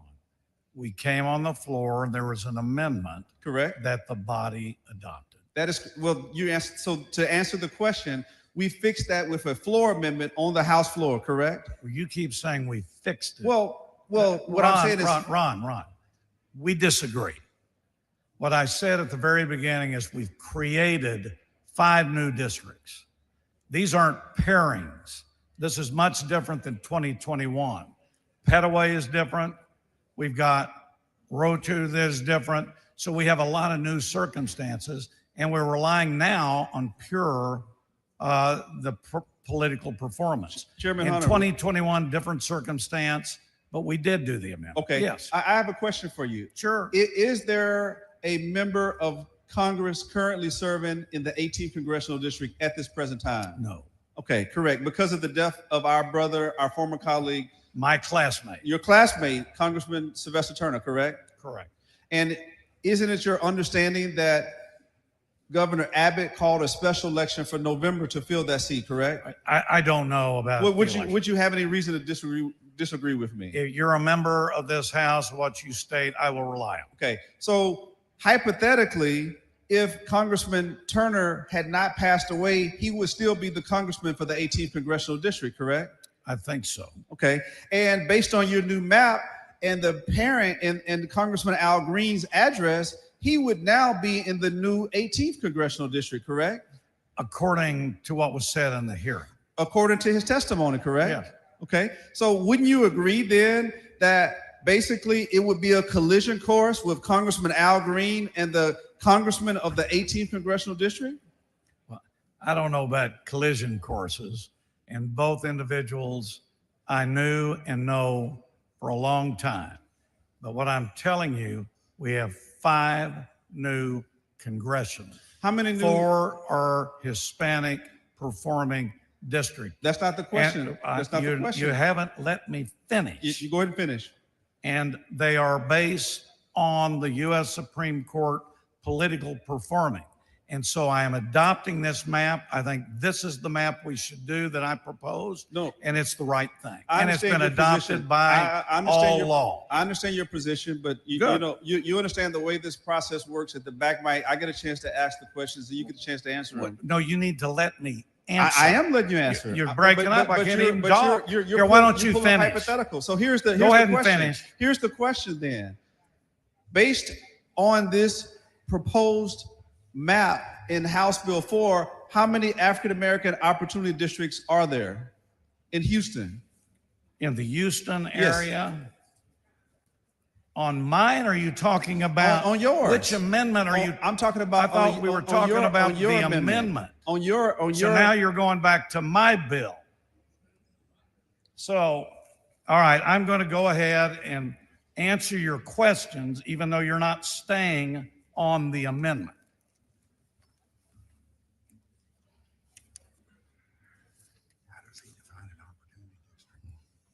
First of all, CD 18 now becomes a 50.8% black CVAT. In 2021, you're advocating for a 38.8% CVAT. I think my map is much more improving. CD 30 is now a 50.2% black CVAT. In 2021, which you've been defending, it's only 46%. So you have two that are majority black CVAP districts in Texas. As opposed to 4, correct?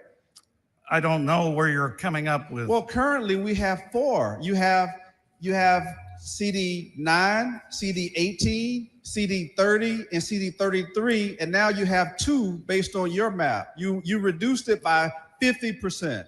CD9 becomes a majority Hispanic district. Correct. I said so you African-American. oppose that. No, I said Yes, you African American. I said African American. I didn't say Hispanic. I said African American. CD9 is a new district. Correct. With political performance. That is correct. I've been saying I'm not this arguing against that. since I'm you only don't let asking me the facts. finish, Ron. Go ahead. You just said that I could talk, and you don't. Members, please don't talk over each other. And Mr. Reynolds, Yes. I would ask you to keep your questions about the amendment before us. I will do that. Thank you, Chairman Hunter. All right, thank you. So, based on Representative Davis' amendment that you're arguing, you're opposing, her map restores the District 9 and District 18, District 30 and District 33. Isn't that correct? Whatever she said, I Okay. don't know if it does. Those are 4 African American seats that she's restoring in her proposed amendment that you're opposing, correct? All I've told you, Ron, is she came up, said she filed a map, and that's what's happening. Do I know that? I don't know that. And do you know, finally, my final question is, do you know that her map intends to restore the 30th congressional district that was once held by Congresswoman Eddie Bernice Johnson, that is now held by Congresswoman Jasmine Crockett as an African-American district, along with Congressman Mark Vesey, our former colleague here on this House floor as well. It restores his 33rd congressional district. Isn't that true, sir? I don't know. Thank you. Thank you. Move to table.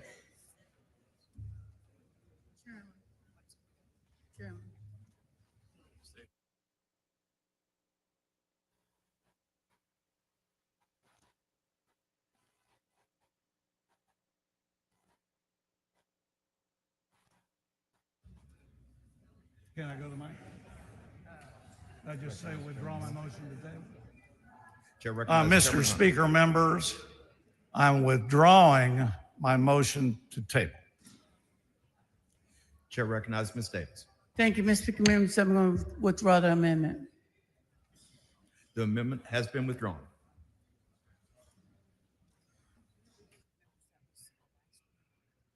Okay.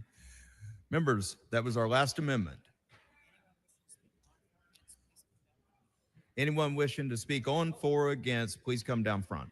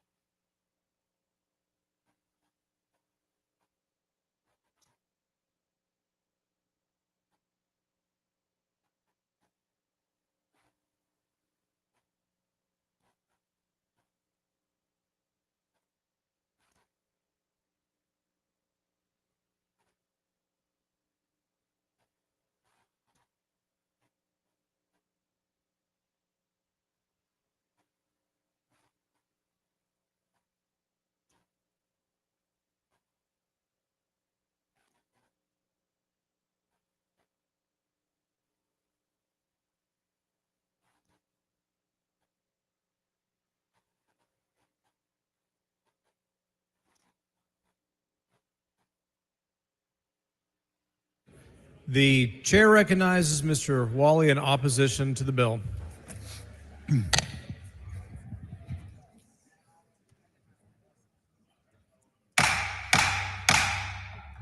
Members, please take your conversations outside the rail. Mr. Wally. Members, I stand today in strong opposition of this legislation.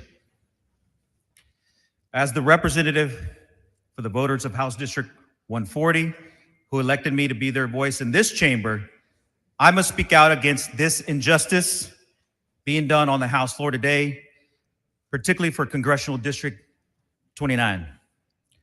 Since I was elected to office 16 years ago, every single one of my constituents has lived in Congressional District 29. Members, even before I was elected, I worked for Congressman Gene Green in Congressional District 29 for several years. I worked in areas from Baytown to Pasadena to South Houston to the East End, all the way up to North Side and Aldine. I know this area of Congressional District 29 very well.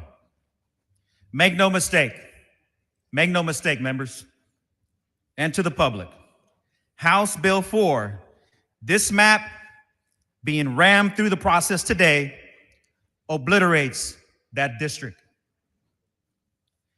It treats our voters as crash test dummies.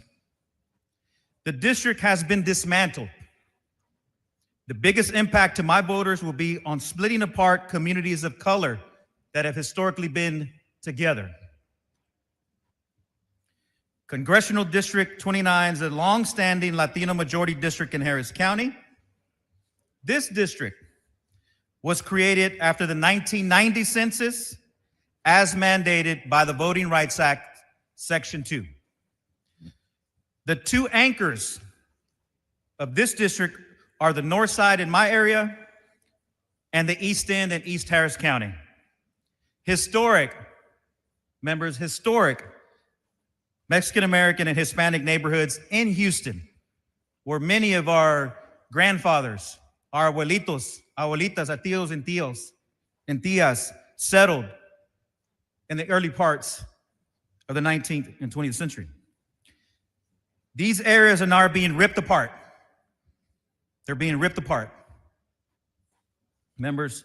So communities like Melrose Park, Lindale Park, Northline, Jensen Drive on the north side, which have always been connected communities on the East End side, communities like Second Ward, Denver Harbor, Manchester, Magnolia Park, Pecan Park,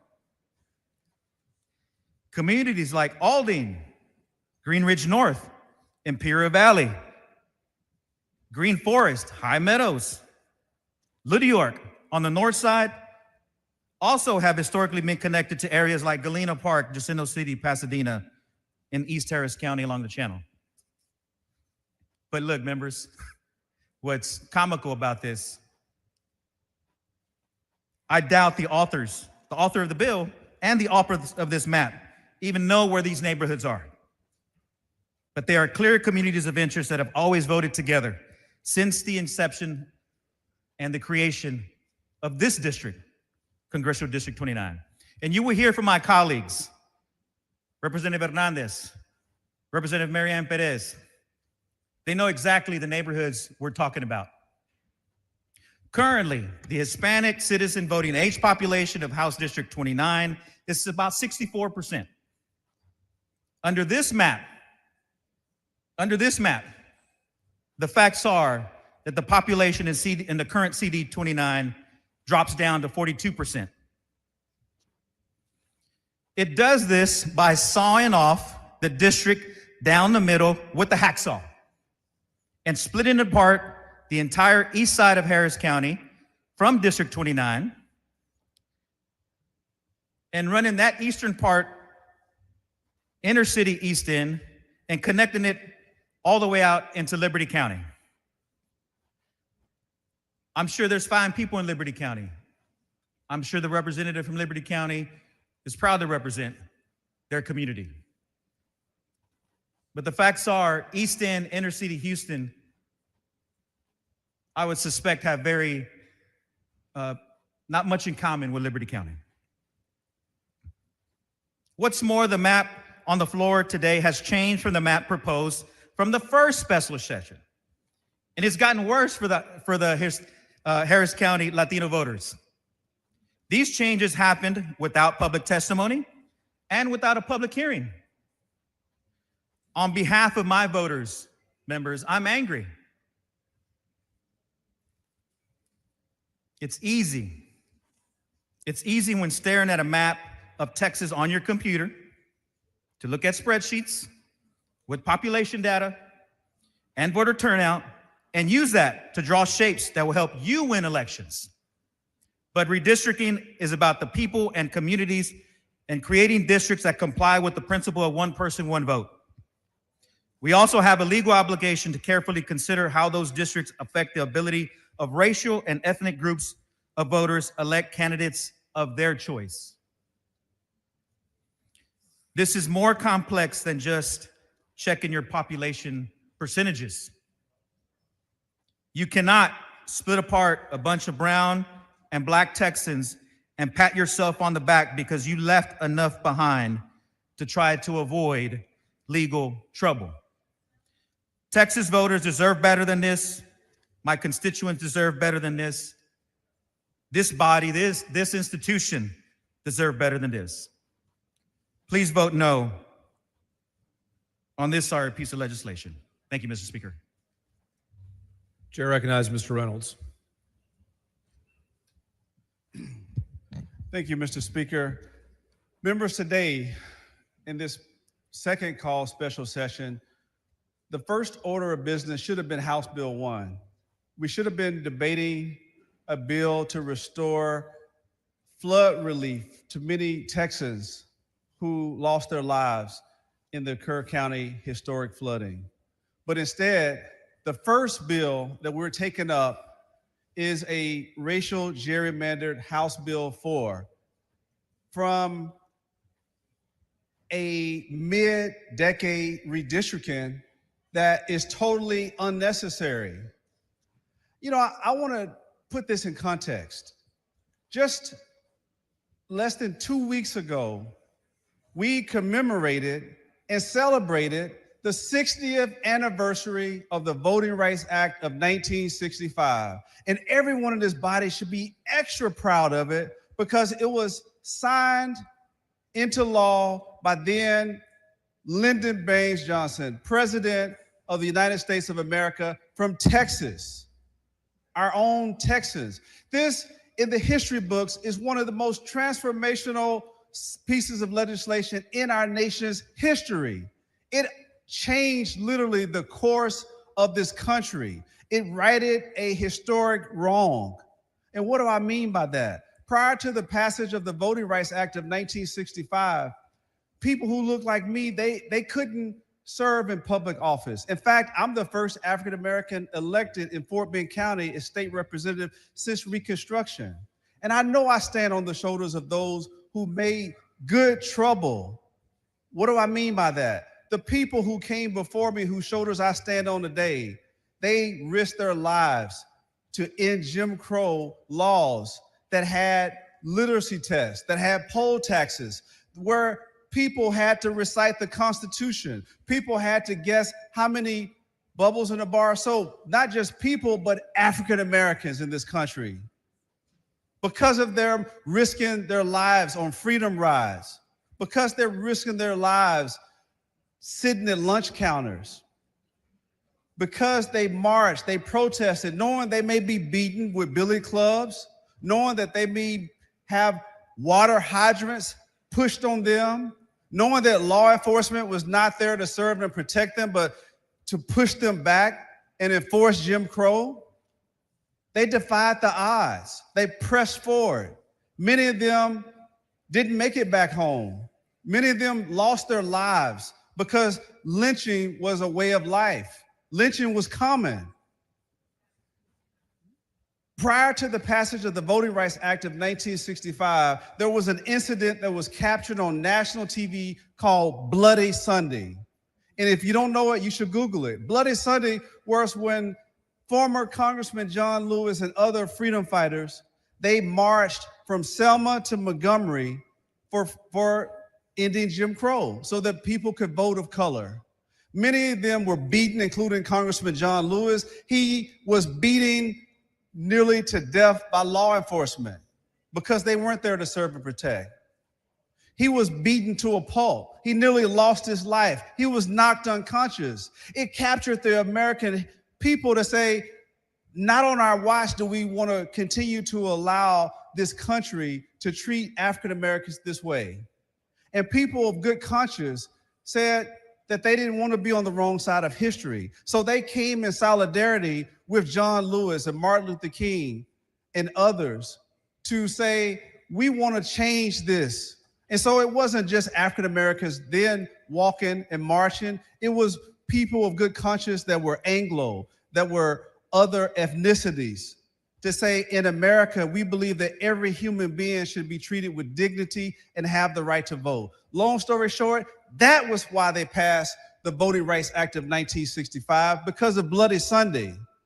And here we are in 2025, not 1965, with a racial gerrymandered map that takes us back to those dark days. And why do I say that? Because we have a map where we have the first African-American district that was created after the passage of the Voting Rights Act to elect our own Barbara Jordan, the first African-American to serve in Congress in the South since Reconstruction in the 18th Congressional District.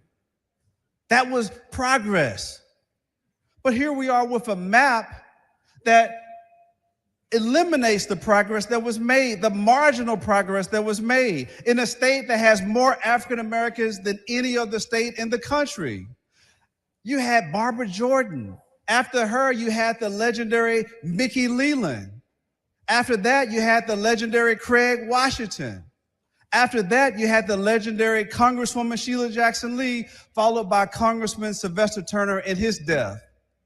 It's already a shame that they didn't call the special election after Congressman Turner died in January to put that ballot on May. But here we are today where this map, this racial gerrymander, would now pit the winner of the 18th Congressional District with Congressman Al Green of the 9th Congressional District, because he is now under this proposed map in the 18th. Congressman Al Green has been a freedom fighter speaking truth to power. And now you're taking away a historic district and 2 African Americans, and you're making Houston pit 2-1. And then you go to Dallas. It doesn't stop there.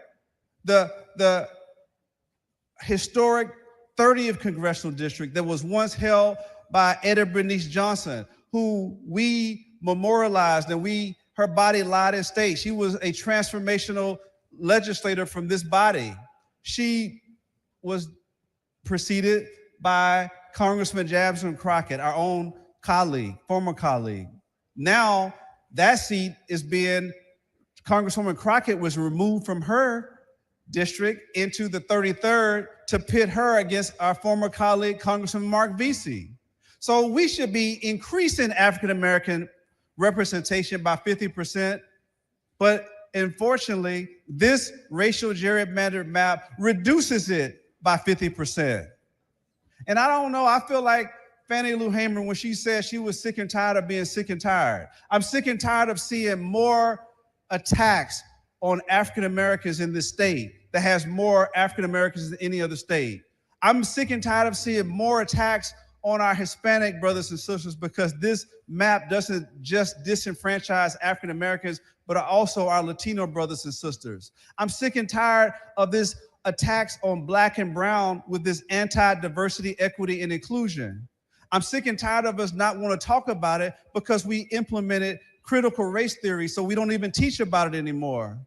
So I feel the pain of our ancestors who thought they had overcome many of the barriers of the past. that we shouldn't have to relitigate these issues in 2025. Thank God we have the Voting Rights Act of 1965, and this House Bill 4 violates that. It's unconstitutional, and it more than likely will be struck down.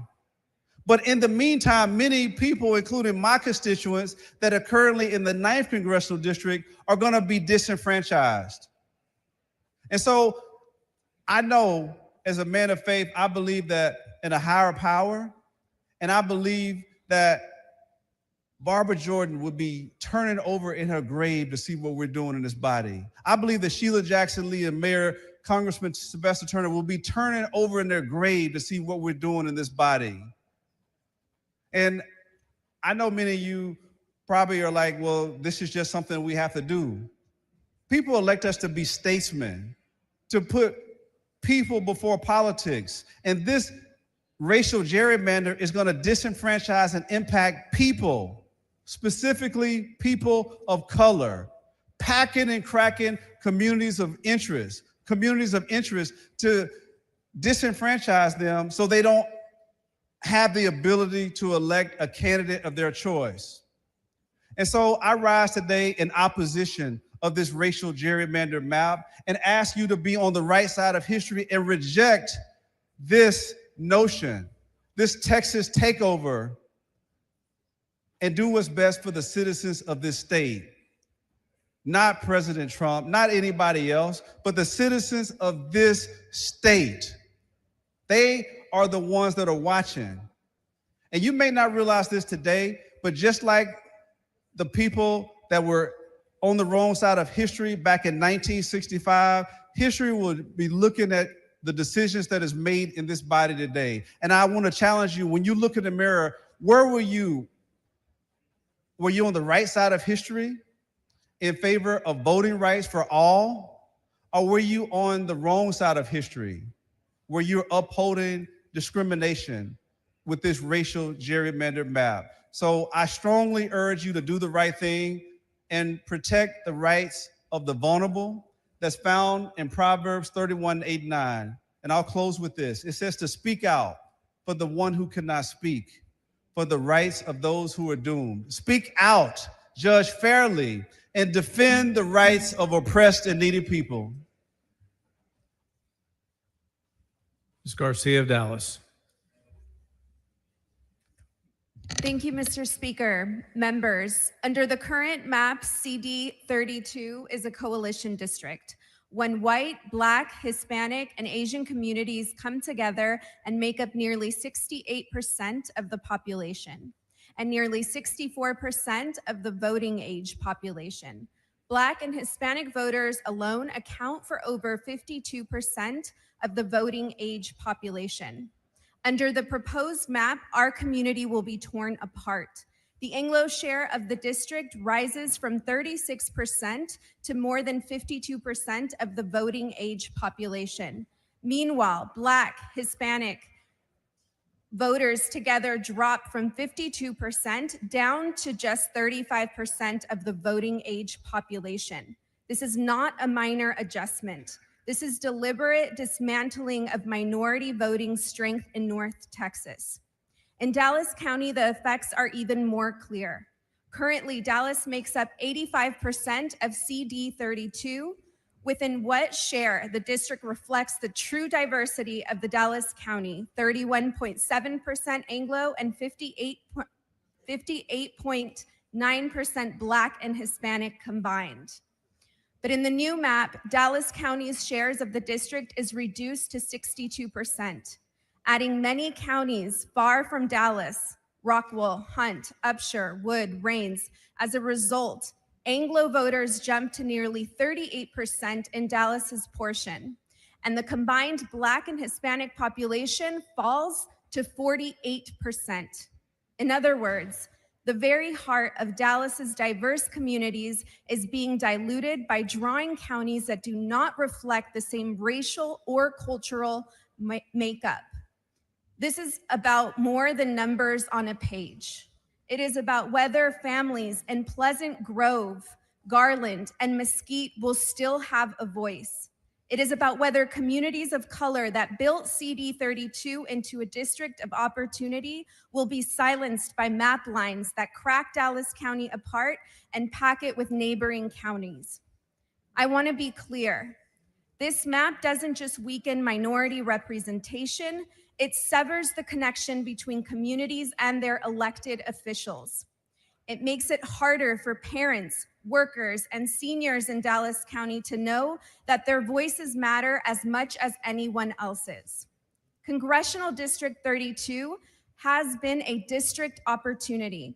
This proposed map would erase the progress and turn CD 32 into an Anglo-majority district, dismantling the coalition of Black, Hispanic, and Asian voters who have fought for fair representation.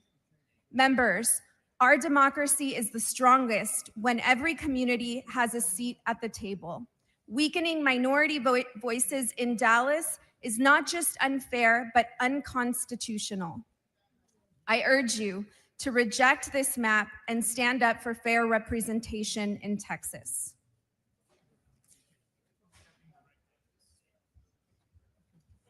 Chair recognizes Ms. Hernandez. Thank you, Mr. Speaker and members. I rise today in strong opposition to House Bill 4. This bill represents one of the most blatant assaults on fair representation that we have seen in Texas. Houston is one of the most diverse cities in the world, and Harris County was one of the most diverse counties in America. That diversity is our greatest strength. It is what makes our neighborhoods vibrant, our workforce dynamic, and our communities resilient. And yet, HB 4 silences that diversity instead of celebrating it. Under this map, Latino communities in Harris County have been split apart and scattered across multiple districts, silencing their voice and diluting their ability to elect their candidate of choice. Nowhere is this clearer than in Congressional District 29. For decades, CD 29 has stood as a performing Latino majority district, a community of interest where Hispanic voters could elect their candidate of choice. But this map dismantles that district. Latino neighborhoods like Denver Harbor, Magnolia Park, Second Ward, Manchester, and Northside, historic centers of Latino political strength, have been carved out. The Hispanic citizen voting age population has been reduced almost 20 points, from roughly 63% to just 43%. That kind of drastic change has nothing to do with population shifts or routine adjustments. It is a clear effort to weaken Latino influence in Harris County. Under this proposed map, my home and almost my entire legislative district, which is over 70% Hispanic, is taken out of CD 29 and placed in CD 9. HB redraws CD 9 in a way that claims to create a Latino majority district on paper, 50.15%, but in reality dilutes the voting power of communities of interest in inner city Houston. By stretching the district across unrelated suburban and even rural areas, this map undermines Latino representation. It makes little sense to connect inner city Houston all the way to Liberty County, 50 miles away. These areas do not share the same priorities, challenges, or way of life. Inner city Houston is one of the most diverse, dense urban centers in America. Demographically, the contrast is stark. Houston's East End is majority Latino, home to historic Hispanic neighborhoods with large immigrant communities and several Catholic churches over 100 years old that were established for the growing Mexican-American community. Combining Houston's historic Hispanic neighborhoods like Denver Harbor, Second Ward, Magnolia Park, and the cities of Galena Park and Jacinto City, which are less than a mile apart, with Liberty County, a white county 50 miles away, denies Latino voters a meaningful chance to elect their candidate of choice. This is not what a functioning democracy looks like. This is not what Texans expect of us. We should be expanding opportunities for representation, not dismantling them. Harris County's Latino population growth is so significant that the county should have gained a second Latino opportunity district. Instead, this map cracks Latino voters apart, dismantles CD 29, and distorts CD 9. all to weaken the communities of color that are the backbone of our economy and our democracy. Members, HB 4 is not about fair representation. It is about silencing voices, silencing the voices of Latino voters, my family, my friends, my neighbors. It is about stripping away opportunity districts that were hard won and protected under the Voting Rights Act. This is not only wrong, it is unconstitutional. I urge you to reject HB 4. Protect the rights of every Texan to have their voice heard. Protect the communities who built Harris County and keep it strong. And protect the integrity of our democracy, which demands fair maps and equal representation for all. Thank you. Chair recognizes Ms. Perez. Thank you, Mr. Speaker. Members, I have lived in CD 29 all the days of my life, and with the passage of this map, it will move me to CD 9. With these redistricted maps, voter disenfranchisement will undoubtedly be worse in many communities like mine. Based on data from the 2020 census, Latino voters make up about 43.4% of the people in Harris County, Texas. The Hispanic population has been the largest ethnic group in Harris County since 2010. In fact, in Houston, over 38% of Houstonians aged 5 years and older speak Spanish at home. This is the case for many of my constituents. My community deserves fair representation. Representatives who share their values, understand their culture, and are able to communicate in their first language.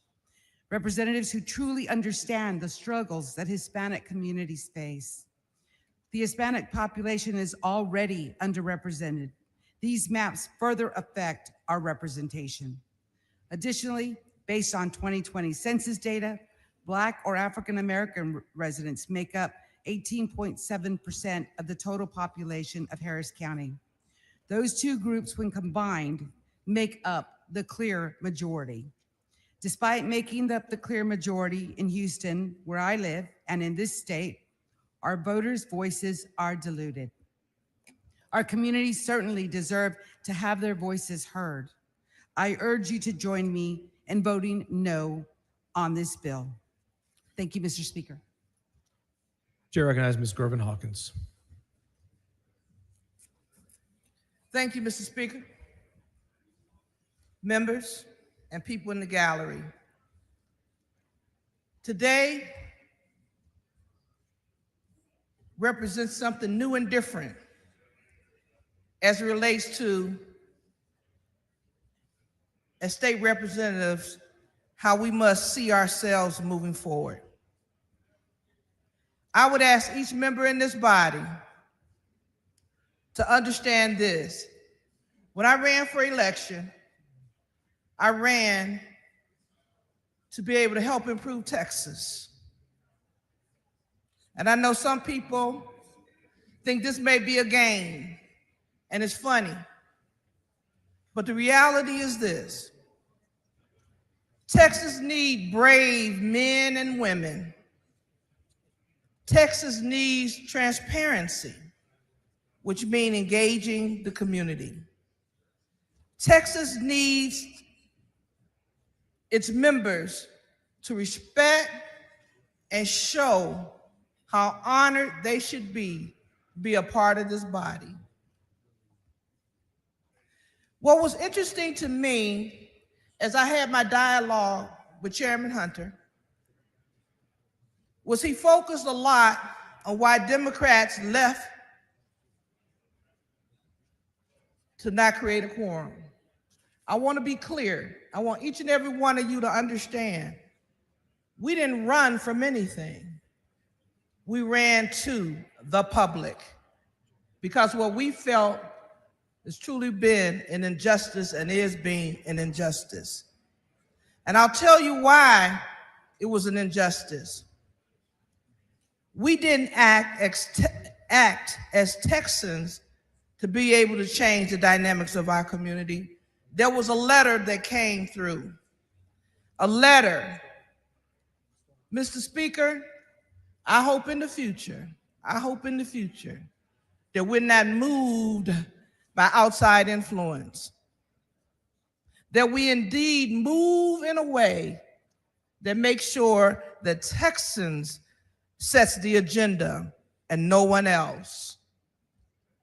When I think about these maps, and I have asked on a number of occasions, who drew these maps? No one can tell, or at least they have not revealed who drew these maps. And I know that's a bald-faced lie. So when one comes from the outside to steal what's precious in Texas, that's hurtful. I asked again, where are our brave Texans? But I would caution each and every one of you, be careful. Be careful about the actions you're taking, because indeed it not only impacts us, but it impacts our children and our children's children, the things that we do today. If DC has asked for something, we must ask ourselves, what's next? What's next of interference? For me, this body has changed. It has created an atmosphere of division, an atmosphere of disgust, an atmosphere when I now look at my colleagues and say, wow, who are you really? You know, when I had my medical episode, I was so moved by the members who came to pray and gave me well wishes. And as you know, each and every day we come, we pray together. We pray together. We give honor to the U.S. flag and the Texas flag because we know the value of what we do here. But when that changes, not because we disagree, not because we have different positions, that changes when I see professionals that will support something that they know is wrong, but because they want to either hold on to a seat or they're fearful of the unknown. I would say to my colleagues, what's so hurtful is when my colleagues can look me in the face and look other members in the face and be willing to take away 2 African-American seats. As you all know, the struggle, particularly for African-Americans, have been long and hard. When we looked at a situation where the floods came, so many people died, some of which I even knew. And we put this as a priority before putting that first. That tells us all something about this body. Mr. Speaker, we need to change that. We need to be able to address those priorities first. It should have been number 1 on the agenda, but it wasn't, and that was disheartening.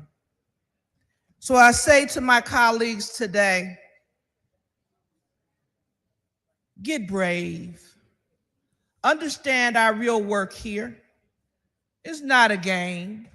It's not a plaything. We've been blessed to be one of 150, to be able to improve the quality of life for all Texans. And we have to come together and understand what that looks like so we create the win-win, not the winners and losers. That's the Texas I would love to be a part of. It was also hurtful with the social media. It was really childish more than anything. Lock them up, go get them, they running, all that kind of nonsense. And I think we're too important and we've got a job that's too big to go down that rabbit hole. So for today, I have mixed feelings about this body. And I hope that we can become a better body, not one that seeks to hurt others, to create cultural wars, to demean different positions, but indeed that we can work together to respect the positions that we hold. I call upon each and every one of you to really seek inside why you are really here and what your real role and goal should be as a legislator. Members of my Republican Party, we need you to be brave. We need you to be transparent. We need you as a working partner, not as an adversary. Members of the Democratic Party, let's continue. Even though we're in the minority, we're going to continue to fight the battle for the people. And finally, I would say this. Those of you who feel this is okay, let's get ready for the fight. Because the fight ain't over. It's going to continue. And it's going to be one where we have energized America to save democracy. And we will continue to do that as we move forward. Thank you. Chair recognizes Mr. Busey. Thank you, Mr. Speaker. Ms. Gervin Hawkins, Chair of the Legislative Black Caucus, thank you for being brave. I apologize that so many of your colleagues chose to speak over your speech. Mr. Speaker and members, I rise today not just as a legislator, but as a Texan who still believes in the radical idea that voters should choose their leaders, not the other way around.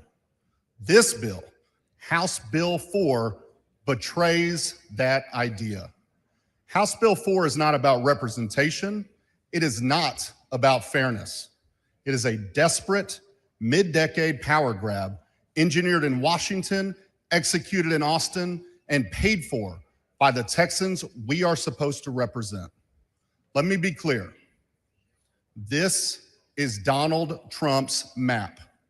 It is clearly and deliberately manufactures 5 more Republican seats in Congress because Trump himself knows the voters are rejecting his agenda. And instead of respecting that rejection, he's changing the rules. Instead of listening to the people, he's trying to silence them. And Texas Republicans have been more than willing to help. So let's talk about what House Bill 4 really does. It punishes my community of Austin, one of the most diverse, fastest growing, and engaged cities in America, by carving it up and pitting 2 progressive champions, Congressman Doggett and Kassar, into the same district. It dilutes the voting power of Black, Latino, and AAPI Texans, communities that have fueled our state's growth and are entitled to a voice in its future. And it draws neighborhoods like mine in North Austin into districts that stretch over 360 miles to Midland and Odessa in one direction, and over 170 miles to Freestone County in the other direction. Chairman Hunter, that's over 500 miles apart. That's not compact, that's corrupt. It is shameful, it is dangerous, and it sets a precedent that should terrify every single American. If you want to know the state of our democracy, look no further than this House floor. Representative Nicole Collier has been held here against her will for 2 full days, over 48 hours, because she refused to sign a permission slip from DPS, treating her like she's a child asking to use the restroom. Representative Collier is a 7-term legislator, an attorney, and an advocate for her community. She's being surveyed and detained in her own capital simply for dissenting. This is not democracy. This is authoritarianism in real time. Republicans are going to try and convince you that this is the will of the people. But if the people agreed with them, why do they need to cheat to win? Why did they try to ram this through without any public testimony on this map?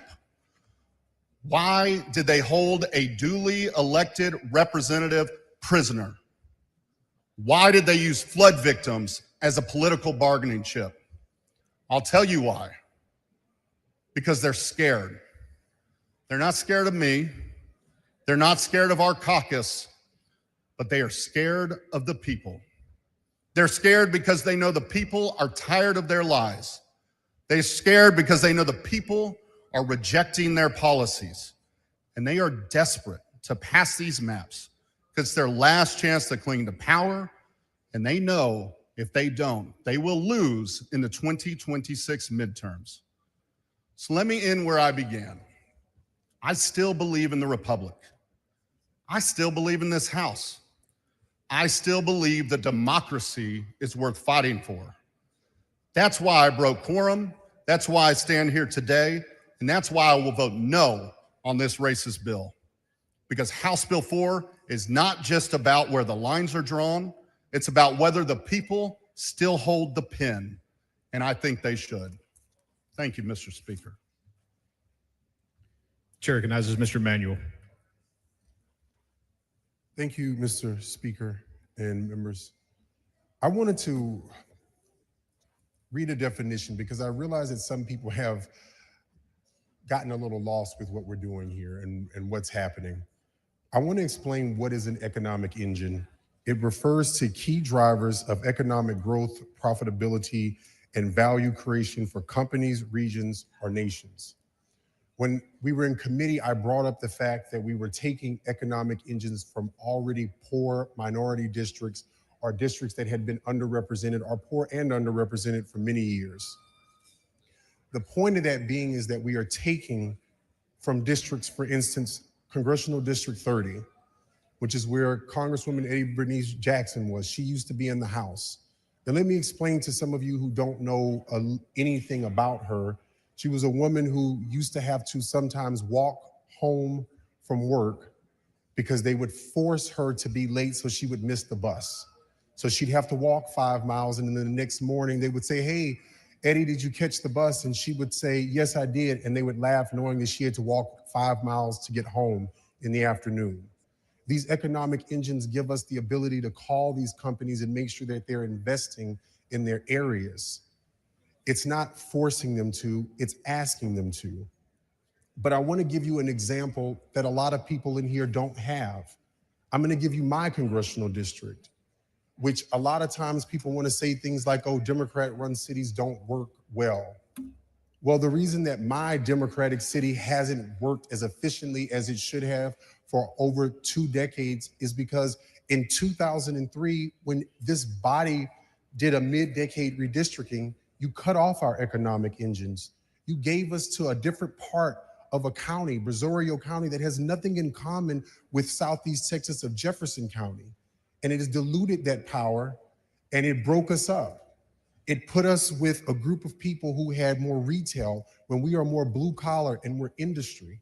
So we are split between Orange County, we're split between Jasper County that is further away from us, but we're closer off when it looks to representation to Brazoria County, which is much richer and much wider. And our districts were actually very well minority. It was Blacks, Hispanics, whites. It was a true coalition district of just people working together. And by the way, it was already considered a Republican district. But you cut off our economic engines. And so now we have 2 of my cities are considered 2 of the most poorest cities in the country out of 20. But it gives you all a reason to say that certain people are poor, certain people are damaged. We need to take over their school districts. But that was done in this body when you took away our representation, when you gave us to a congressional member who didn't have a real understanding of what we were dealing with. And when the vast majority of those counties, the other part of that county, they didn't have to come to us to ask for votes, whether they were a Democrat or Republican. What you're doing right now to poor and underrepresented counties and cities is harmful. And I get winning because we keep saying that this is about elections, but at what cost is winning everything? Is it more important for you to win and have seats knowing that you've already messed up and harmed other people in their districts? You have already helped increase crime rates in other people's districts. You've already had them underfunded when it comes to school programs. And I'm telling you this not because someone read this to me in a book. I'm telling you this because this is what you've done to my community. This gives you a reason to have people that will go out there and say racist things about Black and Latino and Hispanic people because you've created an environment that has festered with people who are living in poverty. I ask you to please vote no on this, not about politics, but about the fact that you are going to cause real harm to people, and you are going to cause harm to your own citizens by breaking up communities of interest. You are going to put people's lives at risk. And for all of you who live out in East Texas, I want you to remember this. If you live in Jasper and you're trying to get to the nearest hospital, or you live in Orange County, you're much more likely to die giving childbirth because a hospital is 40 or more miles away. And those are mainly a lot of the constituents that you all say you're creating districts for, but you've made their districts even poorer. This is what you're going to be doing to other people throughout this entire state. And it is devastating what you are doing to poor minority communities, but it's more devastating at the fact that sometimes you can hate someone so much that you will do irreparable damage to yourself. That is what you are opening yourselves up to, is that one day when the demographics shift, you will be in districts that you will not have any voting power, and it will hurt. And you will watch your children grow up and go to jail and lose educational value. And I know that because that's what you all did to my district. That's what I represent. That's who I am and where I am from. I hope you take that into accountability when you're taking your vote into play, because this has real life implications for people, and it does hurt.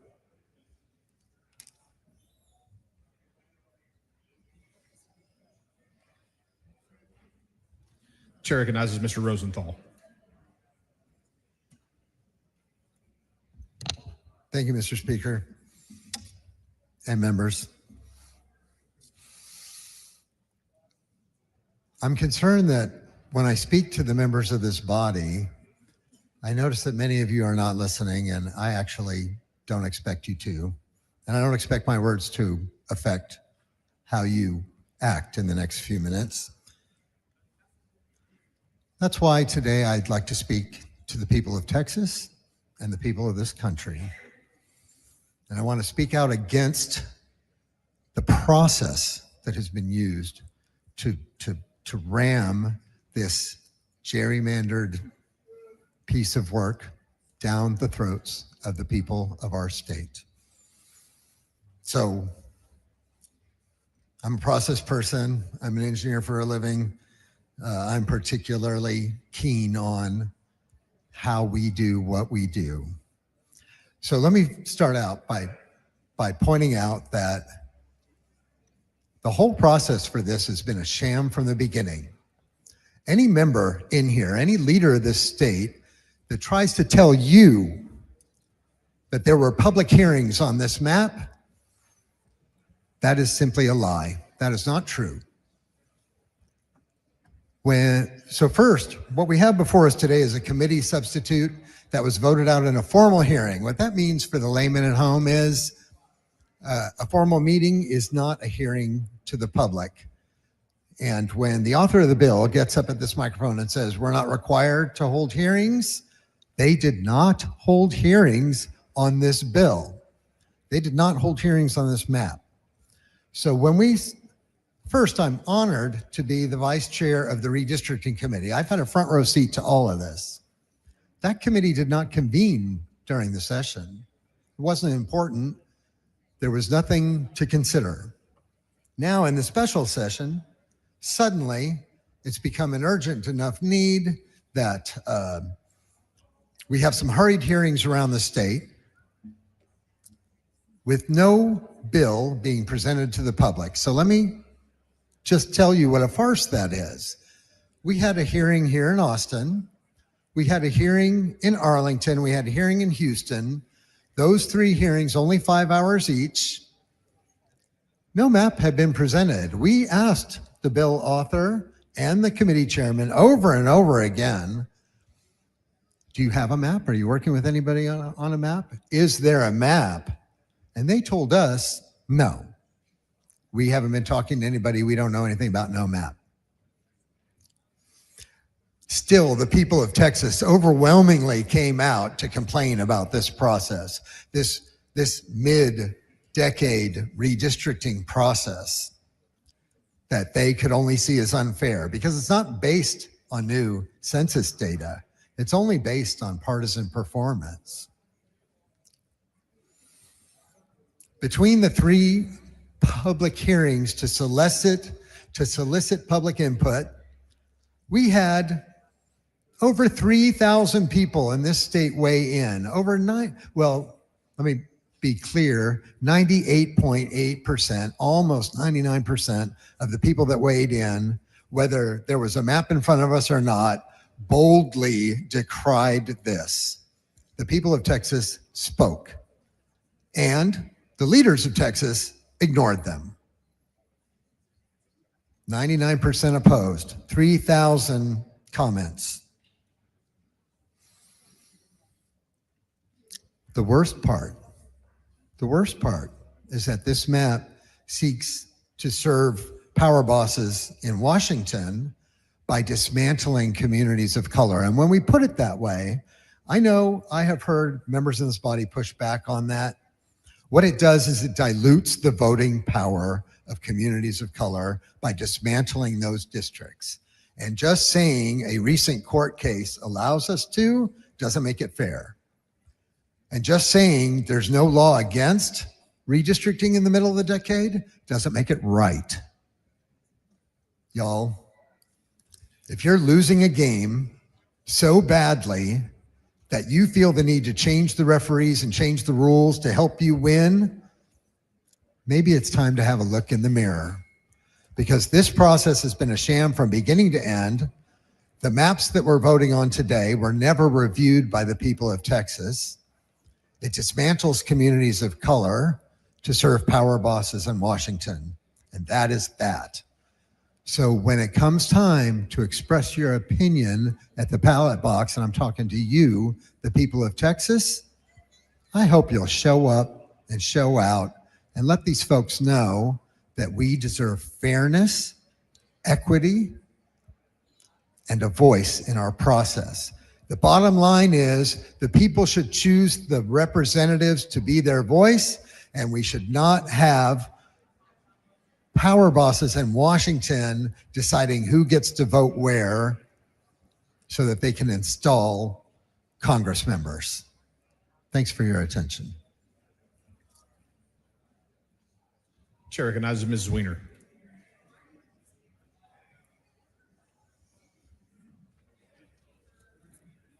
Thank you, Mr. Speaker, members. Mr. Speaker, could we get some order? There's a lot of chatter.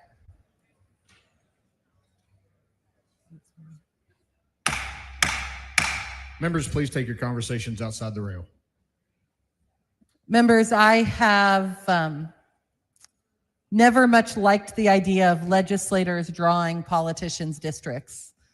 And that was a feeling that was affirmed by my first experience being in this body, helping draw districts.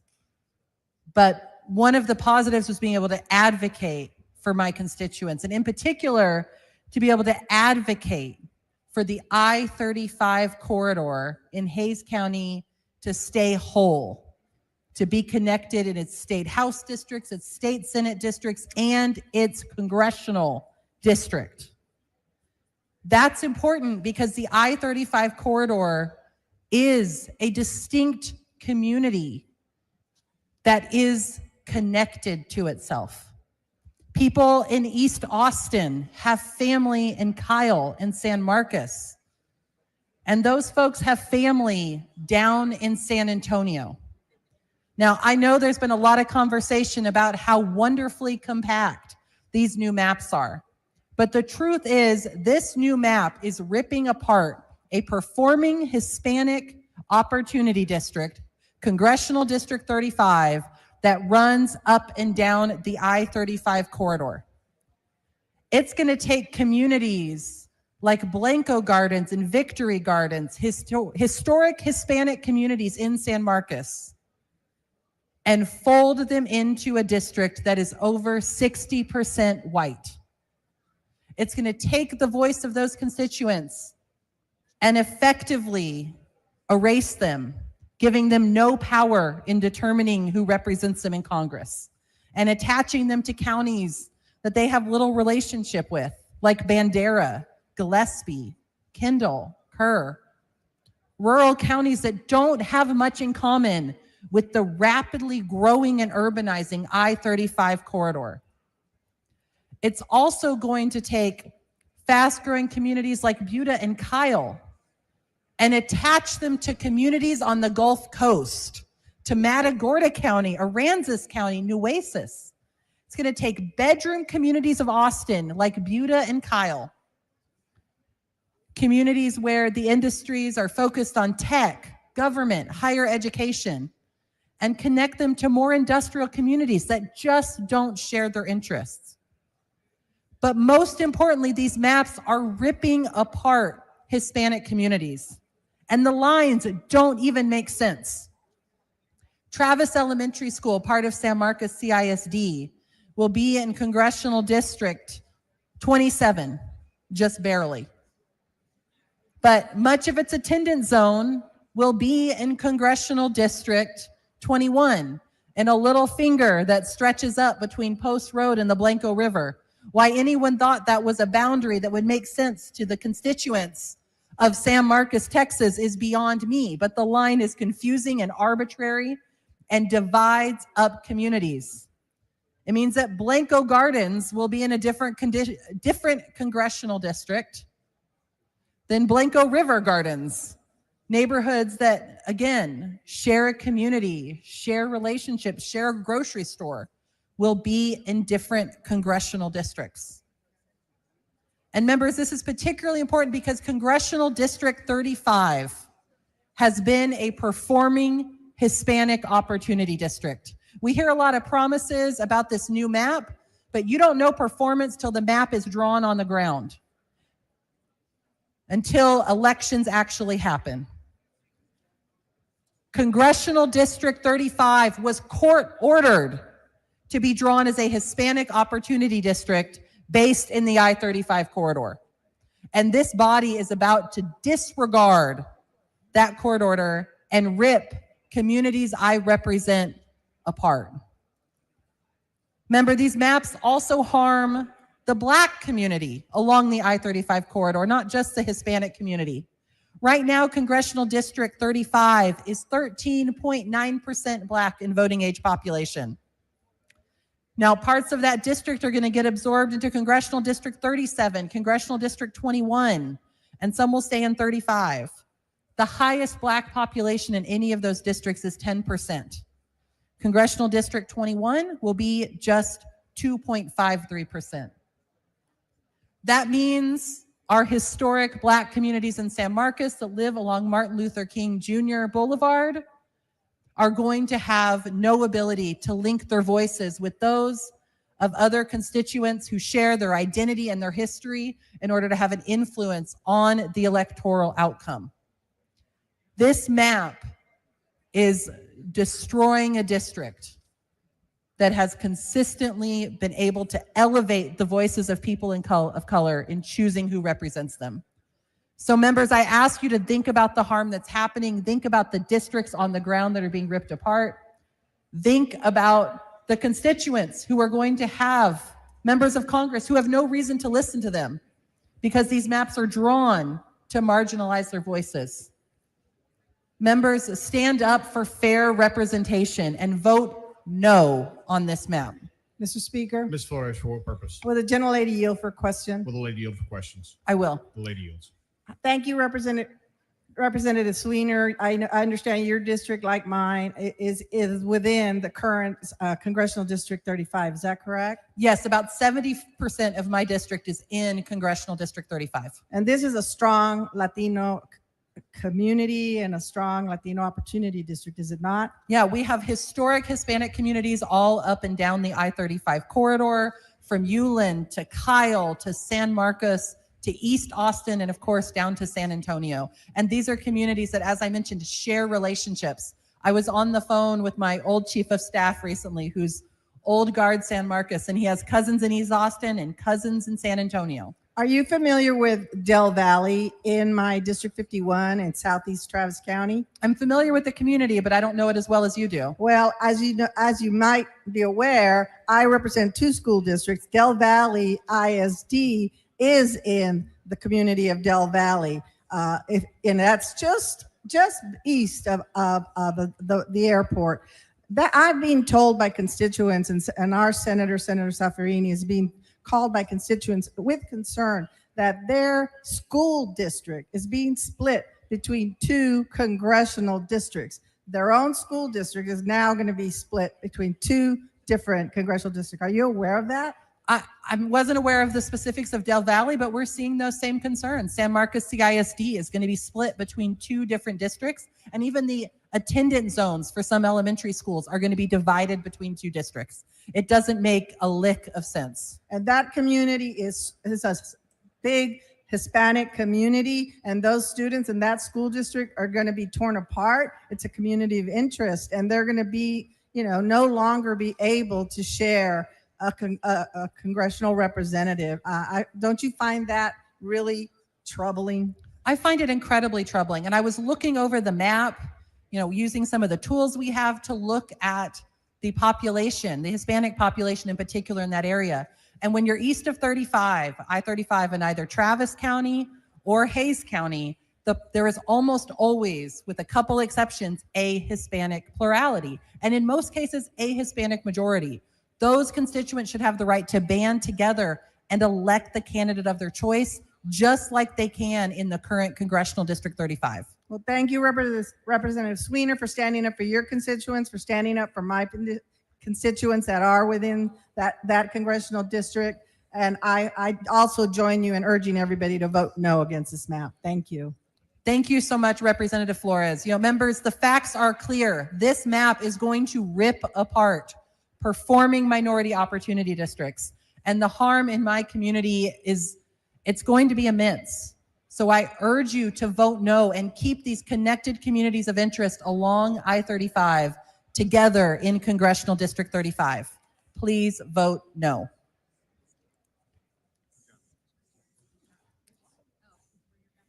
Chair recognizes Ms. Garcia Hernandez. Thank you, Mr. Speaker. Members, I rise today in strong opposition to House Bill 4. This proposal disenfranchises millions of Texans, families, communities, and neighborhoods across our state, including those I represent in House District 115, and even myself. Under this plan, congressional districts 32 and 33 are radically redrawn to deprive Texans of fair representation. District 32, my own district, is an egregious example in North Texas. It forces together suburban communities like Farmers Branch, where I live, with rural communities as far as Pittsburgh and Gilmer in East Texas. These districts are neither compact nor true communities of interest. Instead, District 32 has been carved into a 175-mile fajita strip that dilutes and disenfranchises voters. District 33 is yet another case. Today, it connects Latino communities in Dallas and Fort Worth, ensuring their voices are heard. But under this new map, it is configured to Dallas County alone. That deliberate change strips representation not only from my constituents in House District 115, but also from the people of Tarrant County. The result? Over 1 million Latinos in North Texas are left without meaningful congressional representation. Their voices are silenced. This is targeted exclusion, plain and simple, driven not by the needs of Texans, but by out-of-state political interests. It is a sad day for this chamber and for Texas when we put the whims of DC bosses above the needs of Texans who are truly suffering right now, like our families in the Hill Country, still grieving their losses and struggling to rebuild their lives, and promised by our own leadership to be put first as HB1. I was so moved by history growing up, learning about the Underground Railroad, Nazi Germany, and so many other painfully immoral times our world has experienced. Asking myself if I would have just stood by, too scared to say anything.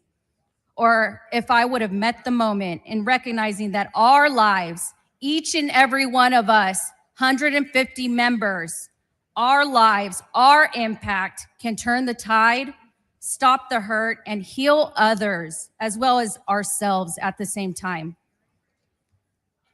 Today, I traded my state pin for my grandmother's pin in a reminder of how I was raised.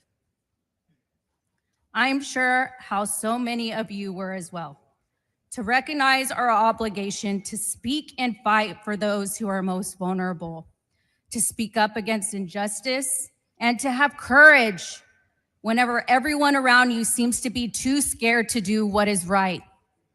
Members, I implore you, my colleagues, I implore you to have courage.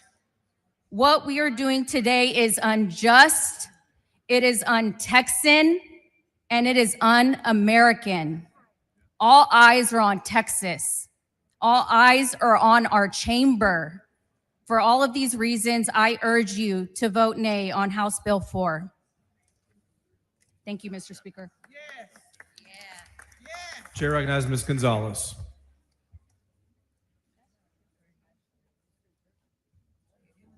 Thank you, Mr. Speaker. Members, choices are at the heart of what we do. We choose what bills that we file, choose how we vote on legislation, choose what committees we want to be on. Today is a choice. We do not have to be doing this. And this is a critical moment in our history, just like my colleague just said.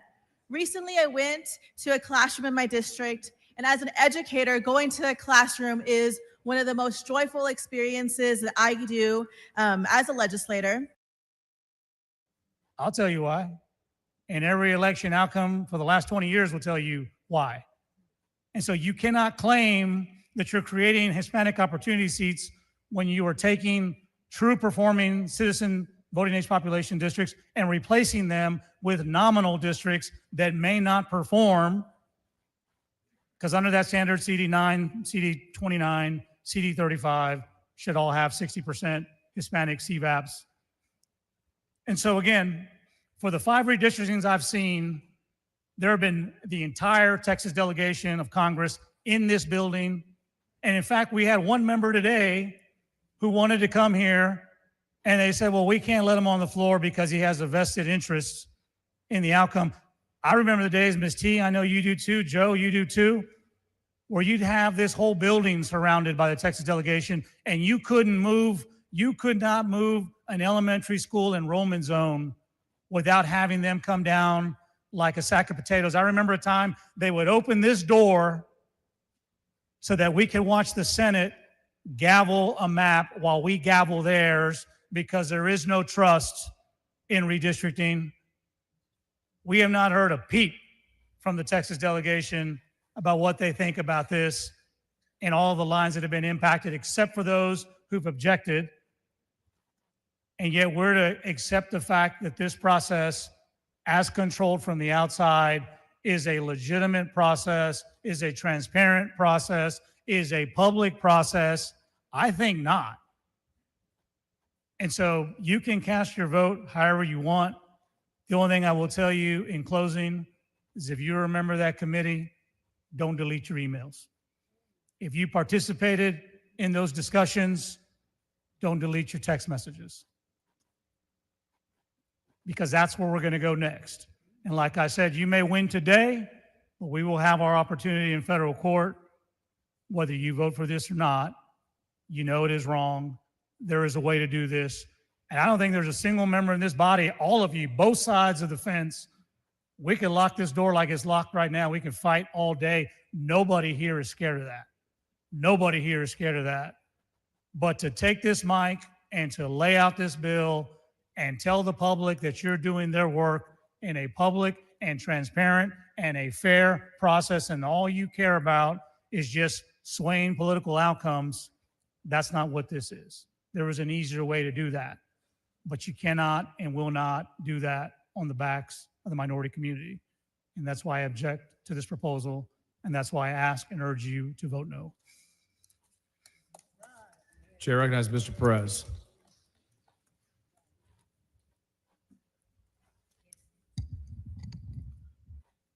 Thank you, Mr. Speaker. Let me say at the onset, Representative Hunter, that I have tremendous respect and admiration for you and for your years of service in this chamber. But I must also say with equal candor that I am deeply disappointed. I am disappointed in the willingness to mask the racial realities of this map underneath the guise of partisanship. Courts have been clear. Partisanship is not a license to engage in racial discrimination. It wasn't until today that I more fully appreciated what Dr. King wrote in 1963, sitting in a Birmingham jail, expressing his frustration with the moderates of his time. He said that shallow understanding from people of goodwill is more frustrating than absolute misunderstanding from people of ill will. Lukewarm acceptance is much more bewildering than outright rejection. Representative Hunter, you have criticized my colleagues and I for breaking quorum to protest and to draw attention to these maps that deliberately sideline minorities from the political process. But as Dr. King reminded us, there are those who are more devoted to order than to justice, who prefer the absence of tension than to the presence of truth.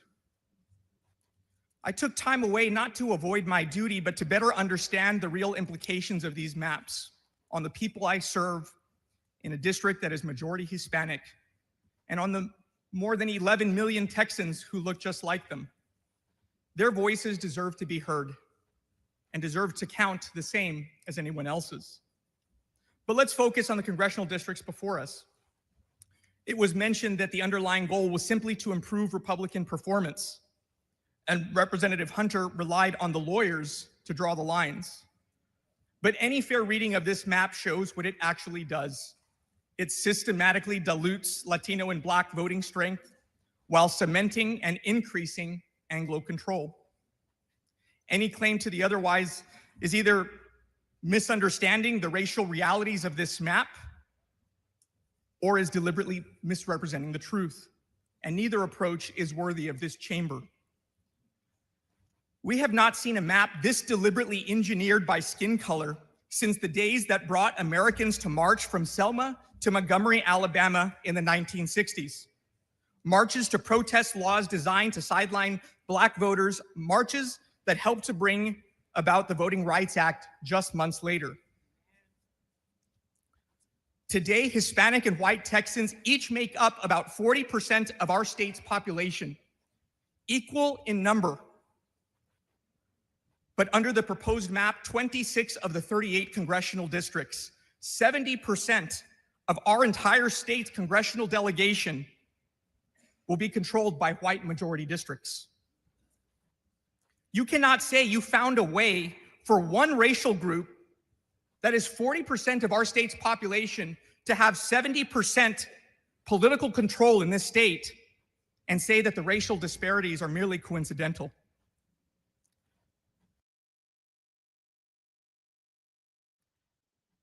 "45 years ago, Anglo-Texans made up 66% of our state's population.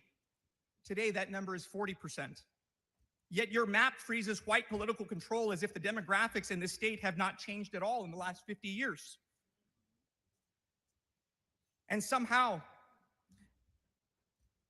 in the 10 hours it takes to drive from my district in El Paso to yours, Representative Hunter, on the coast, across this vast and diverse state, your lawyers somehow managed to draw non-racial lines that will leave your party representing 90% of one race. And in case if your lawyers didn't advise you, it's not Hispanics or Blacks. Why does your party want to represent 90% of white Texans, but not 90% of Texas Hispanics or Blacks? Because this map has methodically carved and segregated those populations to ensure they cannot influence elections in those 26 white-controlled districts. Here is the cold, hard truth. Under this map, white Texans receive one member of Congress for every 445,000 residents. If you're Hispanic, it takes about 1.4 million residents for that same representation. If you are Black, it takes 2 million. In this proposal, a Hispanic Texan has 1/3 the political value of a white Texan under this plan, and a Black Texan 1/5.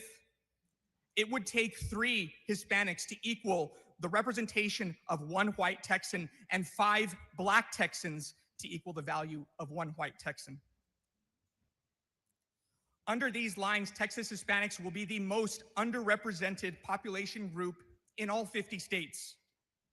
The level of underrepresentation will far exceed what even conservative courts have struck down in Louisiana, Alabama, and just yesterday in Mississippi. And yet, when confronted with these facts, a common distraction from proponents of this map is to point a finger at California or Illinois and to say, everyone does it. But no Democratic map in California or Illinois systematically erases representation for a population that is 60% of this state. This map is an abomination. It is shameful.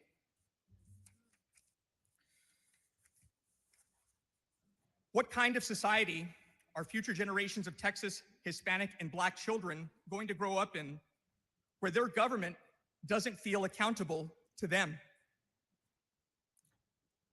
Where they've drawn the lines where they are only accountable to another group based solely on the color of their skin. All Americans, all Texans, whether Republican or Democrat, Black, white, or Hispanic, should be appalled at what's happening here today. That our government is wanting a map where it would not be held accountable to the majority of the residents in its state, but to the ones that it hand selects, and in this case, by race. Mr. Speaker, I voted for you. Despite our vast political differences, I know you care about this institution and the way that we do business to serve the people of Texas with fairness. But Mr. Speaker, we all took an oath to uphold the Constitution, not to flagrantly violate it or to test its limits. This is shameful what is happening here, Mr. Speaker, and with this map, I can no longer in good conscience continue to support you.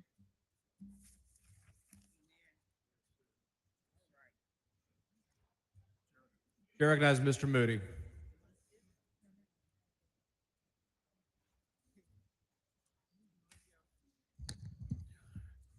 Thank you, Mr. Speaker and members. Indivisible. That's the oath we swear every time we step onto this floor. But division is the only thing that this is about. I sat on redistricting and we talked a lot there about the communities that these maps divide.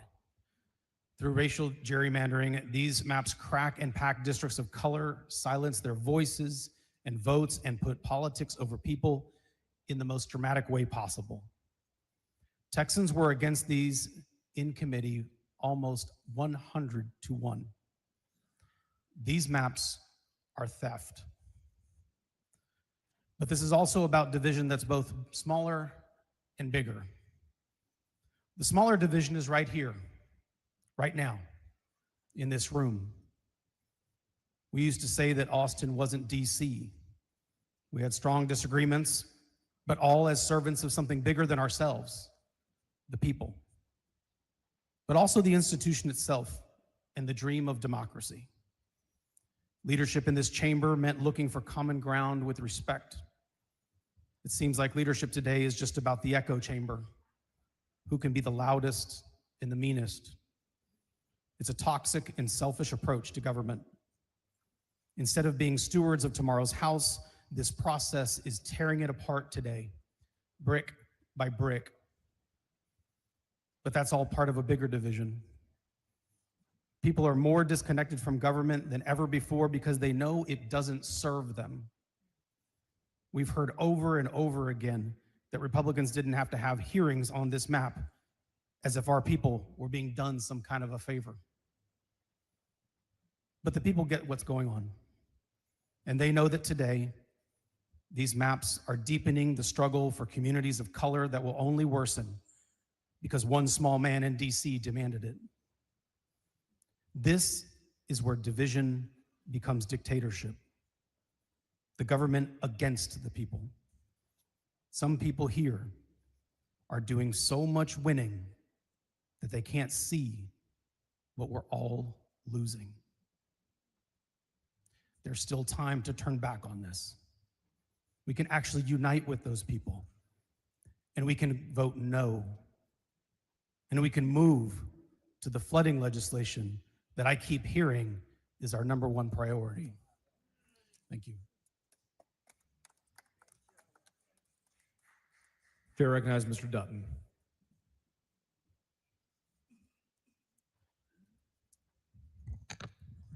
Mr. Speaker and members, my first instinct was to get up here and tell you all about the numbers.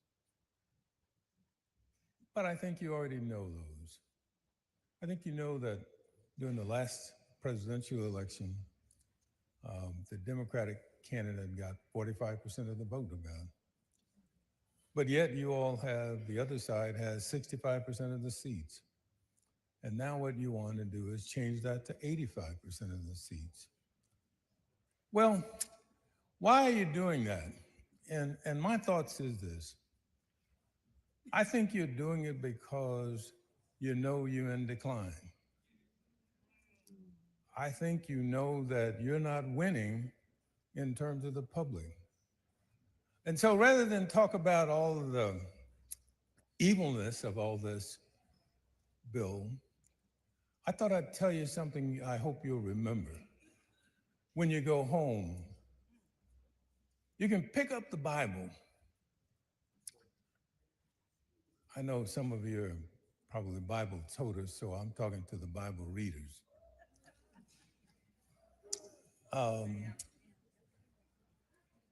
Go to the book of Esther. Go to the book of Esther. When you want to talk about changing the rules, go to the book of Esther. You'll read about Haman. Haman wanted to change the rules. Haman was a Persian official that was close to the king, and he wanted to change the rules because Mordecai wouldn't bow to him, and Mordecai was a Jew. And so he wanted to change the rules to kill all the Jews. And so what he did is he changed the maps. No, he didn't. He built the gallows. He built the gallows for Mordecai. And so I'll get you to the end of the story. You know who they put on the gallows first? Haman. And so when you look at this, members, I hope you'll recognize a couple of things. One is that, for you Bible readers again, I don't care what chapter you read. I don't care if you read all of it or read a little bit of it. One of the things that's always going to be prevalent is evil will never win. And so when you look at these maps and doing this to the Black and brown community in Texas, that's evil. And I don't think you'll ever win. I think you'll win perhaps a battle, but the war, you will always remember that the war will be won by right and justice. Chair recognizes Mr. Romero.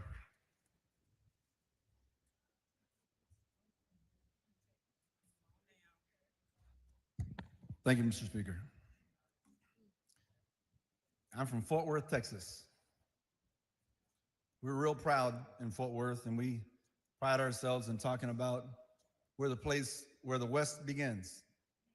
And if you know a little history, manifest destiny and going across to the other side of the nation, that was the last place people would feel like they were in civilization before they went off into very dangerous places west of Fort Worth on their way to California. So I'm wondering what happened to our grit from our leaders, and I consider many of you leaders as well. What happened to our Texas tough? How bad do you need an advantage in order to win? You know, I'm a golfer, I'm a scratch golfer. That's why we have a handicap system. I don't want to play with somebody in the 5th flight. I want to play with somebody in the championship flight. We believe in high school football. We have 6A all the way down to 1A or 2A.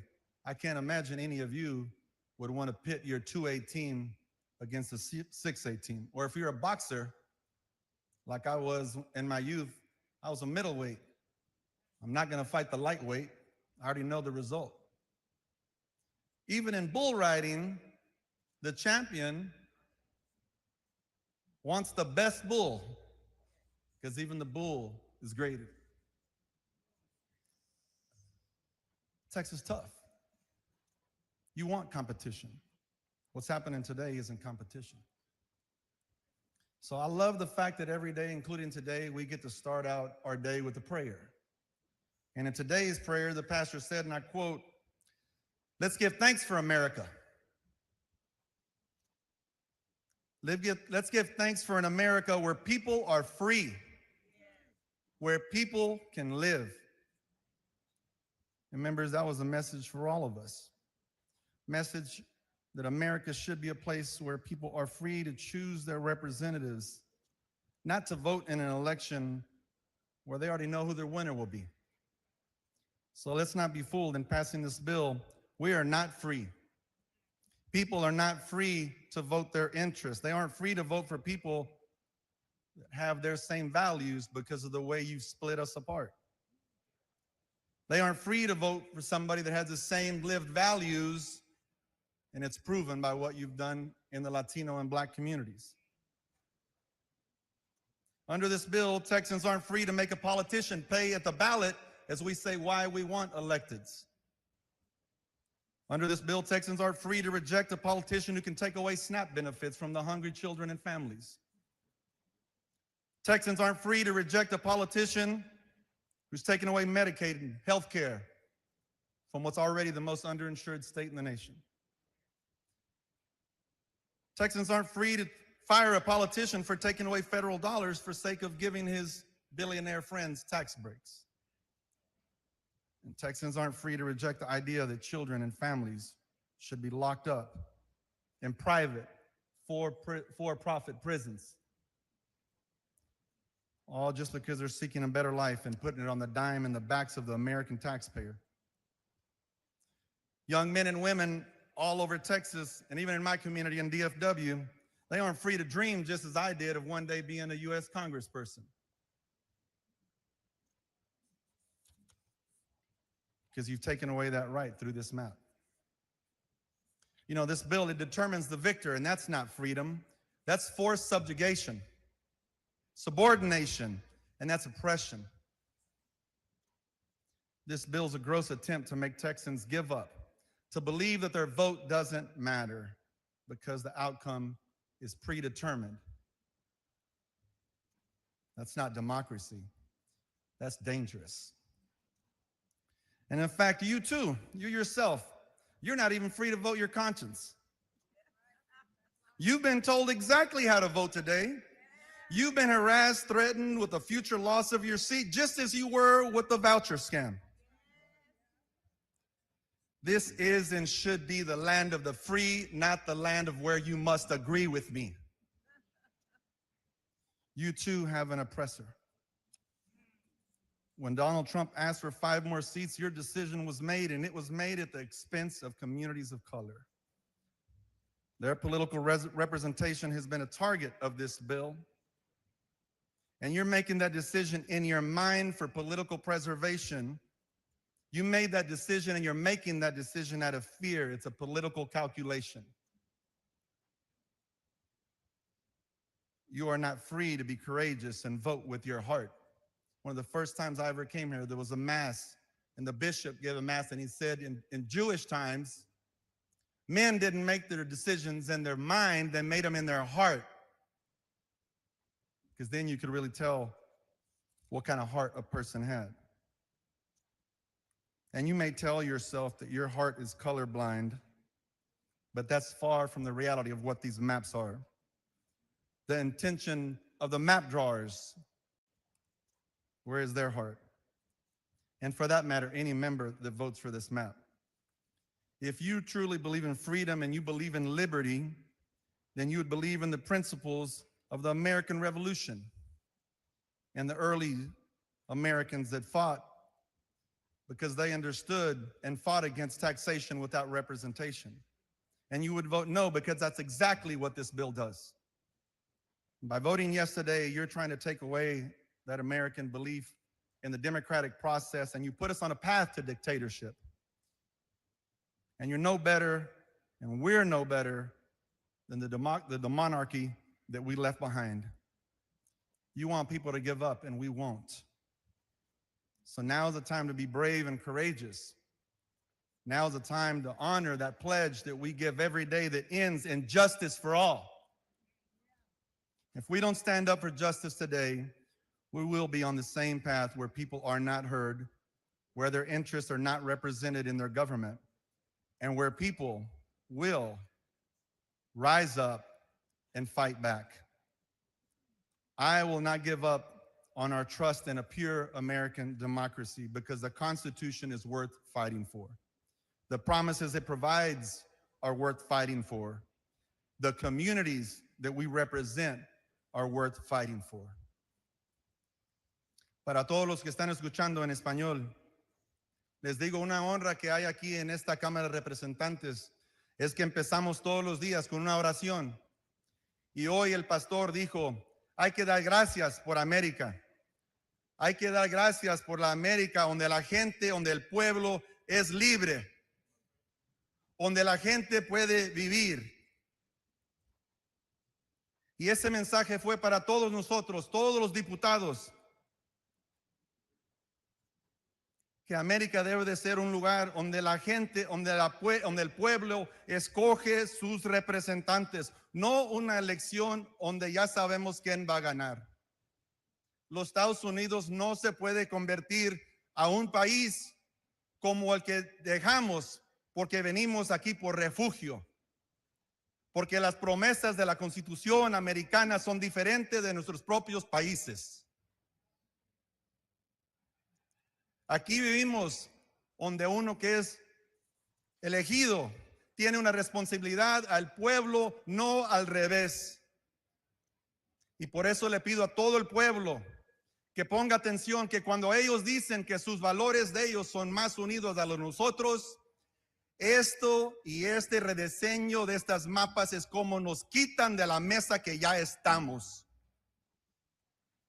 Nos quitan nuestras voces donde ya tenemos puesto, donde ustedes ya han votado por sus representantes, y con esta actuación de esta Cámara de Representantes nos dejan en silencio, nos quieren ver, no nos quieren escuchar, y ustedes son que va a hacer la diferencia y van a luchar para la democracia que merecemos. Por eso, miembros, les espero y les pido que voten no. Thompson, for what purpose? Mr. Speaker, I'd like to make a motion that all of the speeches that have been given would be reduced to writing and placed in a journal. Members, you've heard the motion. Is there objection? Chair is none, so ordered. Chair has Mr. Wu.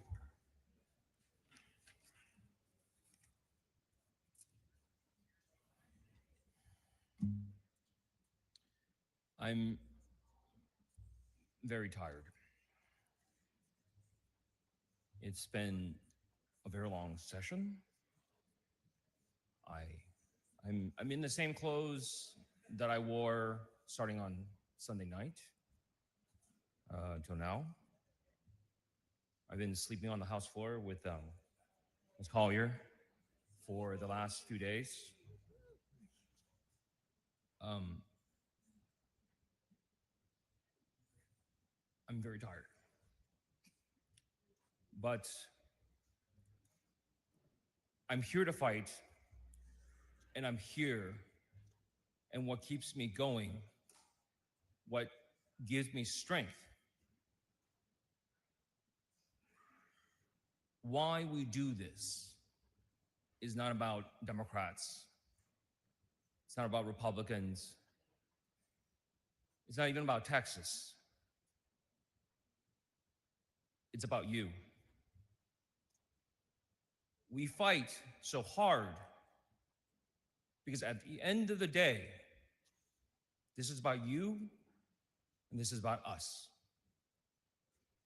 Because America is about us.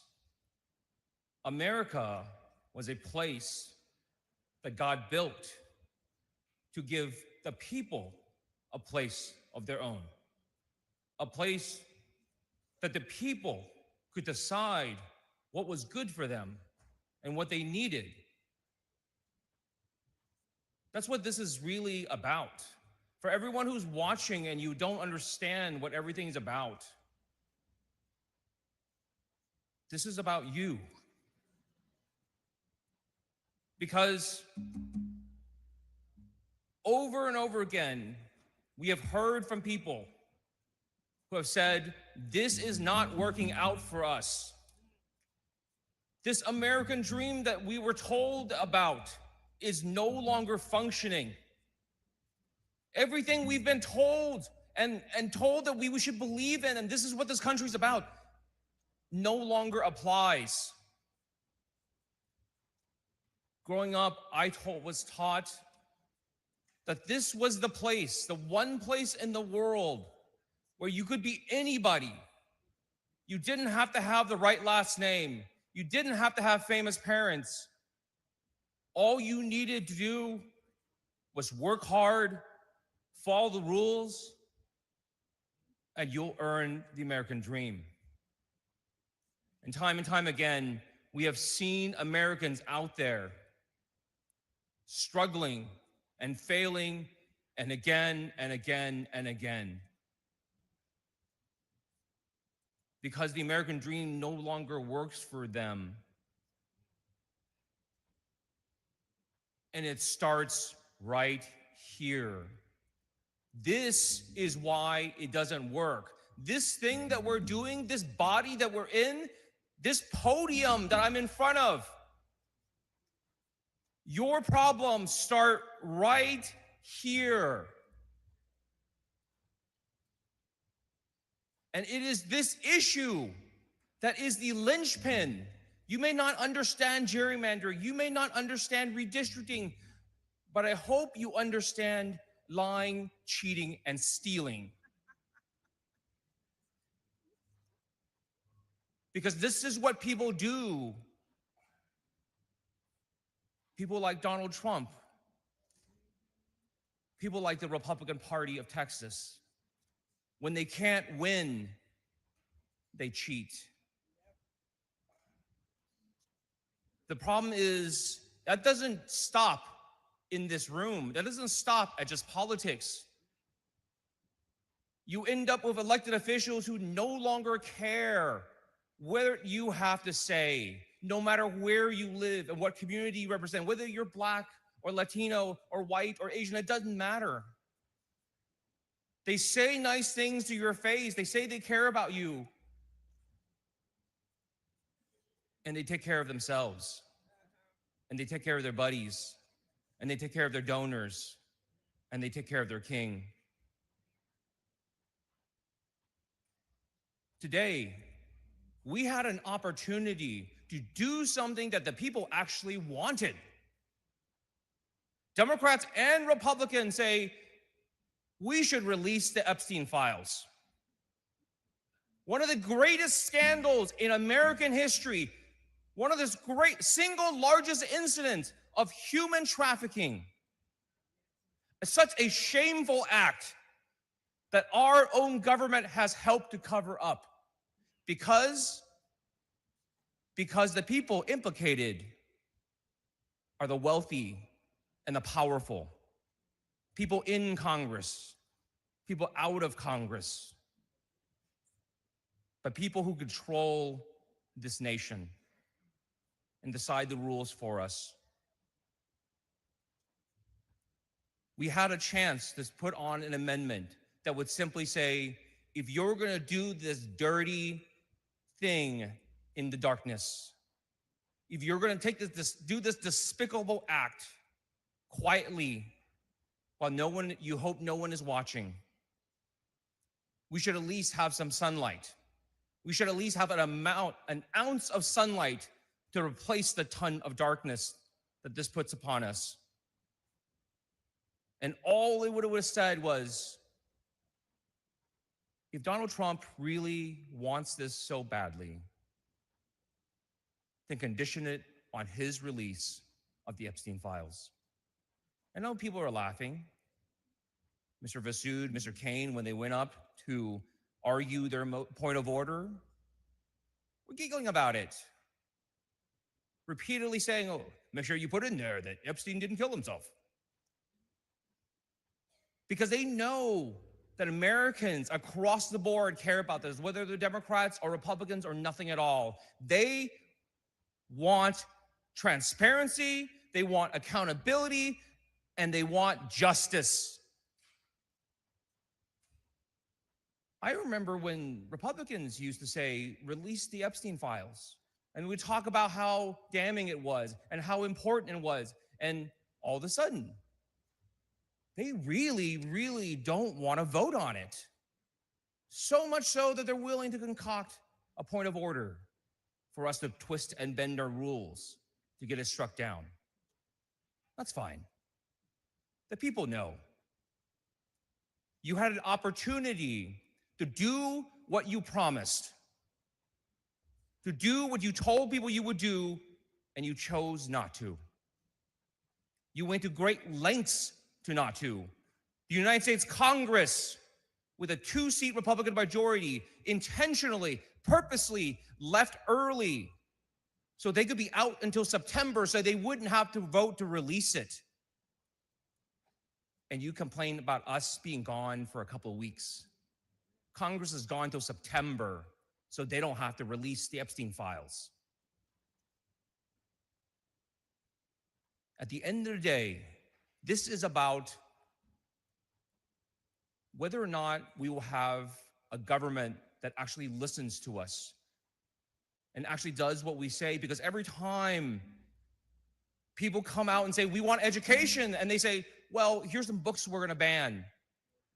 Every time we say, where is our health care? Why are people going bankrupt because somebody broke their leg? And they say, well, we're going to beat up on trans kids for you.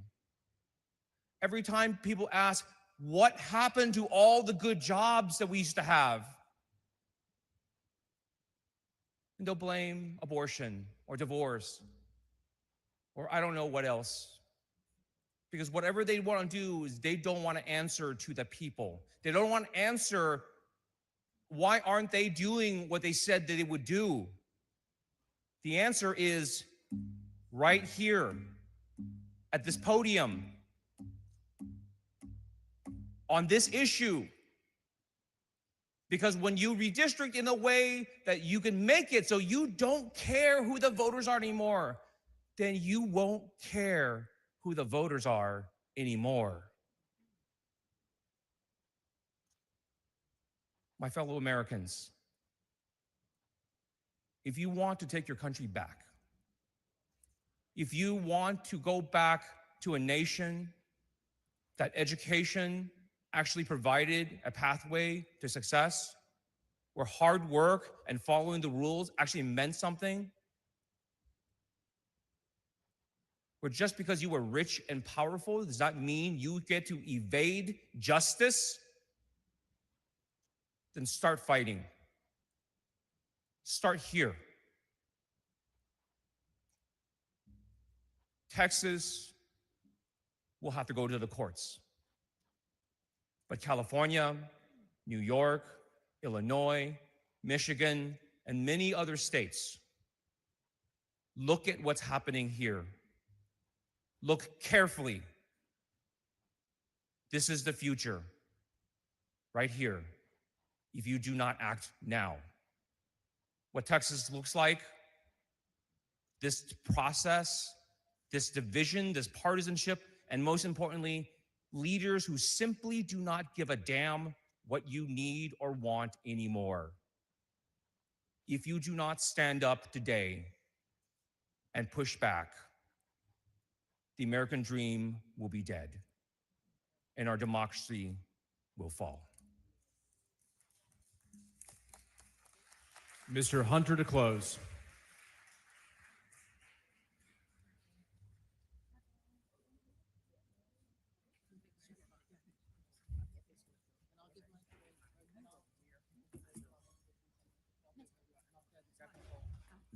Mr. Speaker, Ms. Rose, for what purpose? does the gentleman yield for a few questions? Gentlemen, yield for questions? Not at this time. Okay. At any time? If you've walked back, maybe. If I what?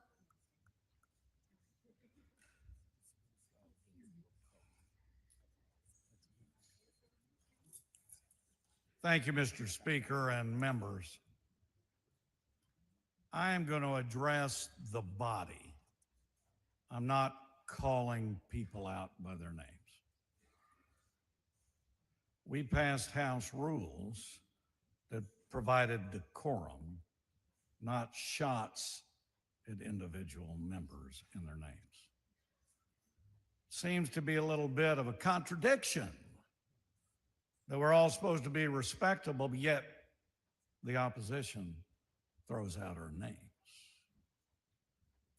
So let me make a few comments. Why are we here?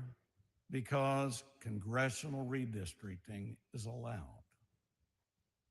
Why are we here? One reason is the U.S. Supreme Court said the following.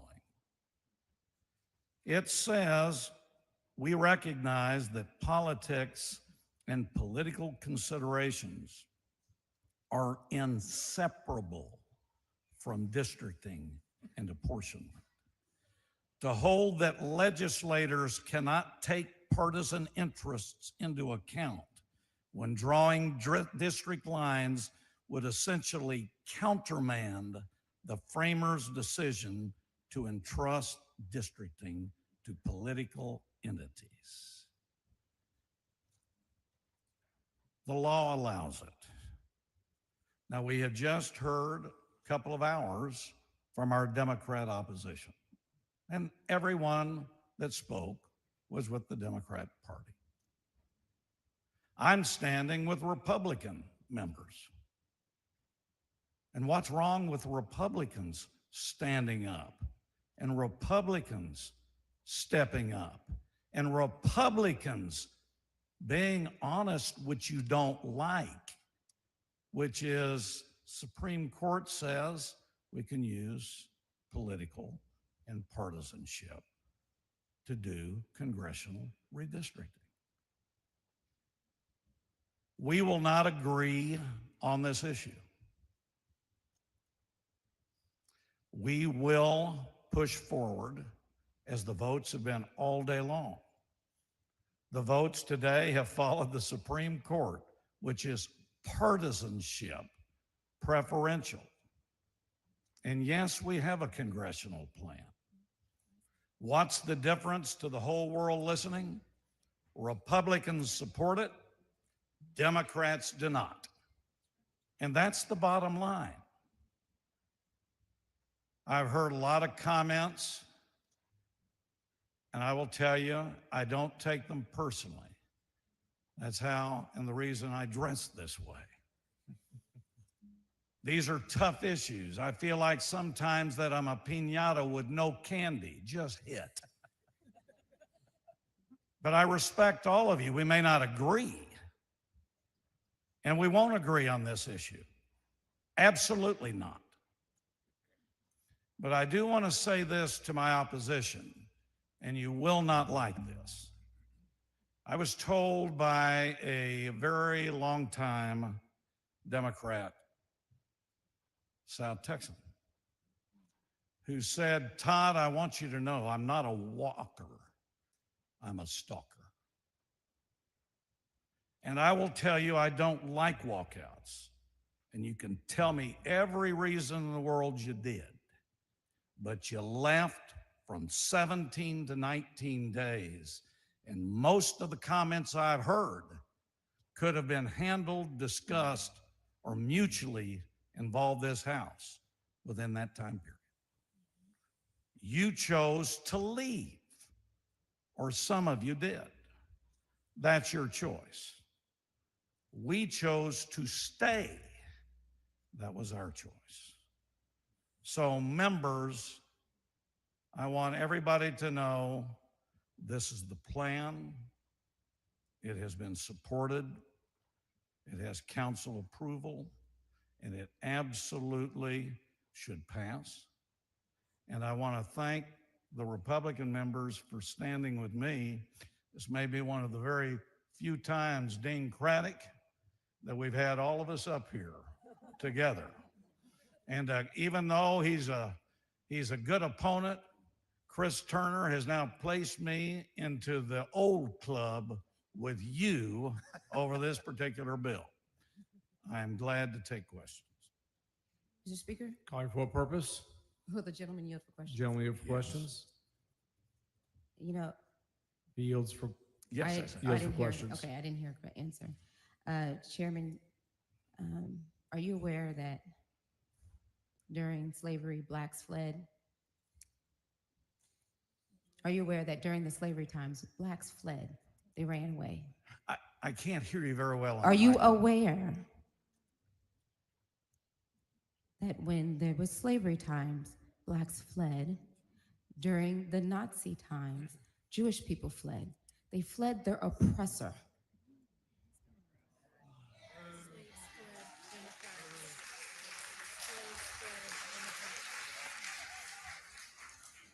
Mr. Speaker, I noticed that Republicans don't get help. The chair advises the guests that the rules of the House strictly prohibit demonstrations or outbursts by visitors in the gallery.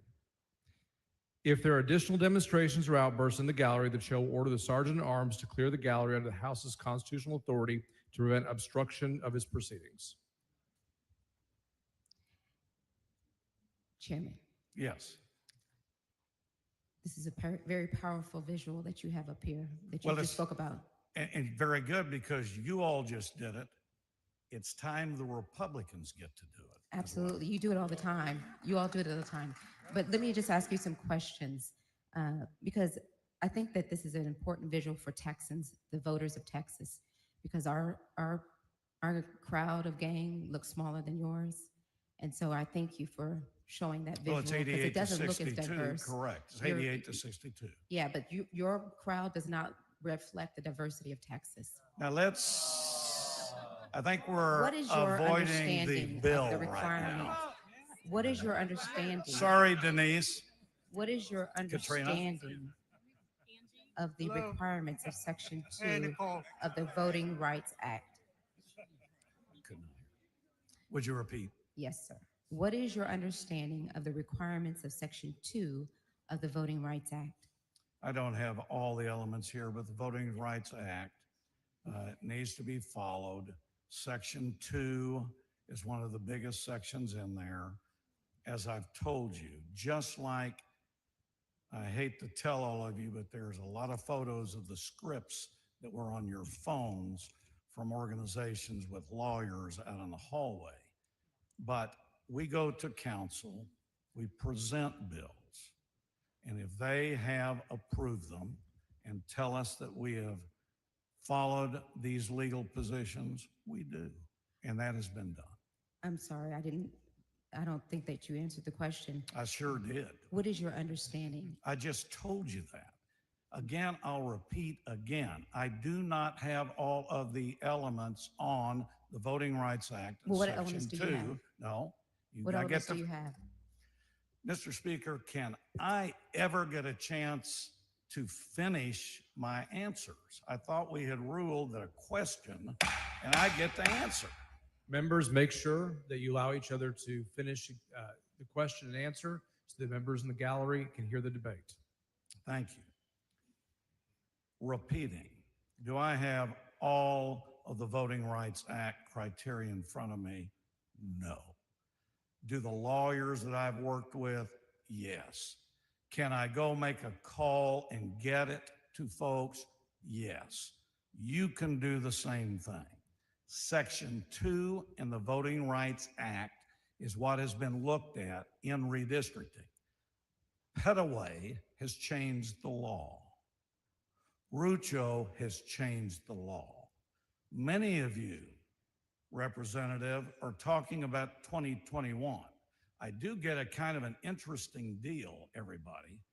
You complain about 2025 and tell me 2021 is okay, but you sued me on 2021. I don't know which way to go. But my point is, do I have them right here? No. But do I feel, you just asked me, do I have the elements? I told you. I'm asking what you understand it to mean. I told you, I understand. You want me, let me go back to the beginning of the speech that I gave that No, to I just want to know. Well, no. You what you asked. understand it to mean. I read it to Okay. you at the very beginning. This was done when we started today. Okay. Another important law that we must follow is a federal law known as the Voting Rights Act of 1965. Yeah. Although race cannot be the predominant factor in drawing maps, Section 2 of that act prohibits enactment of any plan that restricts minority citizens from having an opportunity to elect their preferred candidate of choice in certain circumstances if they exist. That was my knowledge, and I placed it out at the very beginning of the debate. And so that's your understanding. That's my general understanding. Well, thank you. There's a for saying lot that. more. Thank you for. And you can go into the various cases, but Did you perform? Rucha too involves the voting rights along with Petaway. Did you perform any racially polarized voting analysis in drawing these maps? Okay. I have been asked that question. I will answer it again. Did Todd Hunter personally? No. Did Todd Hunter go to a law firm that performed all review? The answer is yes. And what is that law firm? Their name is Butler Snow, which was stated on the microphone a few hours ago. Okay. And they performed the racially polarized voting analysis in drawing the maps? I went to the law firm, told them what the goal was. They prepared. If anybody has the specifics, they have it. But did they perform any racially polarized voting analysis in drawing the maps? Second time, I told you I have no personal knowledge, but I'm sure the law firm performed everything they needed to do. What did they need to do? Well, I hope I'm not the one having to tell law firms what to do, but if they know anything about redistricting, they know about Petaway, they know about Rucho, they know about the Voting Rights Act. They also know about the other Fifth Circuit as well as U.S. Supreme Court. My view is you would go through all of those areas and you rely on the firms, just like your groups are. Some of the ones that you said you represented, I know who your lawyers are. And you go to them, they perform analysis, and they gave you the scripts on your phone today. All I did was go to a law firm, and they orally gave me my information. And then I prepared it out. Did I personally go to everything? No. That's why I rely on professionals who can give me that detail. You make assumptions, and you know what they say when people make an assumption. Well, I mean, an assumption could mean anything. So I know, don't but know you what you're talking assumed that about. I went with some lawyer. I'm sorry, I can't hear You you. made an assumption about what I did with a No, lawyer. I did not make it about you. Did you perform any electoral performance analysis in drawing the majority minority districts in this map? Same answer that I've just given you, same answer that I have given everybody. We went to a law firm who had the expertise. They prepared everything that I was told they needed to do. Is that a no? I told you personally I did not. Thank and you. I went to a law firm who performed it and gave me the information. Besides the law firm, did anyone else involved in the creation of this body, of this map, perform that type of analysis? That I don't know. The evidence at trial at the League of United Latin American Citizens versus Abbott case, the one that's in El Paso, was that the Attorney General's office has a system to perform racially polarized voting analysis. Was that used at any point on your map before today? Personal knowledge, I don't know. And you said that Butler Snow was the, Butler Snow is the law firm. and you don't know if they did that type of analysis? I don't know what they did, but I'm sure they did everything they needed to do. All right. And this Butler Snow law firm, are they your personal lawyer? Okay. As I explained earlier in the day, Butler Snow is a law firm that helped in 2021. Because you all sued us in 2021, they continue their representation of me.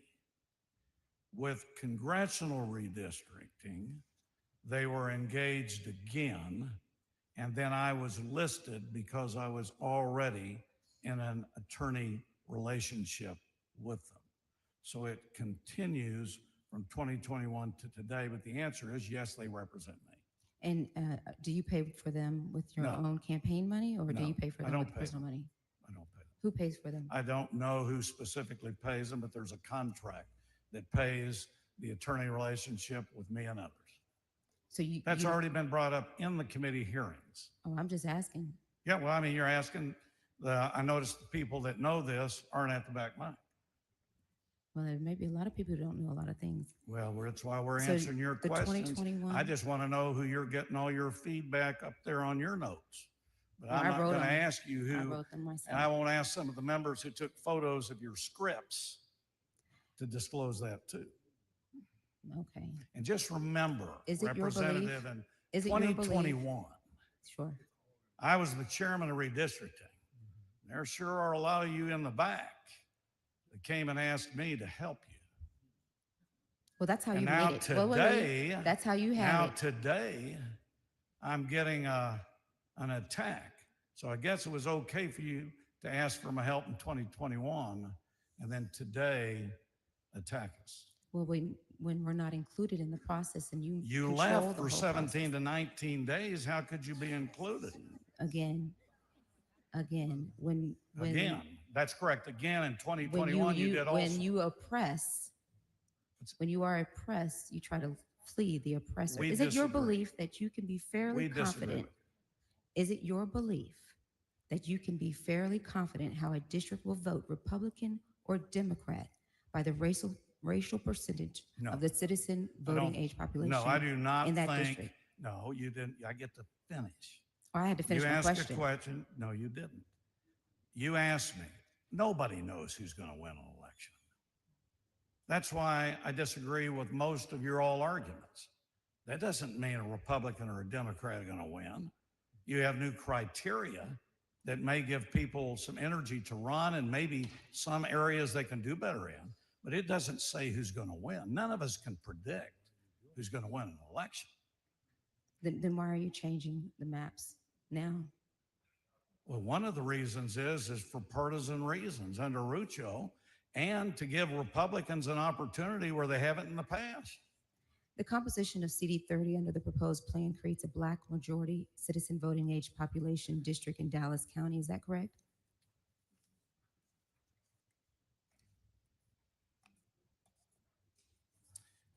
Congressional 30, to respond to you, the political performance is unchanged. There was no Black CVAP in 2021. Now it is a Black CVAP in 2025. So everybody has the information.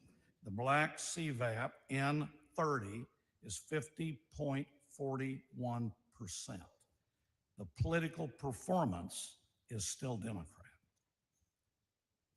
Did you or the map drawer perform any analysis to determine if under the currently enacted plan, Black voters could elect their preferred candidates in the current CD 30 as it is composed? If they did, I have no personal knowledge. But did you? I've told you before, Todd Hunter has no personal knowledge. The law firm would have committed and practiced the analysis. Did you or the map drawer perform any analysis to determine if, under the currently enacted plan, Black voters could elect their preferred candidates in the current Congressional District 33? Are you talking about 2021? Because you said currently enacted. Well, my questions have been about current. The gentleman's time has Mr. expired. Speaker, Expired for what purpose? I move to extend the time for. The motion to extension of time, this will be the first extension of time. There is objection. Record vote. Clerk, please ring the bell. Now let's say no. No.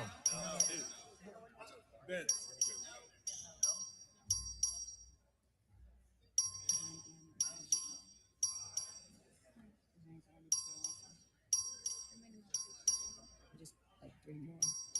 They just. I got 2 questions I wanted to ask him.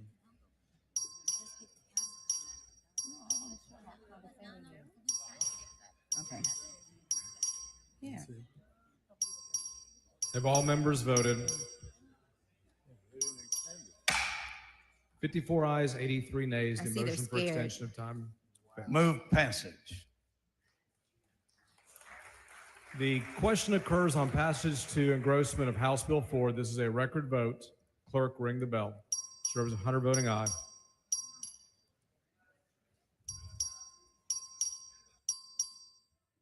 Have all members voted? Have all members voted? 88 ayes, 52 nays. House Bill 4 passes to engrossment. Members, it is the intent of the chair to adjourn briefly to begin a new legislative day. The call remains in place and the doors remain locked. Mr. Guerin moves to the House adjourn until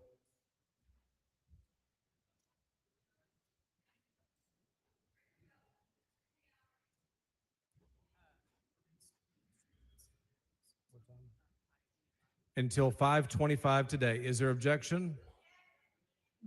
Record vote has been recorded. There is objection. This will be a record vote. Clerk, ring the bell.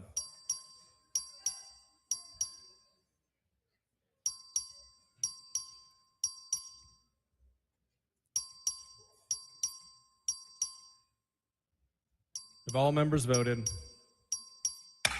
There being 87 ayes and 52 nays, the motion prevails. And the House stands adjourned until 5:25.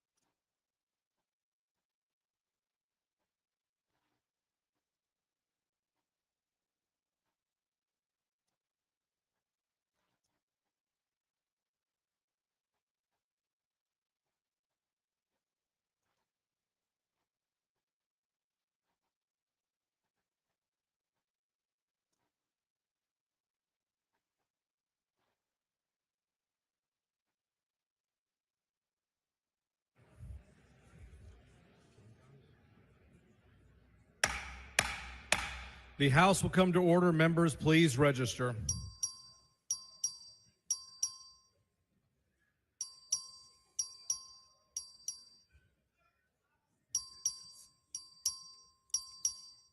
Have all members registered?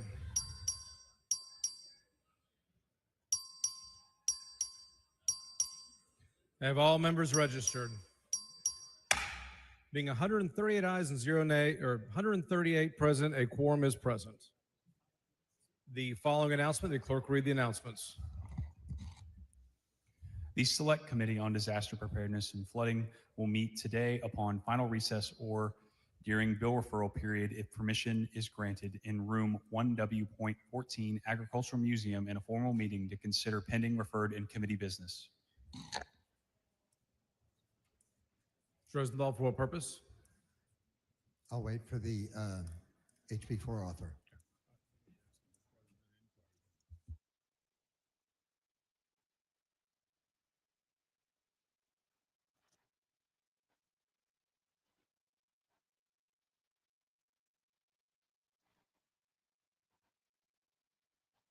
Mr. Hunter, Mr. Dutton, for what purpose? Parliamentary inquiry, Mr. Speaker. State your inquiry. Has the bill passed now? On second reading. Yes. Does that mean it's passed? On second reading. It is not finally passed. So, parliamentary inquiry, Mr. Speaker. Mr. Dutton, state your inquiry. So, does the notice on call say final passage of the bill? Mr. Dutton, the call on the House, the motion made by the body was for final passage. And the note says final passage. I'm sorry? I'm looking at the note. I didn't see final passage on the note that people were given, the notice that people were given. Mr. Dutton, I cannot hear you. I'm sorry, Mr. Speaker. Parliamentary inquiry. State your inquiry, Mr. Dutton. One of the notices I saw about being on the call didn't say final passage.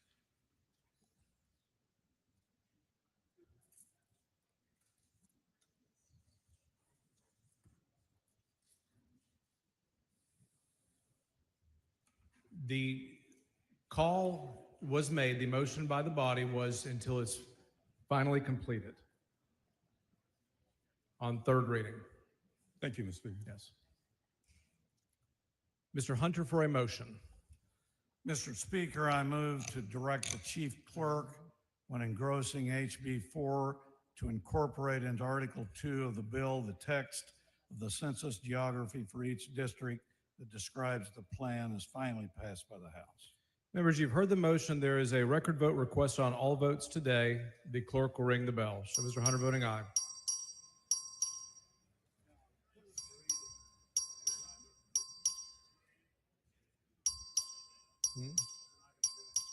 Have all members voted? Have all members voted? 89 ayes, 49 nays. The motion prevails. Chair lays out on third reading House Bill 4. The clerk will read the bill. HB number 4 by Hunter relating to the composition of the districts for the election of members of the United States House of Representatives from the state of Texas. Mr. Hunter to explain the bill.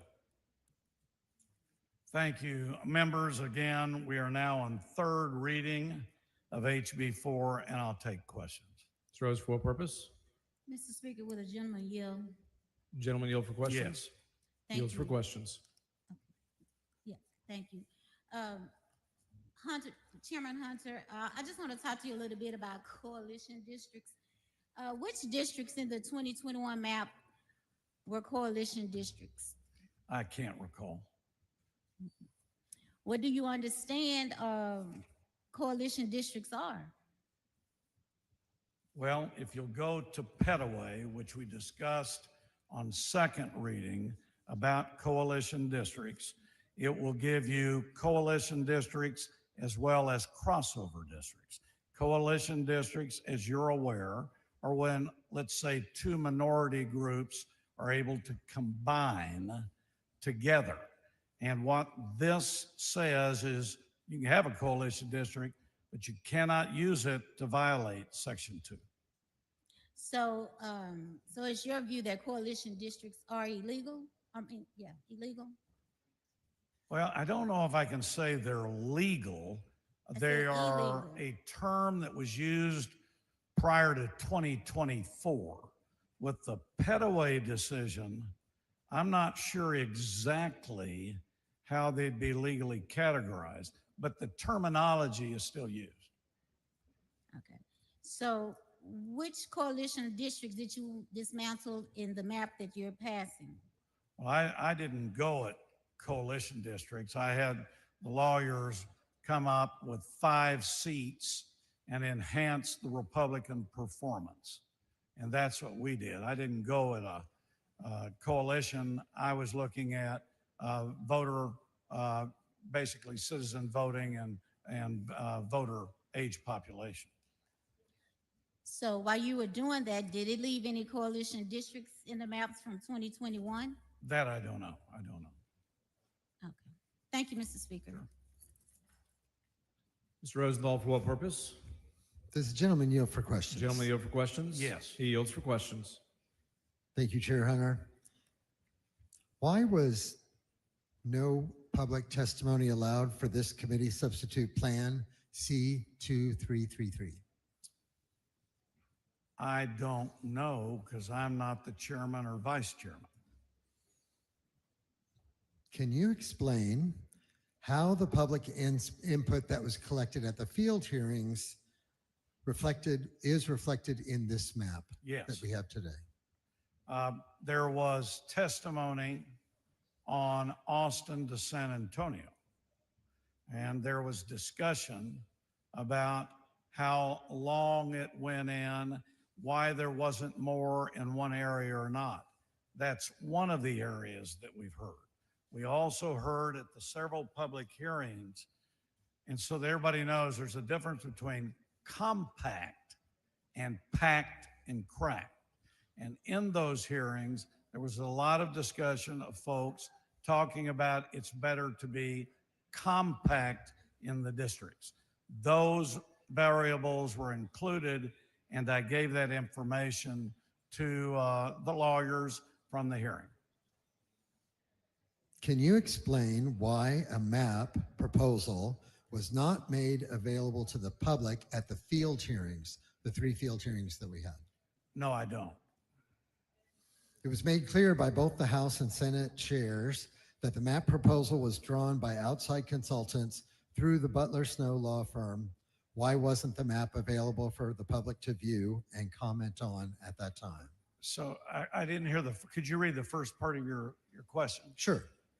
It was made clear by yourself numerous times today and in committee that the map proposal was drawn by outside consultants through the Butler Snow law firm. Why wasn't that map available for the public to view for those field hearings? First, just to clarify how you said that, Butler Snow, as we've talked about today, is the law firm. Yes.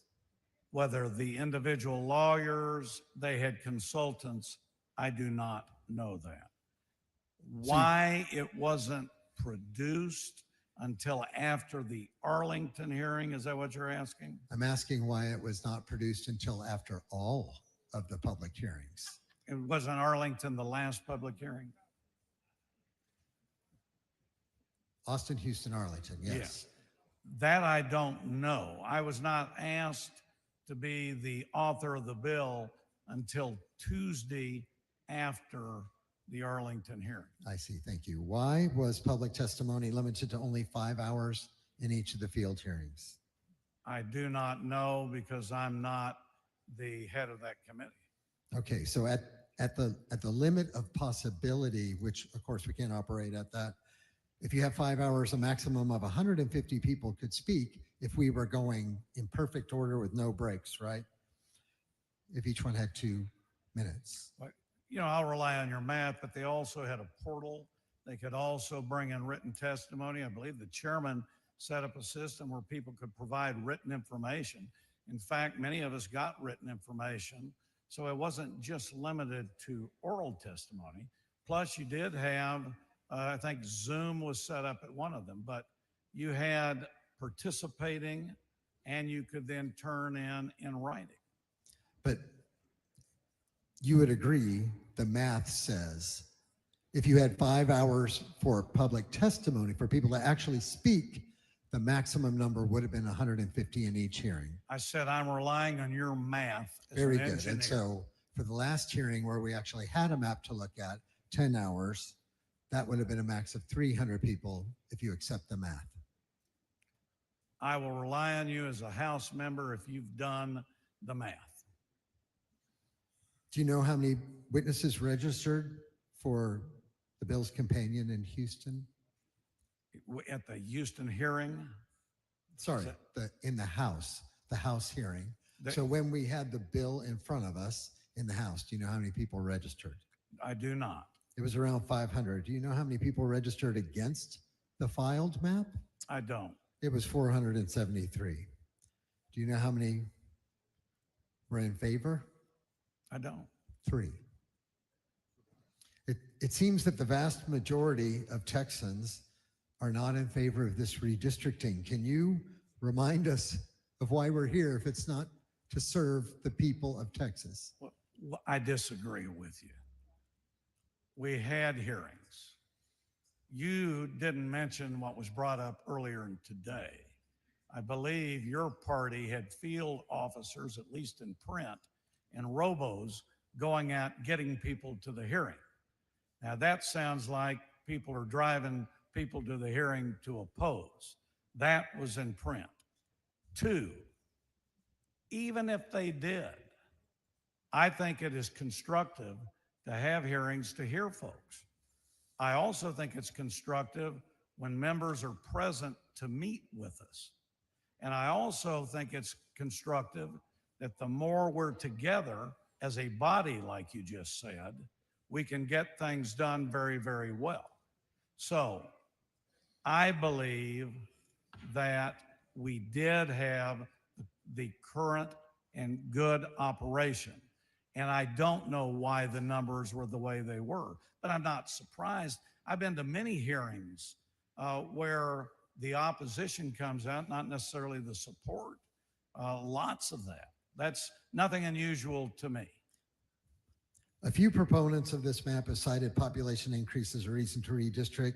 Can you remind us of what data was used to redraw this map? Was it anything to do with population increase? Could you, it echoes, could you repeat that question one more time? Could you tell us if population increase data or population numerical data was used to draw the map in terms of the change in the number of population? As I stated when we were voting on the bill earlier, all the data, all the information that was in the creation of the details were done by counsel or whoever they involved. Todd Hunter does not have personal knowledge of that, but relied on counsel.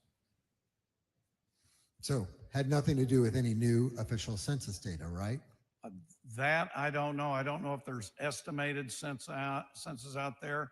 I know there's a lot of trend data out there. I personally do not know the specific data.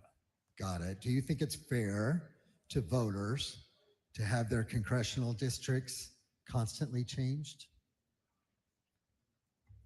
Well, I'm not sure. Well, first of all, there's nothing that prevents redistricting to be continuing. That's true. So in the theoretical limit, But I hadn't finished. you could redraw the districts in front of every single election if we go down this path. Is that true? Theoretically. Theoretically, I doubt it because I don't think practically you could. But I do believe there is nothing that bars redistricting to be taken up at different times. We're not held to a 10-year standard. That's incorrect. And just because you don't like it doesn't mean you're not able to do it. So I'll point out, do you realize that This whole process has taken you all less than 30 days. And so you can admit to the possibility that this could be done in front of every single election if you think there's a possibility you'll lose. You know, what happens, happens, my Thank you, Vice sir. Chairman. I just don't know. Mr. Speaker.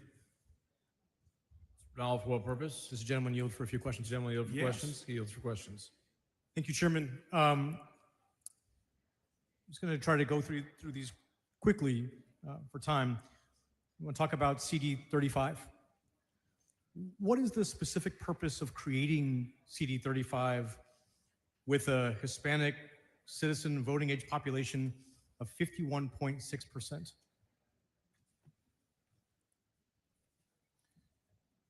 So your question is, why was it created? Right, with that, what I'll call a razor thin margin. What is the purpose?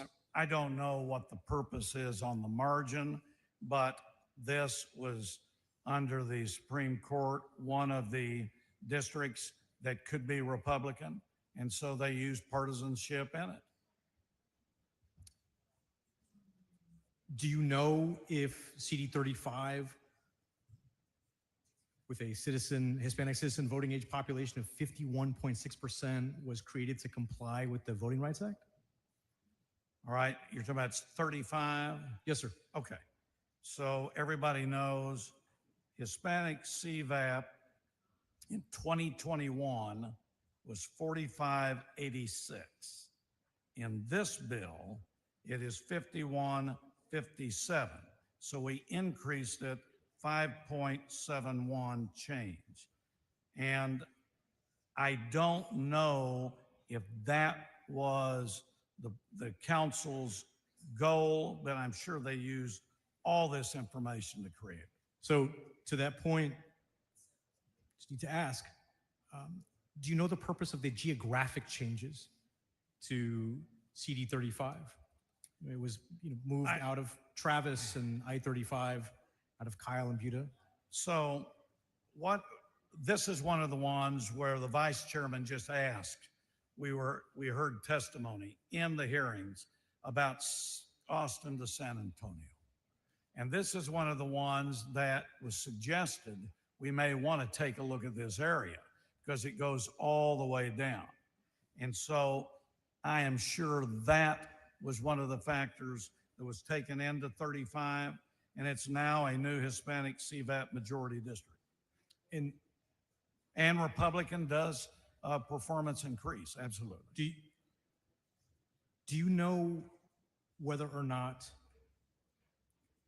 when approaching, let's call it the current or previous version prior to this map, the previous version of CD 35, when I say previous, I mean the one that is now before these maps might be implemented, certainly hope not. But do you know if that district was required or protected by the Voting Rights Act? Do I know? Well, whether the current configuration of CD 35. I understand. Okay. The law changed since 2021. That's what we've been saying throughout the day. So the law has changed, and we're able to use different elements and information than we've had in the past. In 2021, I cannot recall here exactly how some of these were created. The problem that I have with your question is then your side filed a lawsuit that is pending in El Paso. And so I don't know what's being determined there. Understood. You've mentioned some of the conversations you had in committee. You've mentioned that the law has changed since 2021. Are you saying that the current version of CD 35 is a replacement for the previous version? And when I say current, I'm saying, are you saying that the proposed version of CD 35 is a replacement for the CD 35 that we have now? I don't know about the word replacement, but I've been very upfront.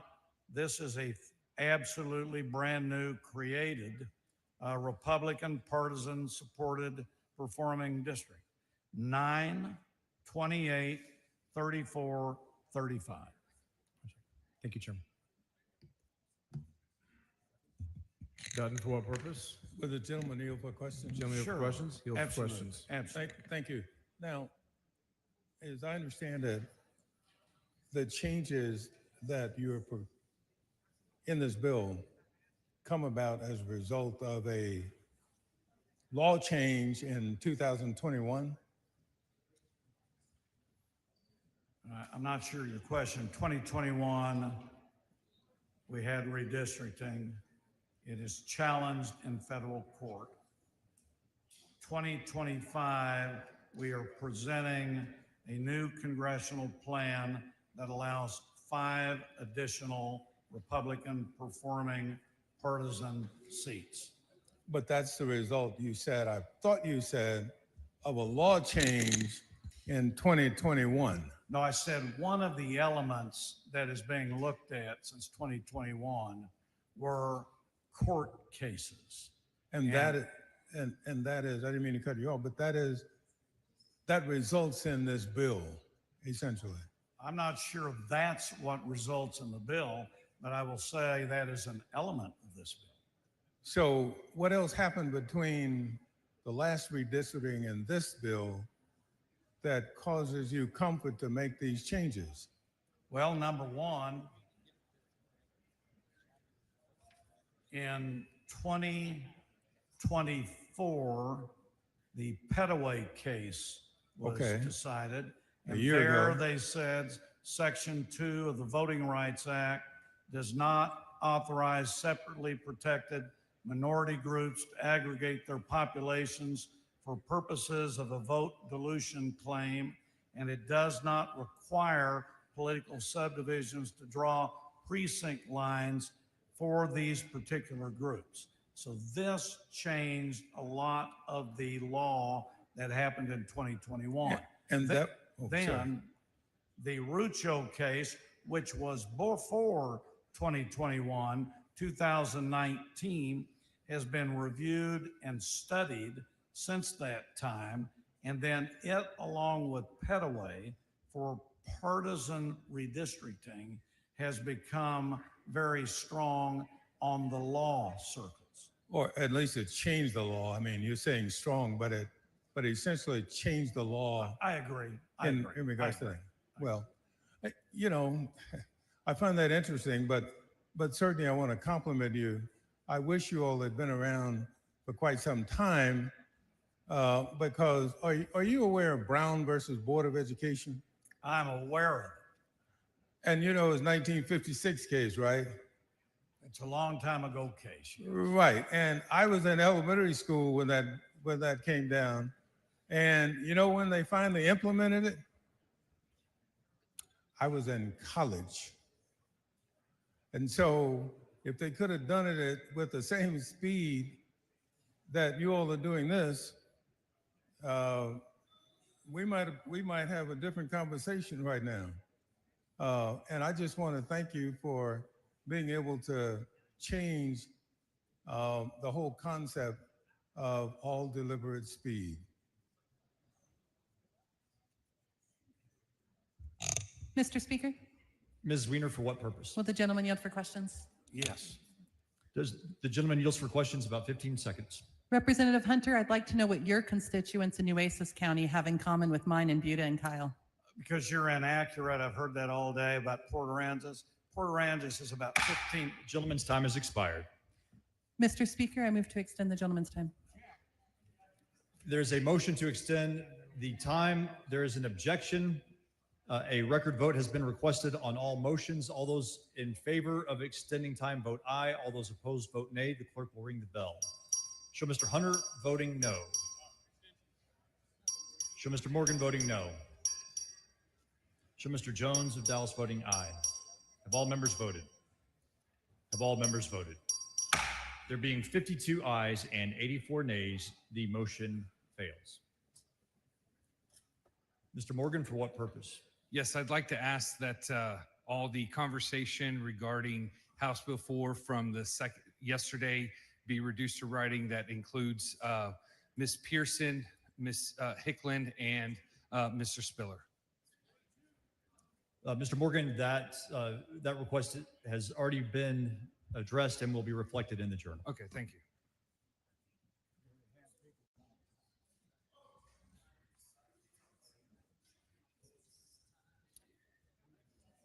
The chair recognizes Ms. Gonzalez of Dallas in opposition. Mr. Speaker, Mr. Canales, for what purpose? to come and clean up the last request, can we just have all of it today, yesterday, every day regarding HB4?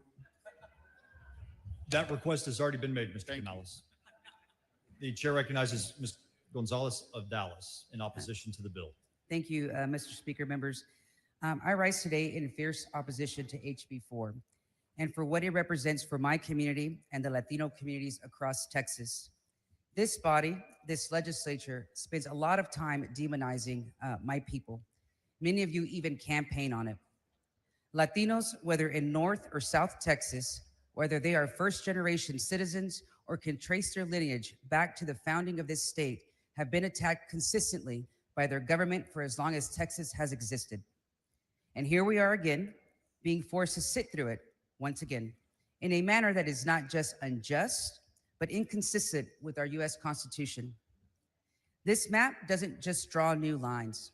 It draws a painful and familiar conclusion that our voices don't matter, that our communities can be sliced up and diluted and ignored, that we can be visible in the labor force and the tax rolls, but invisible when it comes to representation. In Dallas, neighborhoods with large Latino populations, places like Oak Cliff, where I live, Bachman Lake, parts of Pleasant Grove, are being carved apart. Precincts are being split block by block, families put into different districts, communities divided. These are not random changes. They are calculated erasures of political strength, and we see it for what it is. And it hurts communities like mine, but that's nothing new, I guess, with this body. You've heard these stories before from this very mic. Mexican Americans suffered through La Matanza and La Hora de Sangre in the early 20th century, where thousands were killed in state-sanctioned lynchings. It took the courage of one man, J.T. Canales, the only Mexican American in this house at the time, to investigate, to speak truth to power, and to demand change. The violence never stopped. It just changed form. It became regulatory, it became legislative, literacy tests, English-only ballots, Juan Crow laws passed right here in this chamber that sought to suppress our voice under the guise of governance. And the legacy lives on. In 2023, this legislature passed SB4, the Show Me Your Papers bill. It encouraged racial profiling, it encouraged vigilante justice, it stripped away local control and allowed fear to settle like a fog over our immigrant neighborhoods. And just this year, families across Texas saw ICE detain and deport people who were American citizens. Again, American citizens, because of faulty records or because a brown face simply seemed suspicious. The result was the same. Families shattered, communities silenced, trust destroyed. So today, when you present yet another plan to divide and weaken us through redistricting, understand this. We've seen this playbook before. Today, we endure attacks that would have felt like home in the era before the Civil Rights Act and the Voting Rights Act. This state's history of racism, of violence, of shameful policy is important and relevant today because these policies become cultural norms and standards when our or my representation is limited or erased. We're being told again, this isn't about race, that these maps are fair, that communities like mine are not being targeted. But when supporters of this bill come to this mic or the back mic or get on social media and say, we aren't demonizing anyone, or I love having Latinos in my district, I want you to remember the words spoken by their own party's chosen leader, the same man that they openly support. Quote, I don't know if you call them people in some cases. They're not people. They're poisoning the blood of our country. Members, that's not neutrality. That's not accidental. That's a narrative. And it's the same narrative that justifies cracking apart Latino neighborhoods in Dallas so that their political power won't grow.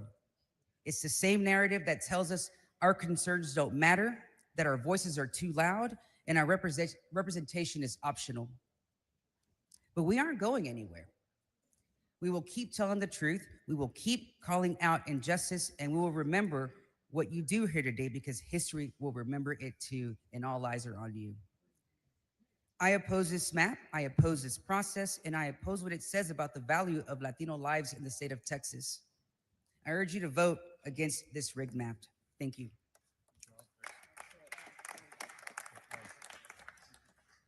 The chair recognizes Ms. Lopez in support of HB 4. Thank you, Mr. Speaker and members. I'll make this short and simple. I'll speak in Spanish and in English. So today, I just want to come to you as someone from the Rio Grande Valley, myself in South Texas. I am in support of this bill. I think it's good for Texas and it's good for South Texas as well. Mr. So, Speaker? in Spanish. Ms. Gomez, for what purpose? Would the gentlelady yield for questions? Does the Not at this gentlelady yield moment. for questions? Not at this time. So, se oye hablar mucho del Río Grande en el Valle. Yo soy del Río Grande.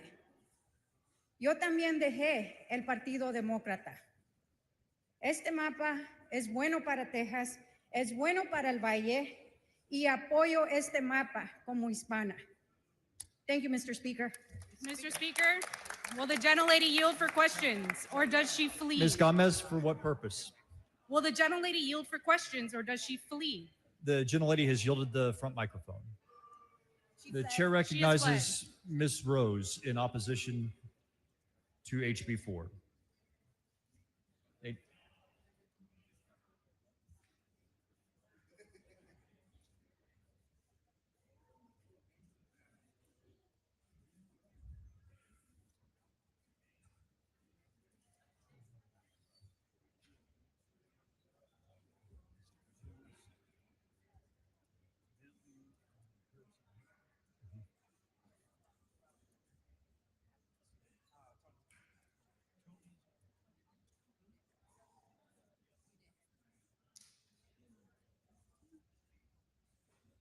Chair recognizes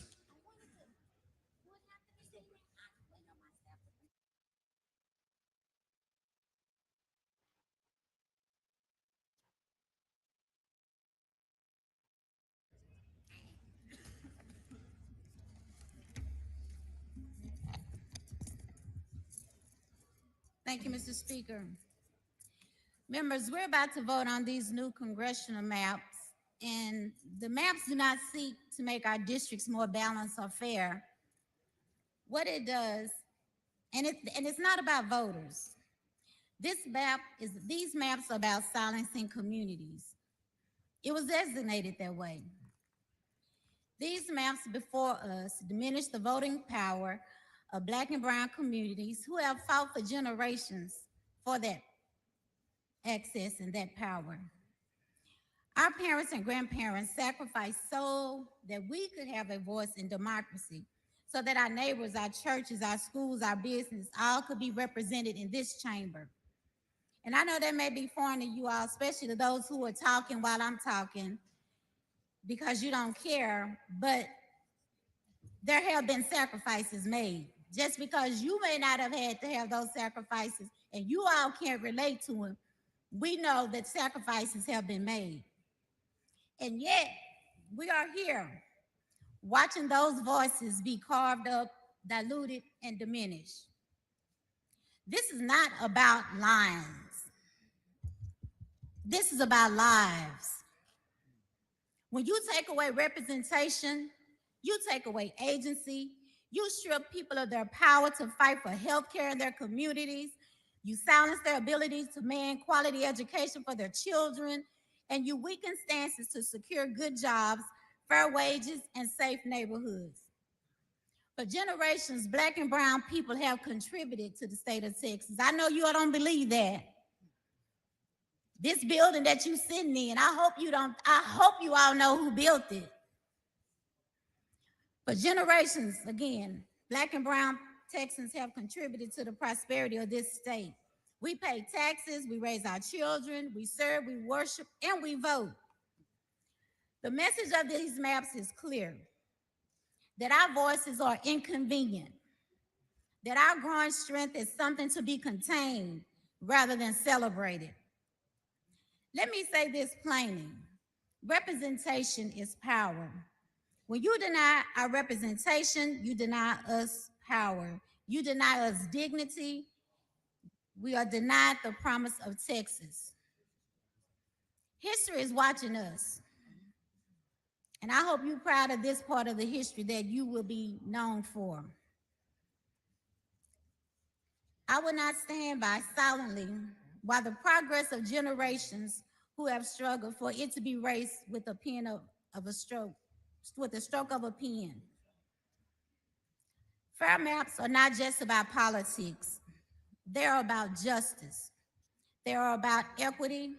They are about whether Texas will be a true state that belongs to us all. Thank you, Mr. Speaker. The chair recognizes Ms. Pearson to speak in favor of the bill.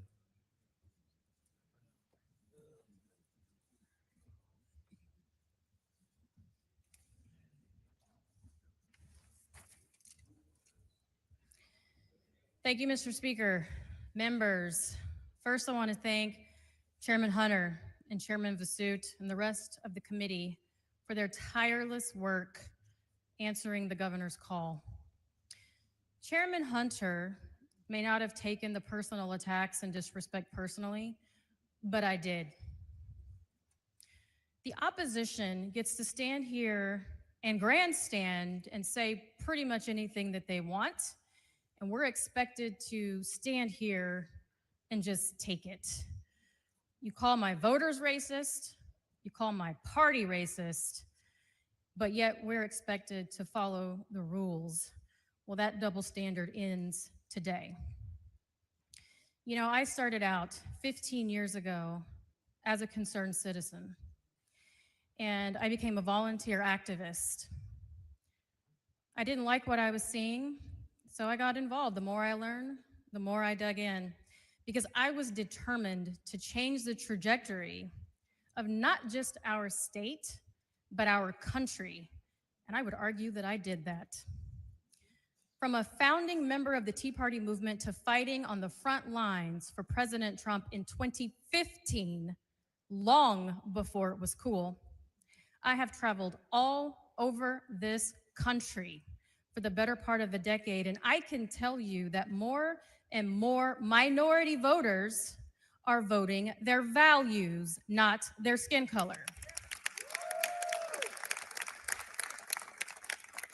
And many of them are moving to Texas to escape the blue states because their values have been successfully gerrymandered into suppression.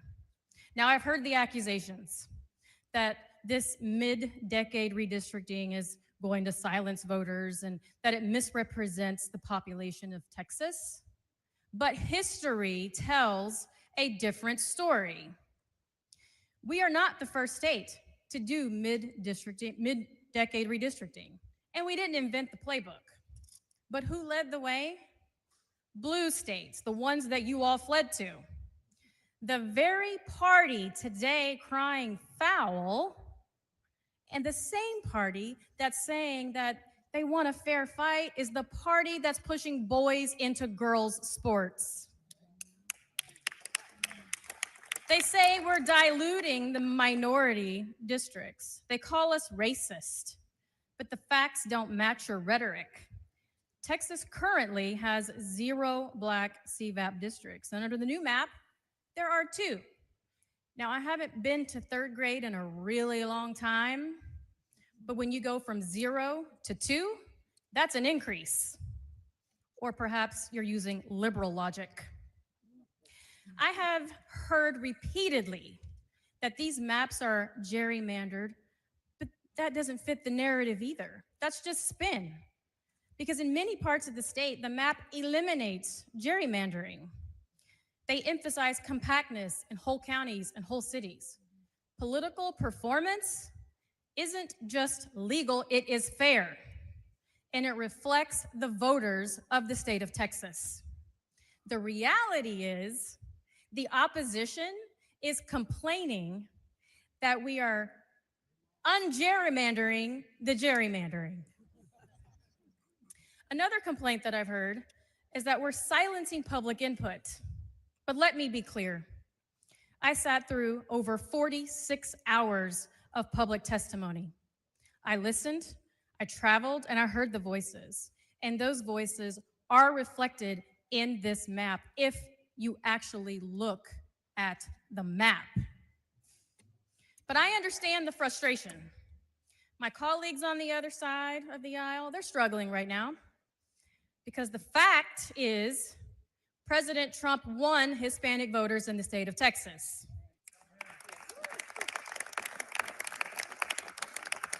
I get it. You don't like that. And to address my colleague earlier who asked the chairman if he knew that blacks fled during slavery, well, they did. And they fled to Republican states. Another fact, in 2024, Democrat lost. President Trump won big. So you're upset, and I get it. You're losing at the ballot box, but you will not silence the majority in the state of Texas. You can throw your tantrum, you can leave, you can run, and you can ignore the will of the rest of the voters. But it's honestly time to pick a new narrative. The racist rhetoric is old. It is seriously stale and long overplayed. Newsflash. Democrats do not own minorities in Texas. The South lost. There are Black and Hispanic and Asian Republicans right here in this chamber who were all elected just like you. Republicans are the majority. So it's not the people of Texas who are racist, it is you. All of these speeches on victimization and this toxic white guilt that I've had to suffer through my entire life, I'm sick of it. The people of Texas have spoken. We have the majority. President Trump flipped 11 out of 18 counties on the Texas-Mexico border. The people of Texas are sick of the rhetoric as well. He doubled his support from 2020, so political performance is the driver. You lost. Get over it. I urge my colleagues to vote in favor of HB4. Removing gerrymandering is the right thing to do. Increasing minority representation is the right thing to do, and it more accurately reflects the values of Texans. This is long overdue, and we owe it to the people of Texas. Thank you, Mr. Speaker.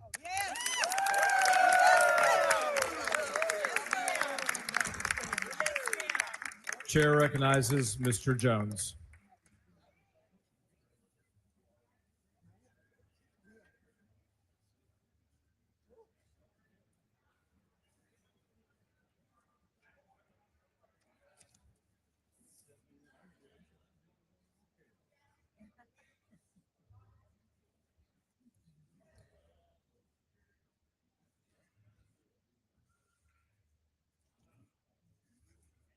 Thank you, Mr. Speaker.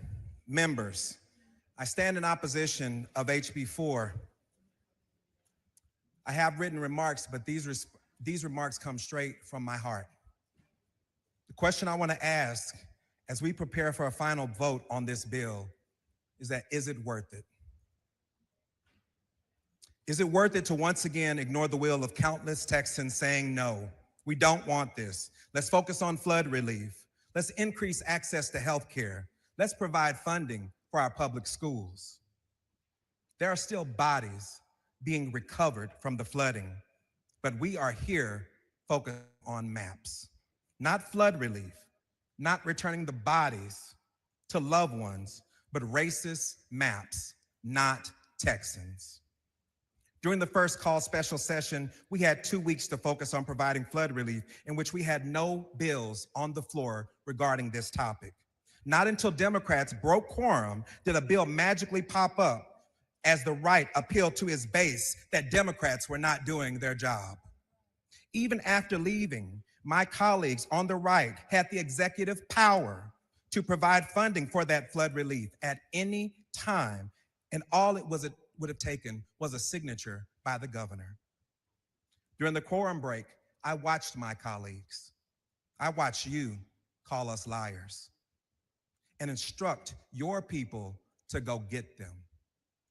Funny thing is that they found us before the FBI and the state troopers that the speaker claimed was doing everything they could to find us. Some of my colleagues even made it a little easier with their posting. Republicans in this chamber and in the shadows of social media threatened us, shared our home addresses, and even threatened our lives with bomb threats. I watched you all, and let me tell you, my people, Black people, fought too hard for this right to vote. And if you know me, you know I do not play political games with y'all in this body, because I know the work we do on this floor speaks life and death into communities across this state. I leave the political games to the ones of you who are setting up your campaigns to run for these new seats. Another power grab on the backs of Black representation. People put under surveillance by the FBI, people who had militias formed against them by their elected leadership, who had to work in a system that changed the rules when they didn't get their way or listen to the will of the people. Doesn't that sound familiar today? I'm not going to make this speech super long because most of the members have already turned their ears off to Texans. I will say this: remember this day, Texas. Remember the meetings you had with members when they could say nothing but "I'm sorry" behind closed doors, but be complicit in allowing a dictator to take over our nation. That's not the United States, and that sure as hell is not Texas. To close, I will ask this, Mr. Speaker, members. I hope you are proud of your policies and how they serve Texans. Is it worth it? You're the ones who have to sleep at night. Chair recognizes Ms. Hickland.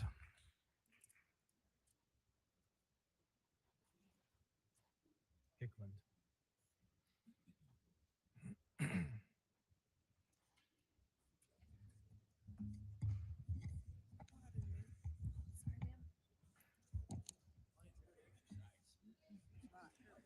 Mr. Speaker, members, I am in favor of this bill. All day, we've heard arguments against this bill, and at the core, those arguments come down to two things: race and a person. At every single public hearing, members of Congress have stood up only to insult President Trump and also to insult those who support him. But here's the reality: 242 of Texas' 254 counties decisively voted to elect him. That fact alone shows the will of Texans. And yet the other side keeps saying what we're doing here is racist. But notice this: they are the ones who keep bringing race into the conversation over and over again. It's been their argument at all of our hearings and on the floor today. In doing so, they're making an insulting assumption that someone's political beliefs, that someone's vote, can be predicted simply by the color of their skin. But let's be clear. It's simply not accurate to assume that minorities will always vote one way. We don't have to look any farther than the most recent election for proof. In the state of Texas, 55% of Hispanics voted for our current president. 55% of Asian Americans did the same. And now we're seeing a noticeable shift among African American voters towards Republicans. When we look at the details of the maps and these district lines, they reflect political performance of those areas. Irregular shapes are now more compact, lines drawn on natural boundaries, counties made whole, cities restored. It's more than a person, it's policies. We all campaigned and knocked on doors. We all heard concerns regarding the border, the economy, law and order, fostering safe communities, eliminating fraud, waste, and abuse in our government. These are the issues that have been championed by President Trump and the policies overwhelmingly supported by Texans. Texans deserve representation that reflects our values, and that is exactly what this bill seeks to accomplish. In this body, we have seen some hard-fought wins, ensuring that only citizens vote, empowering parents to choose their children's education, protecting children from obscenity, defining a woman.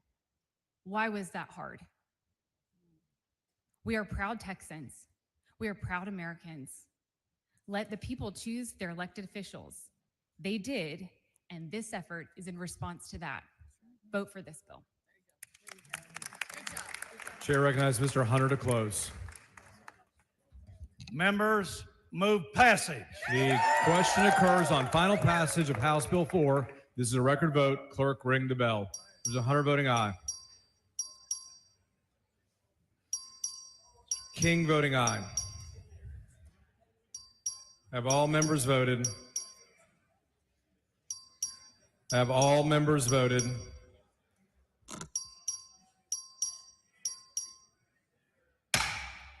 "88 ayes and 52 nays. House Bill 4 is finally passed. Members, the call on the House has expired. The doorkeeper may unlock the doors. The Speaker's desk is clear. Mr. Guerin moves that the House recess pending the reading and referral of bills and receipt of messages and administrative actions till 10 a.m. Thursday. Is there objection? Chair hears none. The House stands recessed pending the reading and referral of bills, receipt of messages, and administrative actions.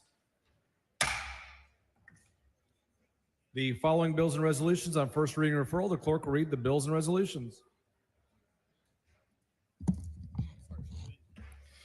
HB number 38 by Schofield, relating to the rate at which interest accrues in connection with the deferral of abatement of collection of ad valorem taxes of certain resident homesteads, referred to the Committee on Ways and Means. HB number 41 by Schofield, relating to the establishment of a limitation on the total amount of ad valorem taxes that certain taxing units may impose on the residence homestead of individuals who are disabled or elderly and their surviving spouses, referred to the Committee on Ways and Means. HB number 46 by Tepper, relating to a limit on political subdivision expenditures, referred to the Committee on Intergovernmental Affairs. HB number 47 by Tepper, relating to the authority of a property owner to obtain an injunction restraining the collection of ad valorem taxes by a taxing unit if the taxing unit adopts a tax rate that exceeds the voter approval tax rate and subsequently takes action that constitutes a material deviation from the stated purpose of the tax increase, referred to the Committee on Ways and Means. HB number 49 by Tepper, relating to the restrictions on the use of certain ad valorem tax revenue for the payment of public insecurities, referred to the Committee on Ways and Means. HB number 62 by Gervin Hawkins, relating to the operability of first responder public safety communication services used in responding to natural disasters or other emergencies on the Capitol grounds, referred to the Committee on Disaster Preparedness, Flooding Select. HB number 64 by Kane, relating to a vacancy in the office of a senator or representative due to the excessive absence, referred to the Committee on State Affairs. HB number 77 by Kane, relating to the repeal or limitations on certain state and local taxes, including school district maintenance and operations, ad valorem taxes, the enactment of a state and local value-added taxes, and related school finance reform, imposing taxes, for the Committee on Ways and Means. HB number 83 by Slauson, relating to the repeal of additional ad valorem taxes imposed as a result of change or use of certain land, for the Committee on Ways and Means. HB number 84 by Tepper, relating to limitations on increases at the appraised value of certain property for ad valorem tax purposes, for the Committee on Ways and Means. HB number 85 by Gerdes, relating to the vote required in election to approve ad valorem tax rate that exceeds a taxing unit's voter approved tax rate, making conforming changes, for the Committee on Ways and Means. HB number 92 by Toth, relating to the repeal or limitations on certain state and local taxes, including school district maintenance and operation ad valorem taxes, the enactment state or local value added taxes, and related school finance reform, and proposing taxes, for the Committee on Ways and Means. HB number 98 by Kerwin, relating to the repeal or limitation on certain state and local taxes, including school district maintenance and operation ad valorem taxes, of enactment of state and local value added taxes, and related school finance reform, and imposing taxes, for the Committee on Ways and Means. HB number 99 by Dean, relating to the repeal of or limitations on certain state and local taxes, including school district maintenance and operation ad valorem taxes, the enactment state and local value added taxes, related school finance reform, and directing the comptroller to identify alternatives to local ad valorem taxes, imposing taxes, for the Committee on Ways and Means. HB number 100 by Dean, relating to the use of certain federal funds received by the state to provide property tax refunds to Texas homestead owners, for the Committee on Ways and Means. HB number 101 by Dean, relating to requiring voter approval to certain local tax rate increases adopted pursuant to a disaster declaration, for the Committee on Ways and Means. HB number 108 by Zwiener, relating to the authority of a county to establish drainage utilities, imposing drainage fees, and regulate land use for purpose of flood management for the Committee on Disaster Preparedness and Flooding Select. HB number 117 by Zwiener relating to the authority of a county to regulate impervious cover of an unincorporated area of a county for the Committee on Disaster Preparedness and Flooding Select. HB number 119 by Lalani relating to the Emergency Preparedness and Contingency Operations Plan, Inspections and Enforcement for Senior Retirement Communities for the Committee on Disaster Preparedness and Flooding Select. HB number 122 by Landgraf relating to eliminating certain state-required assessment instruments of certain end-of-course assessment instruments not required by federal law for the Committee on Public Education. HB number 125 by Zwiener relating to the regulation of stormwater management by certain counties for the Committee on Disaster Preparedness and Flooding Select. HB number 139 by Isaac relating to the calculation of certain ad valorem tax rates of a taxing unit in the manner in which a proposed ad valorem tax rate that exceeds the voter approval tax rate is approved, making conforming changes for the Committee on Ways and Means. HB number 144 by Money relating to the protection of an unborn child's rights and criminal liability and justification for prohibited conduct for the Committee on State Affairs.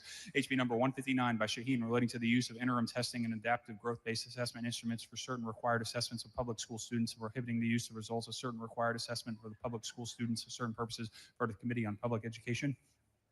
HB number 165 by Metcalf relating to the management and removal of vegetation and debris by certain electric utilities referred to the Committee on State Affairs. HB number 174 by Hicklin relating to the prohibition of lobbyist representation for political subdivision and private entities referred to the Committee on State Affairs. HB number 176 by Hicklin relating to the repeal of provisions providing the calculation of unused increment rate and the use of rate in calculating certain ad valorem tax rates for the Committee on Ways and Means. HB number 177 by Hicklin relating to the calculation of certain ad valorem tax rates of a taxing unit in the manner in which a proposed ad valorem tax rate that exceeds the voter approval tax rate is approved, making conforming changes for the Committee on Ways and Means. HB number 178 by Hicklin relating to the efficiency audits for certain political subdivisions for the Committee on Ways and Means. HB number 181 by Gerdes relating to the limit on municipal and county expenditures for the Committee on Intergovernmental Affairs. HB number 182 by Flores relating to the participation by flood-prone counties in National Weather Services Storm Ready program for the Committee on Disaster Preparedness and Flooding Select. HB number 183 by Bella Montgomery relating to an exemption from ad valorem taxation of the total appraised value of the residence or homesteads of certain elderly individuals and their surviving spouses for the Committee on Ways and Means. HB number 184 by Bella Montgomery relating to limitation on increases in the appraised value of real property for ad valorem tax purposes for the Committee on Ways and Means. HB number 185 by Money relating to the use of political subdivision for public funds for lobbying activities for the Committee on State Affairs.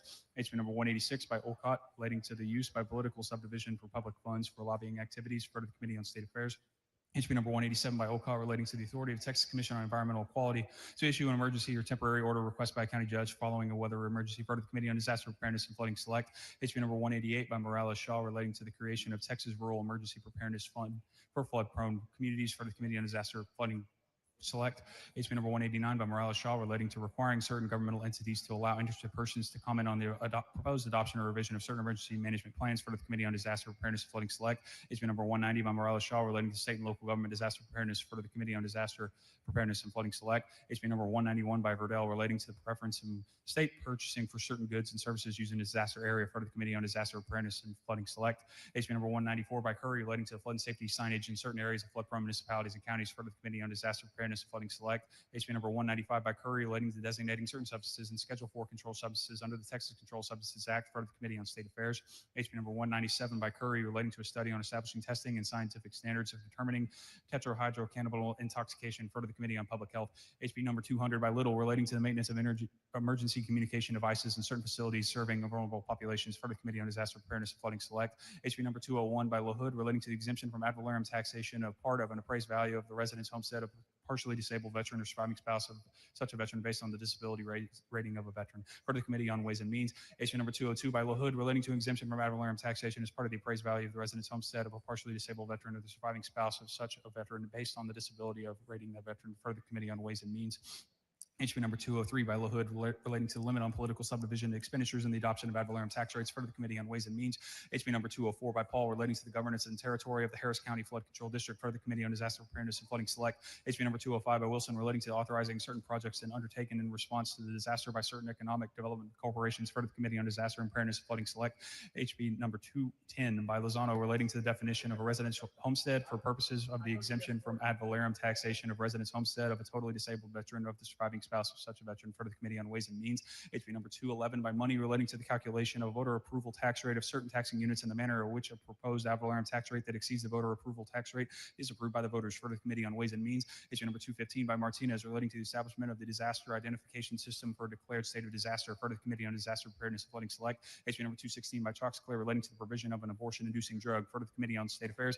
HB number 217 by Verdell relating to the creation of a flood recovery loan program to provide low-interest loans to persons who are victims of flood-related disasters for the Committee on Disaster Preparedness and Flooding Select. HB number 218 by Chalks-Clay relating to the prohibition of transporting or funding the transportation of an unemancipated minor for an abortion, providing a civil penalty, creating a criminal offense for the Committee on State Affairs. HB number 219 by Little relating to the limitation on the increases in the appraised value of a resident's homestead for ad valorem taxation for the Committee on Ways and Means. HB number 220 by Chalks-Clay relating to the vote required by a governing body of a taxing unit to adopt an ad valorem tax rate that exceeds the voter approval tax rate or authorize the issuance of tax bonds for the Committee on Ways and Means. HB number 222 by Chalks-Clay relating to reducing school district maintenance and operations of ad valorem taxes through the use of certain surplus state revenue for the Committee on Ways and Means. HB number 223 by Chalks-Clay relating to municipal and county financial.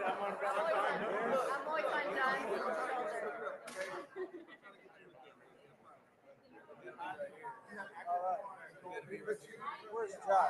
You ready? All right. Let's go ahead and get started, everybody. Good afternoon. My name is Rick Levy. I'm president of the Texas AFL-CIO. And we have been part of a group of thousands of Texans that have been fighting, trying to resist the Trump takeover of our politics. People have come to hearings, people have held rallies, people have held demonstrations, people have written their representatives, all because our state government refused to stand up to a wannabe dictator in Washington, D.C. Leading this fight are some of the most courageous representatives that I have ever had the experience to work with. The people behind me have put it all on the line. They have been targeted, they have been threatened, they have been locked up, but they have not been deterred. And what they have done through their courage, through their example, and through their fight has made what's happening in Texas a national issue that will not stop when this bill is passed, but will continue until we have fair maps and fair representation across this country. So they've kind of been busy. You haven't had a chance to hear from them. We want you to hear from them today. So I'd like to first call up the chair of the Texas House Democratic Caucus, Mr. Gene Wu. Gene.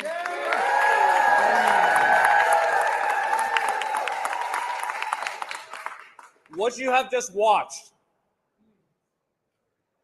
are Democrats who are willing to go to any lengths to suffer threats to ourselves, to our families, to our friends, to our coworkers, to our employees,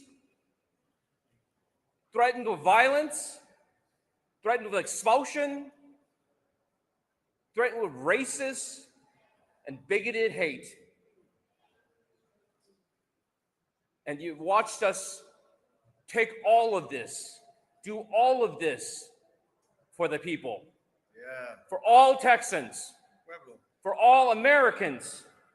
We are standing up and fighting against those who seek to take the American dream from us.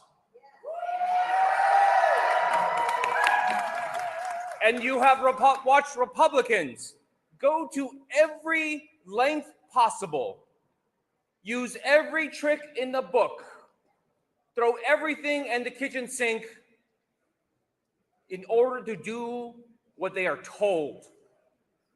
What they are told by Donald Trump, what they are told by the Washington insiders,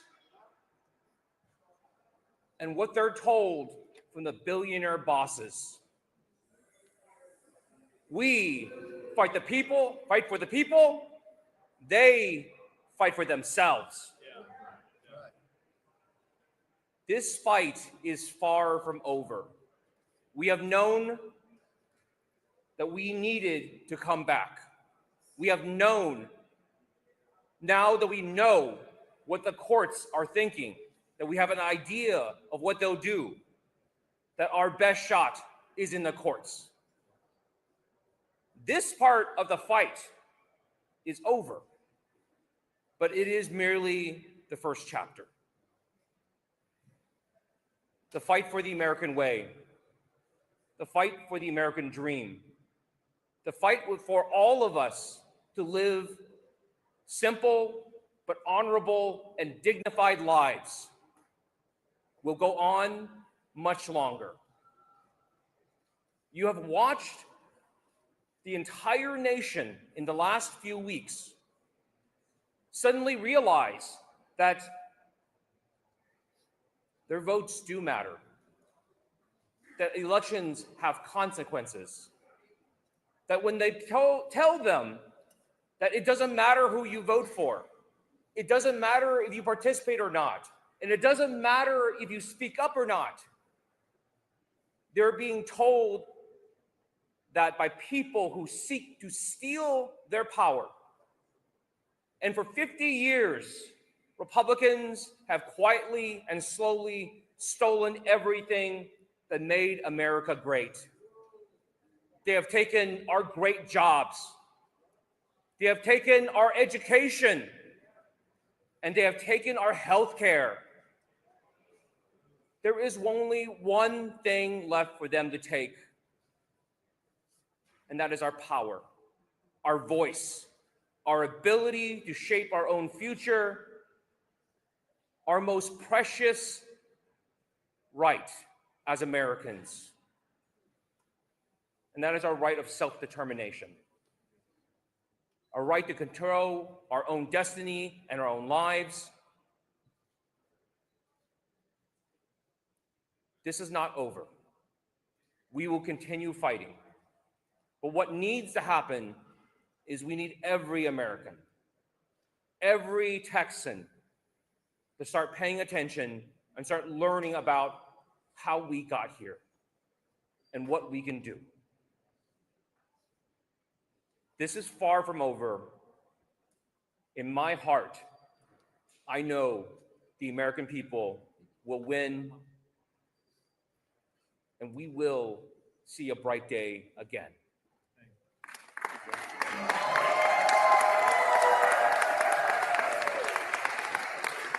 Thank you, Mr. Chairman. You know, as we look around the country and we see major institutions buckling in the face of pressure from these same forces that passed this map, universities, news media, corporations, we saw something this week that shows a very different response. We saw one person, in the face of everything that was coming at us, simply say, no, not me. Y'all can do what you want to do, but not me. I'm going to stand up, whatever it takes. And her example and her courage has inspired a nation and, in fact, a world as people see what she has done and what she has triggered and inspired through her conduct. She's loose. She's out. She's Nicole Collier.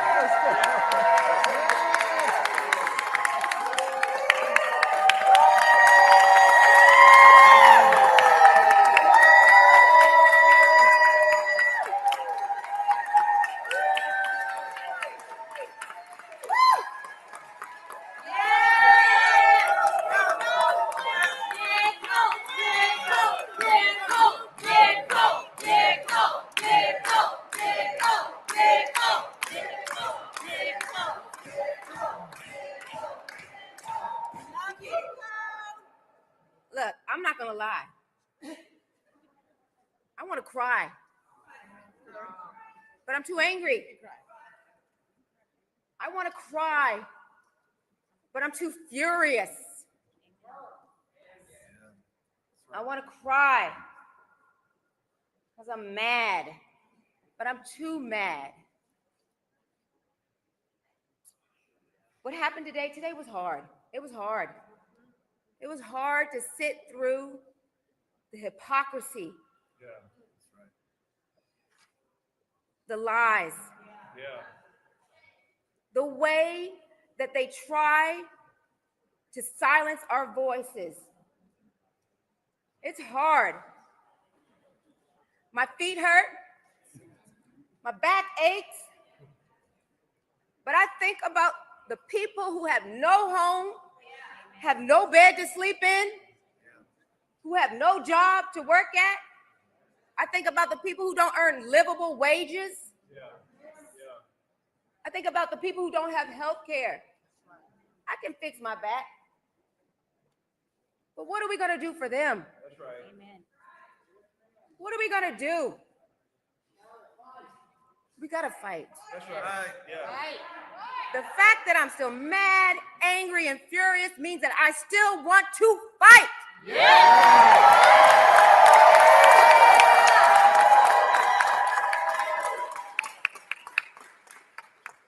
Today is not the end. That's right.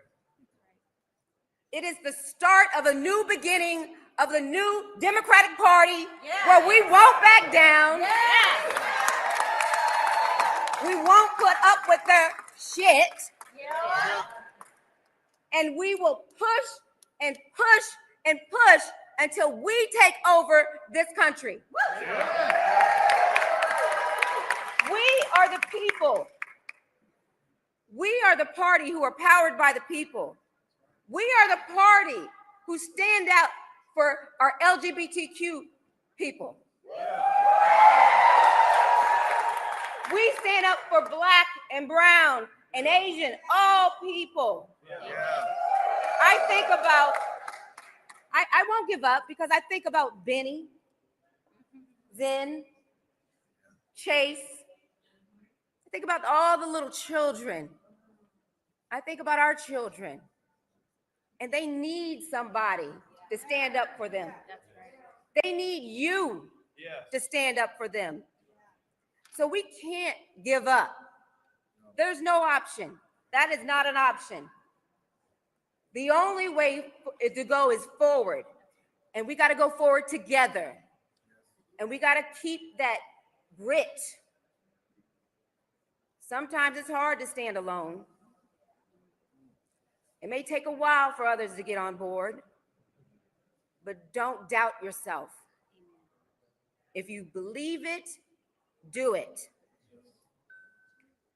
Believe it, do it. You may be the only one, but you must do it. You must trust your instincts and move forward.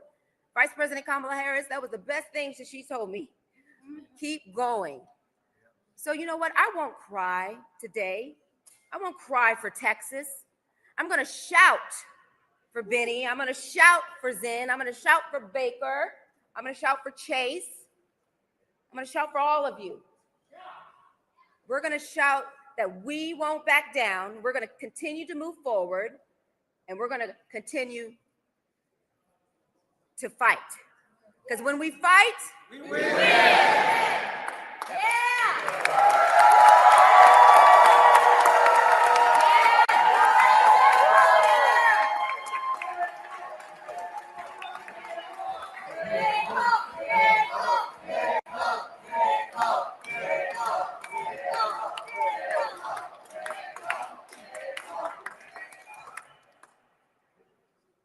Can we give it up for Nicole one more time?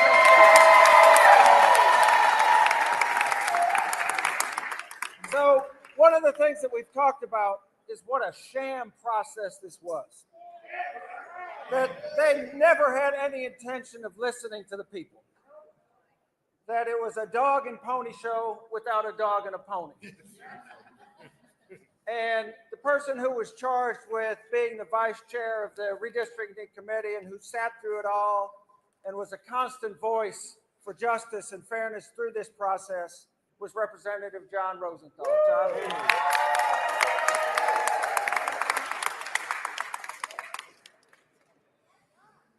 Hi, y'all. I'm John Rosenthal, and I'm going to start out by saying I try to live a life without regret.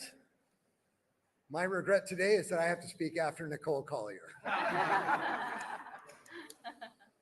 But I'm also the ranking Democrat on the Redistricting Committee, a committee that didn't even see fit to meet during the regular session.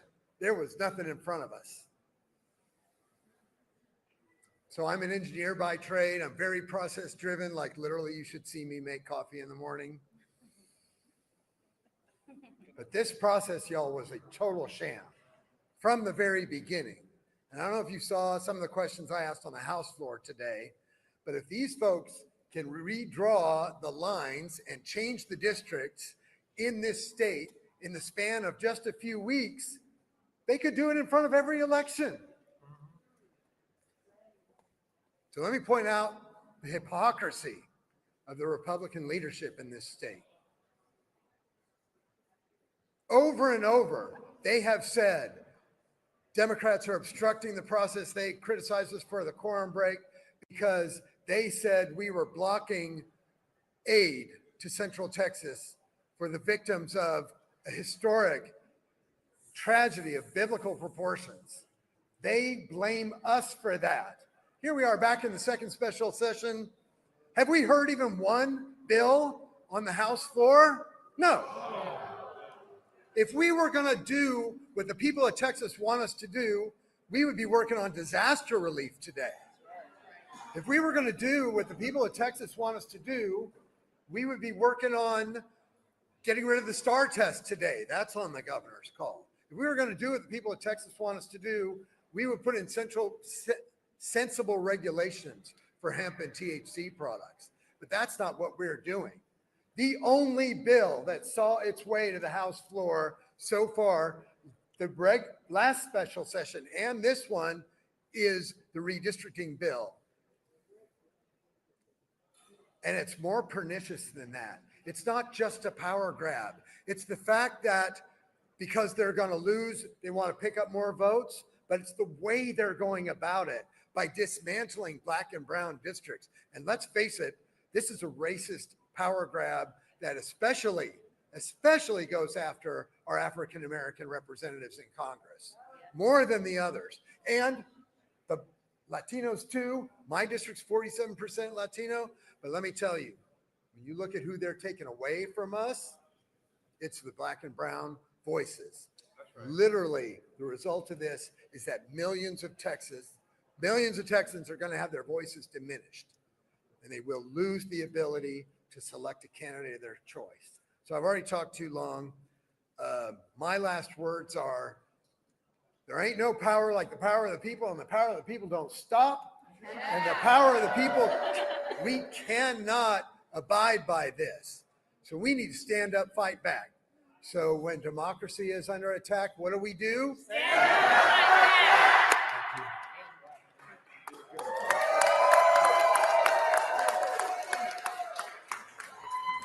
Thank you, John. And Representative referenced the fact that it is predominantly black and brown communities that are being sliced and diced by this map. And one of the clearest and most consistent voices through this whole process has been the Mexican American Legislative Caucus. And I want to bring up next the chair of that caucus, Ramon Romero, please. Hey.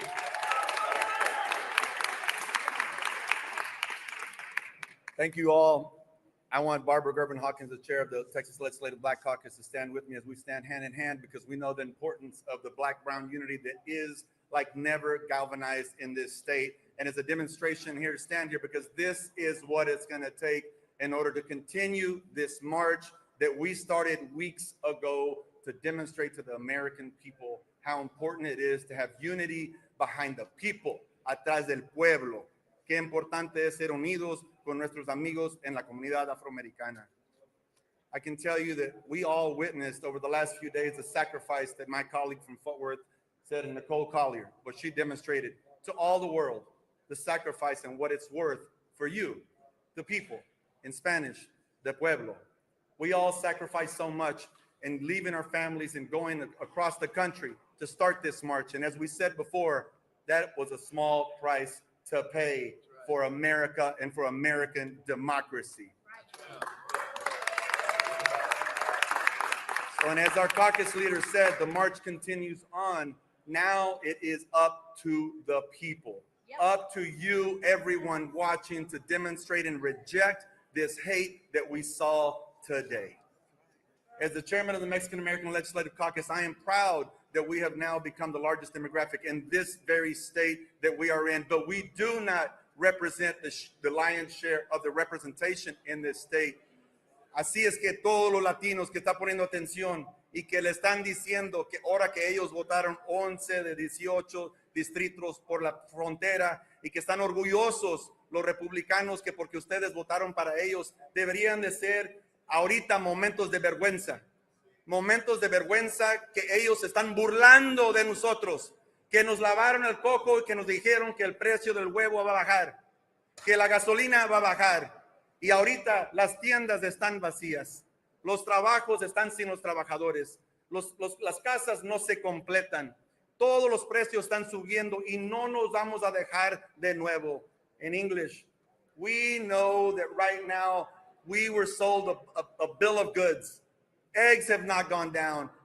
Gas has not gone down. The job sites are empty. We keep reading about our border communities. Their stores are empty. We will not allow ourselves to be fooled again. We're not going to allow them to continue to perpetuate a false narrative that Latinos are voting for Trump. They did. And right underneath them, they continued overwhelmingly to vote for Henry Cuellar, Veronica Escobar, Sylvia Garcia. Our people vote Democrat. They always have, and they are going to show up in 2026 like never before to demonstrate that while they might have changed these maps in our congressional districts, while this is the state that is already the most gerrymandered of so many, 62-88, we are watching as our own families are being deported. We are not comfortable with hundreds of thousands of people about to get put in private for-profit prisons in our communities. This is what hate looks like. Esto es lo que como se ve el odio. Cuando la gente empiezan a crear y hacer cárceles en nuestras propias comunidades y poner hijos y hijas en esas cárceles y decir que esto es lo que nosotros queríamos. No es cierto. Y no nos vamos a dejar que continúe esta plática, esta burla de nuestra comunidad. Por eso nos unimos, afroamericanos, latinos, asiáticos, todos en este momento, como nunca, y nunca dejarnos ser burlado de nuevo. Lo que importa más que nada, what's the most important, is while they might have passed these maps for the Congress, the statewides ain't gonna get away with it. That's right. Governor Abbott brought this to the state of Texas when he refused to say no. Yep. That's right. He cannot escape all the people of Texas, and especially the Latino and African American community that's united greater than ever. Ever. I want to say this. Our sister Nicole Collier stood on principle, and we as a people must stand on principle. She stayed there because she was determined not to be undermined or treated less than. I want to be clear. We've done our part of the race. We brought attention to America. We've done our part of the race in terms of getting our legal involved.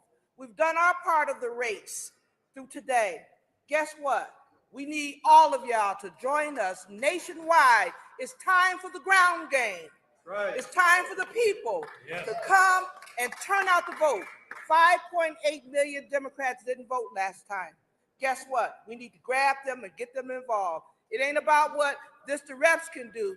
We now need power to the people. Power to the people.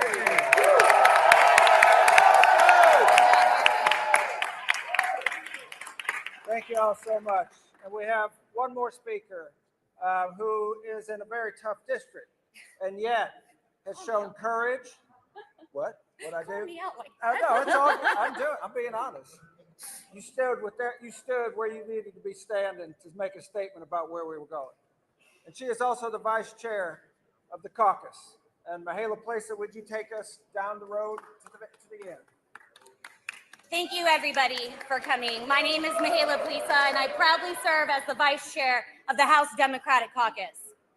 I normally would say, welcome to your state capital. But today, this capital didn't belong to Texans. Today, Governor Abbott sold our state capital to Donald Trump. And as a native Texan, it's a dark day in Texas history. Because if you're a member of a minority community, if you're Hispanic, if you're African American, if you're Asian, if you come from an immigrant family like mine, today your vote has been silenced. Make no mistake of it. And they did it blatantly. They did it without shame, without embarrassment, because they thought they were entitled to it. Sorry.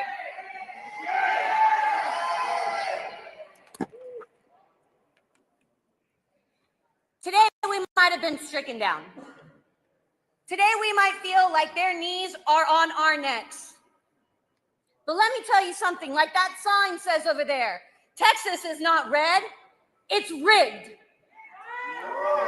And they proved that today by putting redistricting as the first bill of the second called special session. Let me tell you something, they had to lock us in a chamber.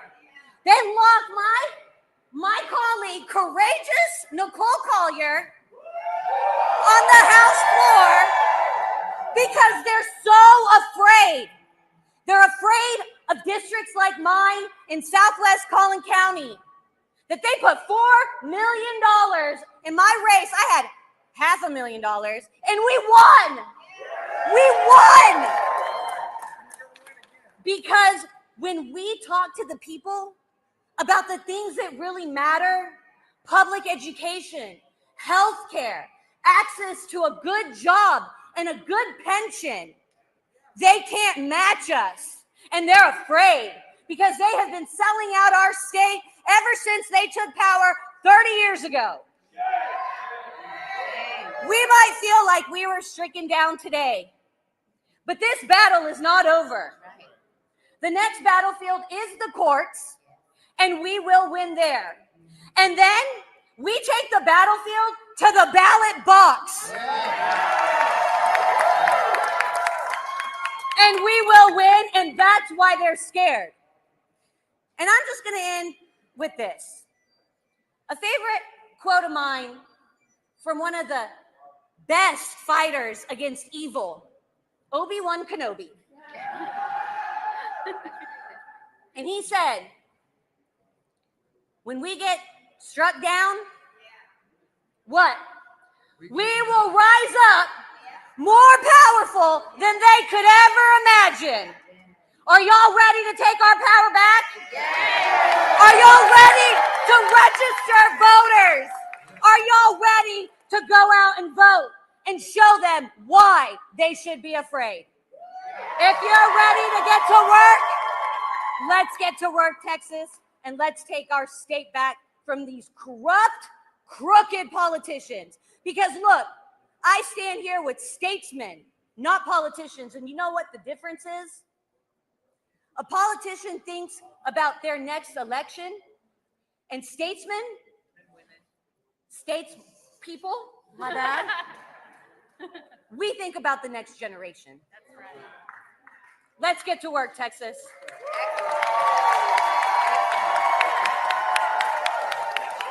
All right.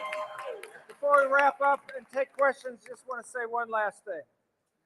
And that is, I hope that each and every one of you knows the gratitude that we feel to each and every one of you for what you did. At the very outset of this, everybody was like, oh, why are you fighting? You're just going to lose. They're just going to pass the map. But you know what? There was no loss, because what you did is you ignited a movement across this country that is going to change this country forever.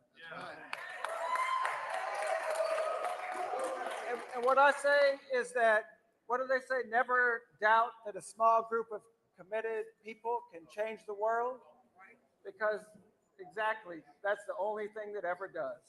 So thank you all so much. And now we'll open it up for questions, Mr. Chairman.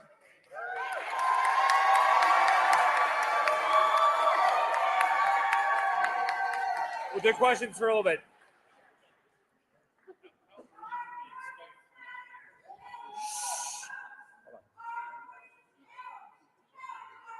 How early can we expect a lawsuit filed? Yeah, that's not to be hyper-technical. The lawsuit is as soon as we get it out of the House, there will be stuff, the beginning process of getting court documents to the court, but really the suit can't commence until the governor signs it. Right. So, but we're looking forward to taking this to the courts as fast as possible. How do you anticipate today's amendment speeches, questions will help in that litigation? Yeah. I think we've talked about it over and over again.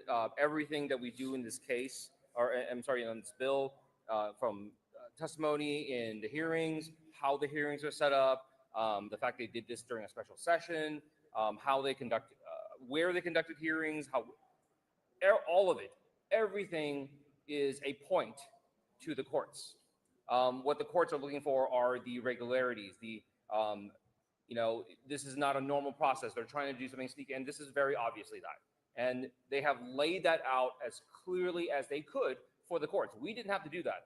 The Republicans themselves provided the absolute best evidence for their own corruption. And what it is you have a mid-cycle redistricting that, one, really no one else has done except Texas. Two, that they could have handled this in the regular session, had proper hearings, done all the stuff, and then let the public and the membership know what's going on. Instead, they chose to conduct this only in the special session, knowing that the special session rules would allow them to get away with having basically next to no hearings and having no public input and having no notice to the public. The point of what they're trying to do is to do it in the dark, is to hide it from the American people, because as you have seen in the last 2 weeks, because of the fire we lit across this country, Americans across the board all say this is corrupt. This should be illegal. Like, no one should be doing this. And they say this is not the way America works. And so they have laid out the best evidence against themselves. So, Representative, what comes next? I know you were talking about the courts, the lawsuit, what else? So one of the main things is what we have done in the last 2 weeks. People keep saying, like, if you're going to have to fight this, if you knew that you want to fight this, why go out and talk? Why do this? Why go to New York? Why go to California? And a lot of times, my easy answer is you wouldn't be interviewing me right now if we had not. Right? And people always say, people have made the comparison to the Alamo.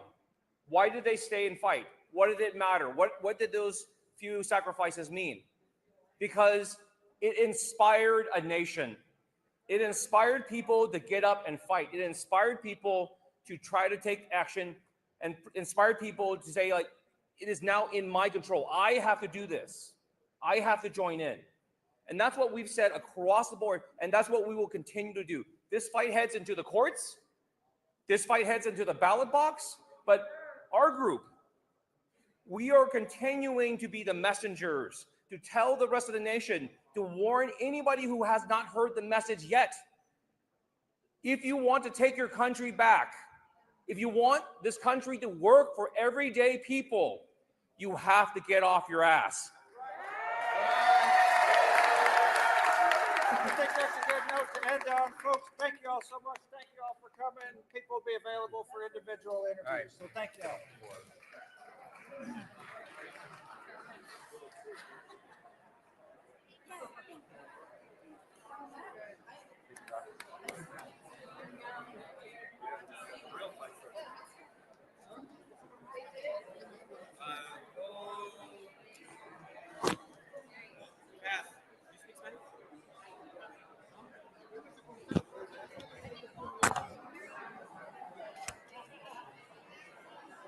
Unless they ran off.